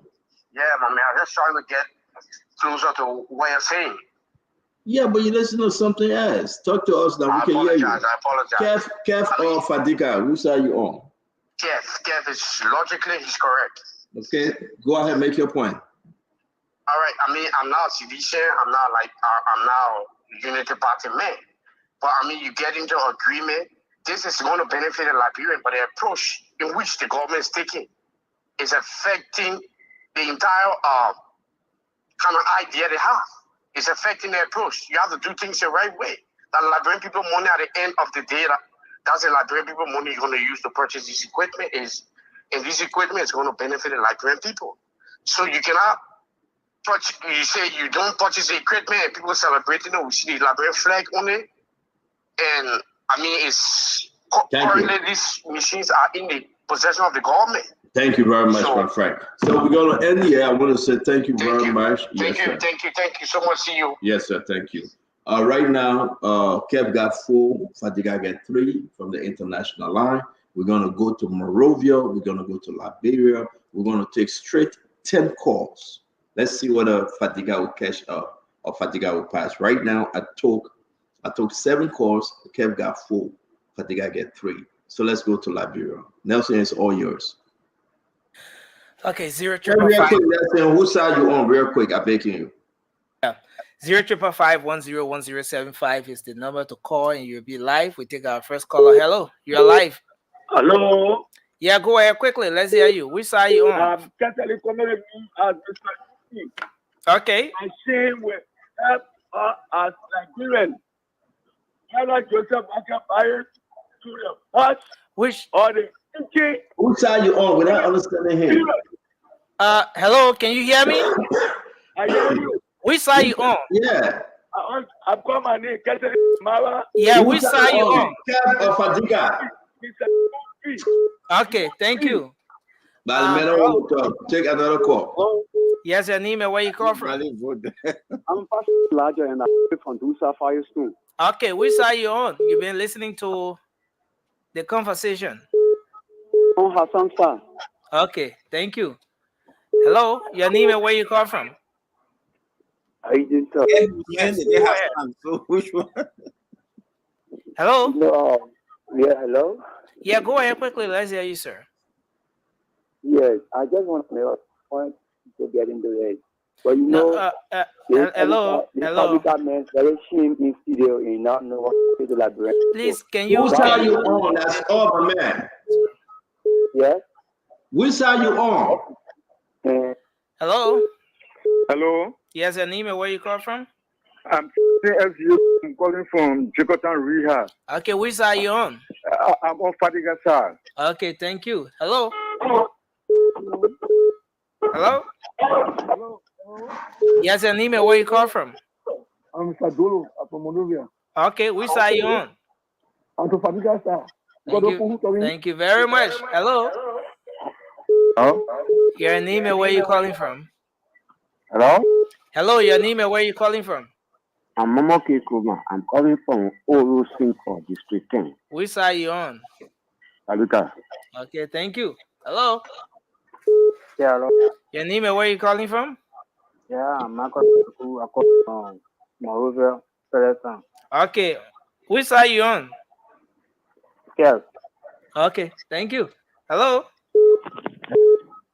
Hello? Yeah, Your name and where you calling from? I'm Amos calling from Cowell. Okay, which side you on, Amos? I'm on Kersa. Thank you very much. Hello? You got 4 more calls to go. Yeah, my name is Prince. I call Johnson Bay. Hassan Fatiga, sir. Okay, thank you very much. This person, your name and where you call from? My name is Miriam Miller calling from Marshall. Which side you on? Fatiga, sir. Thank you very much. Hello? Hello? Hello? You want to lower the volume of your radio, please? Hello? Hello. Yeah, please go ahead. My name is Jay I'm calling from Puebla. Which side you on? Hassan Fatiga. Thank you very much. Hello? You got 1 more. Hello. Yes, your name and where you call from? Hello, are you here? Yeah, I'm Lauren Glasgow. I'm calling from Rivers. Lawrence from Real says, which side you on? Badika, so that I can be able to move freely. Okay. Thank you. Thank you, Nelson. Thank you, folks. I've been, in America, we took 7 calls. Yeah, outside of Liberia. 7, right? The 7 calls, 4 of them say they're on Kepsa, 3 say they're on Fadika side. We went to Liberia, where the yellow machine is, where the barrel, where people say we want it, we don't want it. And in Liberia, we took 1, 2, 3, 4, 5, 6, 7, 8, 9, 10. We took 10 calls. And the 10 calls, Fadika, on the 10 call, he got 7, and Kev got 3. Now, the total, if you add everything together, Kev got 1, 2, 3, 4, 5, 6, 7. Fadiga got 1, 2, 3, 4, 5, 6, 7, 8, 9, 10. So Fadiga got 10 that agree with his argument, and Kev got 7 that agree with his argument. You see, we do these little things to get you involved. Our country remains divided. In any way, our country remains divided. Fadiga get 10 people that say, yes, you are right. We want a yellow machine, and everything Fadiga said, the 10 people agree. Kev gets 7 that say, no, we want it done the right way, and they agree with Kev. Go back to the election. Joseph Yima Boaka won by under 25,000 votes. It was very close. Fadiga beat Kev today as per the quarter, but 3 votes, only 3. Natalie, where the voting let me finish, Fadika, let me finish now. You'll speak to, you'll make your argument. So what I'm saying to you, whenever we come on this program, we must get you guys involved. You guys, Liberians, home and abroad, is a decision maker to see that our country is on the right path. You go to the ballot box and vote for your lawmakers, your senators, your representative, your president, your vice president. You cast your ballot. You decide. You say we want them. You rejected President Weah. You brought in Joseph Yima Boaka. So it's on to you. For our country to move forward, it's you. For our country to be in a better place, it's you. For our country to be in stagnation and nothing should happen, it's you. For people to destroy our country and loot and steal, it's you. You will always decide. And that's why this network, this station, remain the Liberian People Station. And that's why we say thank you. So tonight, Fadiga get 10 people that agree with him. Kev got 7. But just imagine, 6 months into this government, Kev still got some people that are agreeing with him. 6 months into this government, as much as the government trying to do everything, Kev still got over 50%. Right there, 5. I thought Kev was going to get only 2, but Kev got 7. Kev have appeared on the show only 3 times. Now people say I agree with Kev. As a politician, you don't joke with that. The president arrived at the airport yesterday. People celebrating the president, taking him home. Our country is divided. And I want you to think about this. As crazy as it gets, you don't want to hear you're mad, but our country is divided. But thank you for the good show, folks. We want to hear you, Fadiga, you speak. You got your 30 seconds. Kev will have the last word, and we'll have to leave. Stanton, I disagree. The country is not divided. The Liberian people know what they want. And what I gather from that polling that he did, the low sampling that he did, is that those that matter, the Liberian people actually want this machine. 3 out of 10 persons in Liberia said they agree with Kev Hassan. The rest of the people that even call from the US, they don't even seem to, they have an argue of a peanut. They don't even seem to understand what was going on. Some of the rebuttal, they didn't even make no sense. So I'm not even going to consider that as anything because they clearly do not even understand the conversation, what is going on. And that explains why they perform desperately over the years. But I will tell you this, the Liberian people want this machine. No lawmaker is staying in front of the state. The president made one of the wisest decisions of the century. No president. 2017 President Boyka said something. The motto, the slogan during that time was roads, roads, roads. Stanton, when I recall 1990, do you know what I saw? We saw street paved with street light that didn't have no home, nothing. That's how when the people started infrastructure development in Arico, that's how it was. Abidjan, Yupougon, Yangon, all the places that they have wild street with street light just built. Nobody living there. We cannot open up this country. This country cannot move forward until we carry on road connectivity, until we build or we will connect every city in this country, where farmers will be able to bring their product to the market. The president, he's very practical. This is what you get when you have been in public office for X amount of years. He understands the problem and he's hitting it right on the head. He's not going to engage in all the fanfare and unnecessary bureaucracy. He's not going to waste his time because they are there to stall the process. And the president will see right through it. Thank you. Deal negotiator, once it is completed, he will write the PPCC. They will do their part. The legislature will ratify it, and the Liberian people will be happy. Nelson, tell that thing down, man. Tell that thing down, Nelson. Don't put it up. Hey, you know. But I will leave it at that. Even if we do this all the time, Keith Hassan, you guys, you are way out of your league. You guys love for a reason.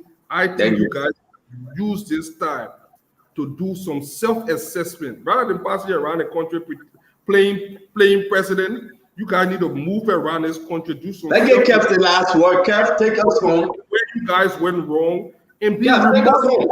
Yeah, be remorseful. That's what the Liberian people need. Now come back and fall back. Come back and do this. Your sister Evangeline Mamita said thank you. So let Kev speak. Go ahead, Kev. The question is, we want yellow machine. Every Liberian want yellow machine, and that's why President we have bought for the 3 yellow machine and left it with your government in December. All of them break down. No, it was December. New yellow machine this past December. So it didn't break down. If it break down, you broke it down. So it's there this past December. So it's not like a long time. This past December for the 3. And 16 is still with the Liberian and native Liberian man, ABK. 800,000 to clear the rest of the 16, which you're supposed to pay for that because that's what government is, opportunity. You're supposed to pay for that. You guys refuse to pay for that. So the question is not about the yellow machine. You know what the question is? You brought yellow machine in the country. You flash it in front of the people. Mamaka ability will yellow the suits.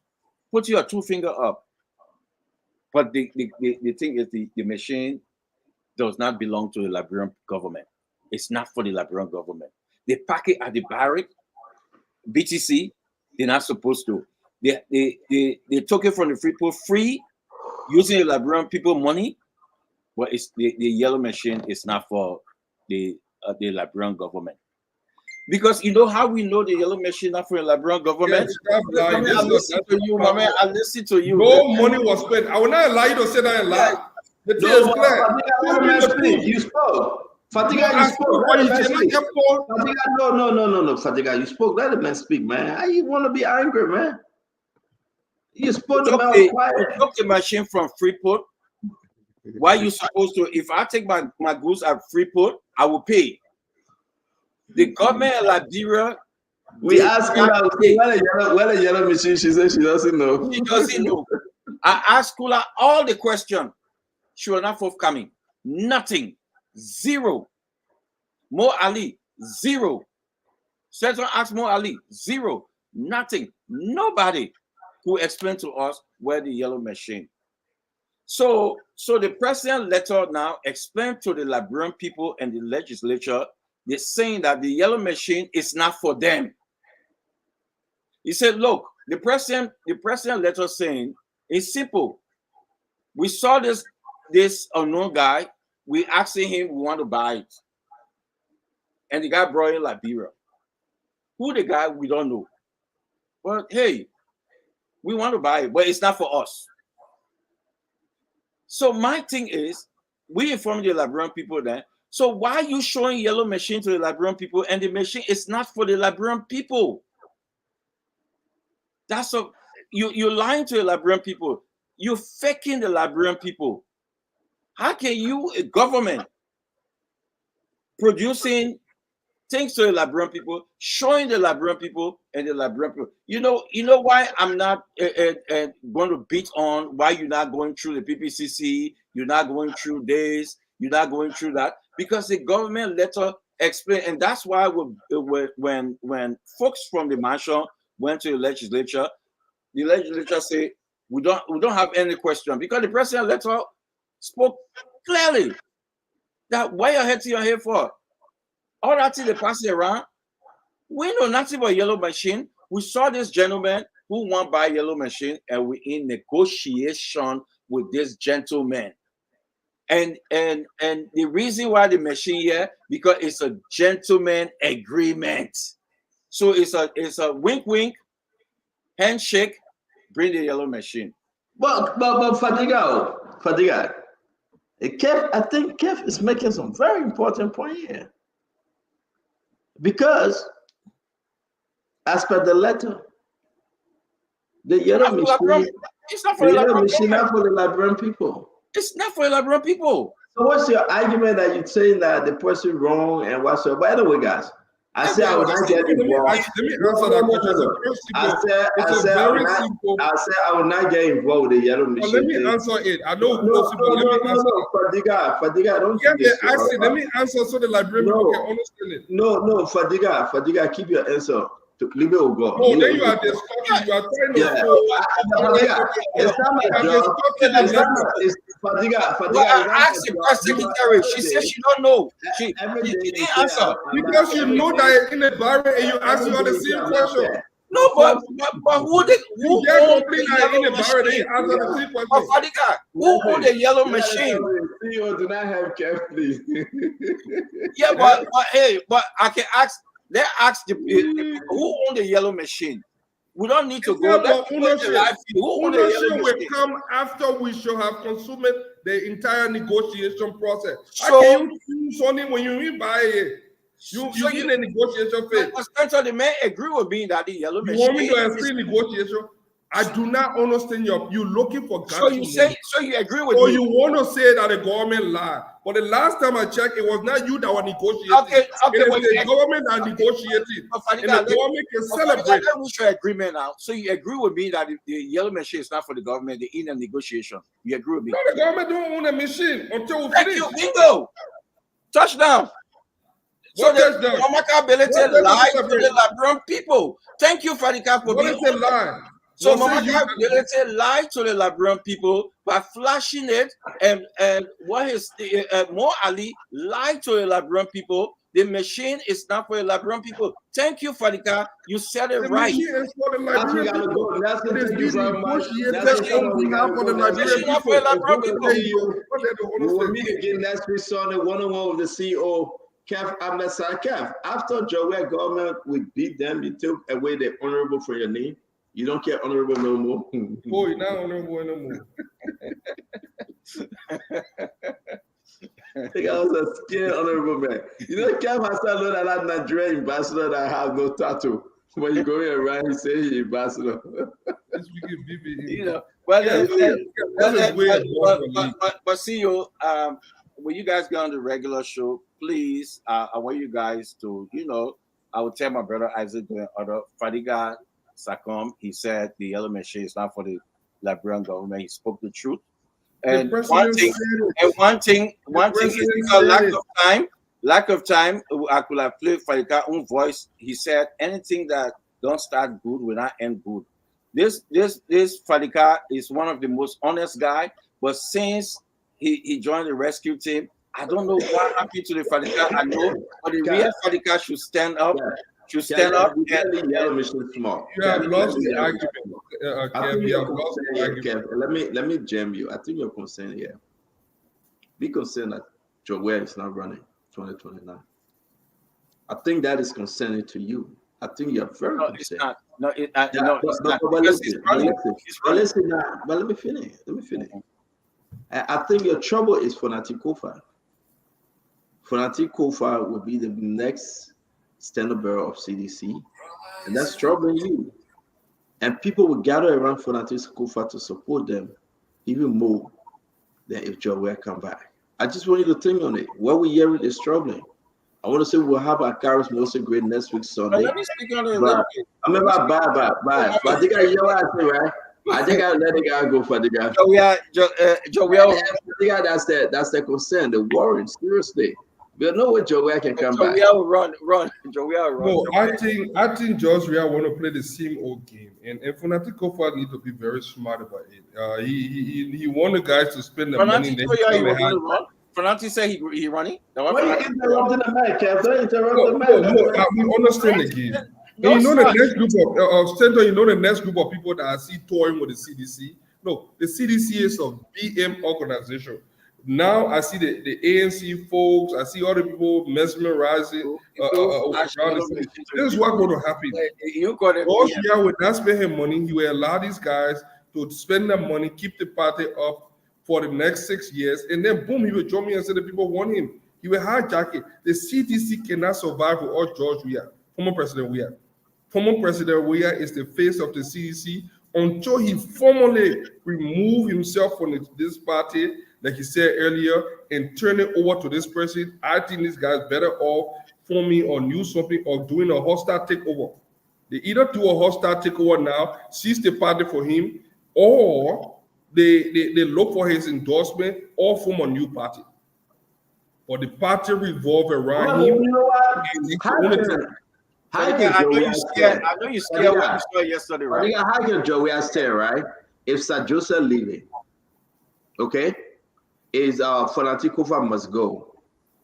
And he alliance with Musa Belete and the rest of them because J. Mervyn Cole will support Fonati Kofa. Musa Belete will support Fonati Kofa. These guys, they're coming, forming a block. And Sir Joseph going to run.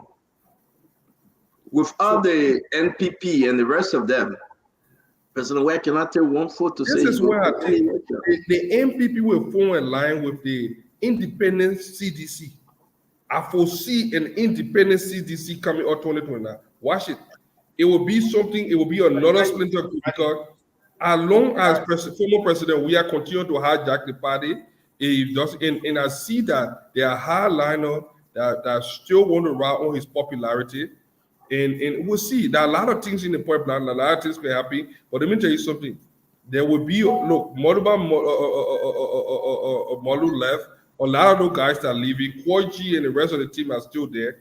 I think Tua will go on the other side. So what's going to happen is... Joey with Tua. Joey and Tua not talking. And Tua was the brainchild strategy. So what's going to happen here is we should brace ourselves to see a split within the CDC.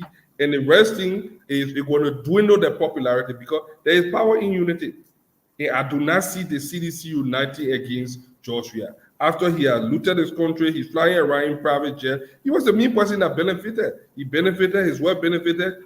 The rest of the citizens were left off. A lot of high-profile officials were left off. So now I want to see whether they will still give the loyalty to him. Let me say this. The one thing you get right in your statement, George Weah is the face of CDC, will always be the face of CDC, will remain the face of CDC, and will contest in 2029. What you saw yesterday, I know you guys shaking and you guys are afraid. When you saw in 6 months, the entire nation going for him, you saw what happened.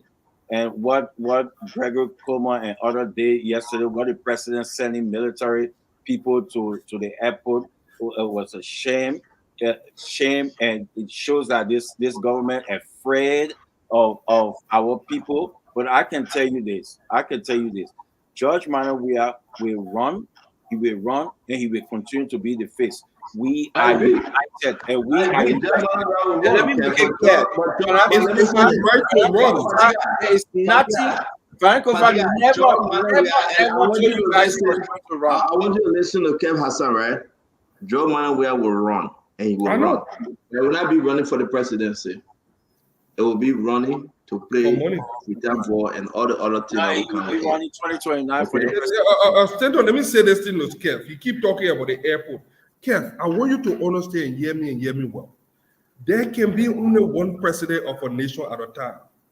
Those respect, those special privileges that were once given to President Weah have been reserved for President Boycott. That's why when Madame Sirleaf come, she come in quietly, she go by her business. We understand that he's an integral member of the opposition now. He's still active in politics. That is his right. But to have people listen to me, to have people on the tarmac lining up, giving him presidential welcome, that was a gross violation of our laws, and I'm afraid that the government will investigate that. Because let me tell you something. So if we went to the airport to welcome our stand-up there's bearer, nothing wrong. are you serious? You know what, folks, when I going to welcome, welcome Madame Sirleaf. Madame Sirleaf, because you guys hijacked the Unity Party from Madame Sirleaf and you expelled Madame Sirleaf. And that's why you hijacked and expelled Madame Sirleaf. Why against allow you to talk. Why against the law for us receiving our stand-up bearer? Do not disrupt. Let me say this. There can be only one president at a time. These are a provocation to cause chaos in this country. Nobody stops you from bringing your partisan to the airport. But you cannot bring uncontrolled number of people on the tarmac. You cannot. No, not even officers. There are special protocol at the airport. The VIP launch is there for VIP. There are cars that's supposed to come taking from there to whatever to me and carry. This doesn't all go well for the entire. It's not VIP. Hold on. Listen. One person is not VIP. Hold on. I'm not saying it's not VIP. So why they have military officer at the VIP? You guys carry military officer there. It was the CDC that deployed military at the airport. No, we inherited those military at the airport. Show you you want to talk about military? You want also show you video and picture? It's on the network that you sit down on. Military officer. Even in the U.S., military deploy all the time. It's not a crime. No. I can go right to my airport. I can see no military officer. Unless Fadiga, thank you. Kev Hassan, thank you. We'll be back again with another good one next Sunday. You have a good night. Bring somebody that understands the subject matter, not Kev. Kev is this is about to leave. That's it, come on, please. So he said Kev does not understand what we're saying. He doesn't understand the issue. Find someone that understands the issue. Let's discuss the issue. By you saying that we cannot receive our own political leader. There can only be one person at a time. Fadika, let me tell you. You know what's bad? Fadika, you know what's bad? It's somebody to live in a space of illusion. We want to say thank you. We want to say thanks to everyone for being here tonight. Thanks to That's the only way they were going to leave. But we want to say thank you, Nelson, for the good Sunday evening. After the game, I'm so down. England lost the game to Spain. That was a good. Did you watch the game? No, I didn't watch the game. I watched the last. I watched from the second goal, from England first goal. I know I ain't got patience to watch soccer like that, but I want to say, yeah, the second half was a good game, folks. Elena Dobe, you're good night, yeah. Lovett Amani, Kroma, you're good Ambassador Bobby Jones. We say on Gelate, we para pure cool in there. We say on Gelate. Mose Thomas, Evangeline Maminta. How you doing, Evangeline? Fode Sion, Guda Moses, everybody, Jeremy Thompson, Mo Jenny, Yaya Josiki Davis, Lovetti Amani Kromai. And I want to say thank you very much. You have a good evening. Till we meet again tomorrow on the Bigger Spoon Talk. Be blessed, be safe, and have a good night. Thank you, Leslie. Yes, sir. Leslie, my promises on you, don't forget. Well, folks, we want to say thank you for being here.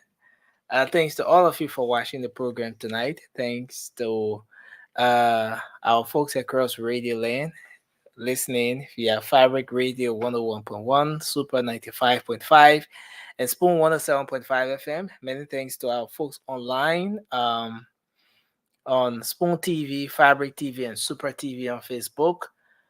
We appreciate all of you for following always, and we'll be here tomorrow with another edition of the program. Spoon Talk will be on tomorrow, but 101 comes on next Sunday, so you can make up time to join us. As you heard, the former Montserrat County District 8 representative, Mr. Akaras Gray, will be the guest on Sunday, so you can make up time to join the program. Until then, have a good night. I'm Nelson Colette. Thanks to all of our partner radio stations for always relaying this program.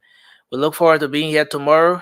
The Spoon Talk will be back on the radio, the first edition of the program. Bernard Davis, no, we're not having late night show tonight. The late night show is 6 days a week, from Monday to Saturday, and then Sunday is that time when we take up to rest. I want to say thanks to all of you for joining us tonight, and we look forward to being here tomorrow with the Spoon Talk. Have a good night, and bye-bye for now.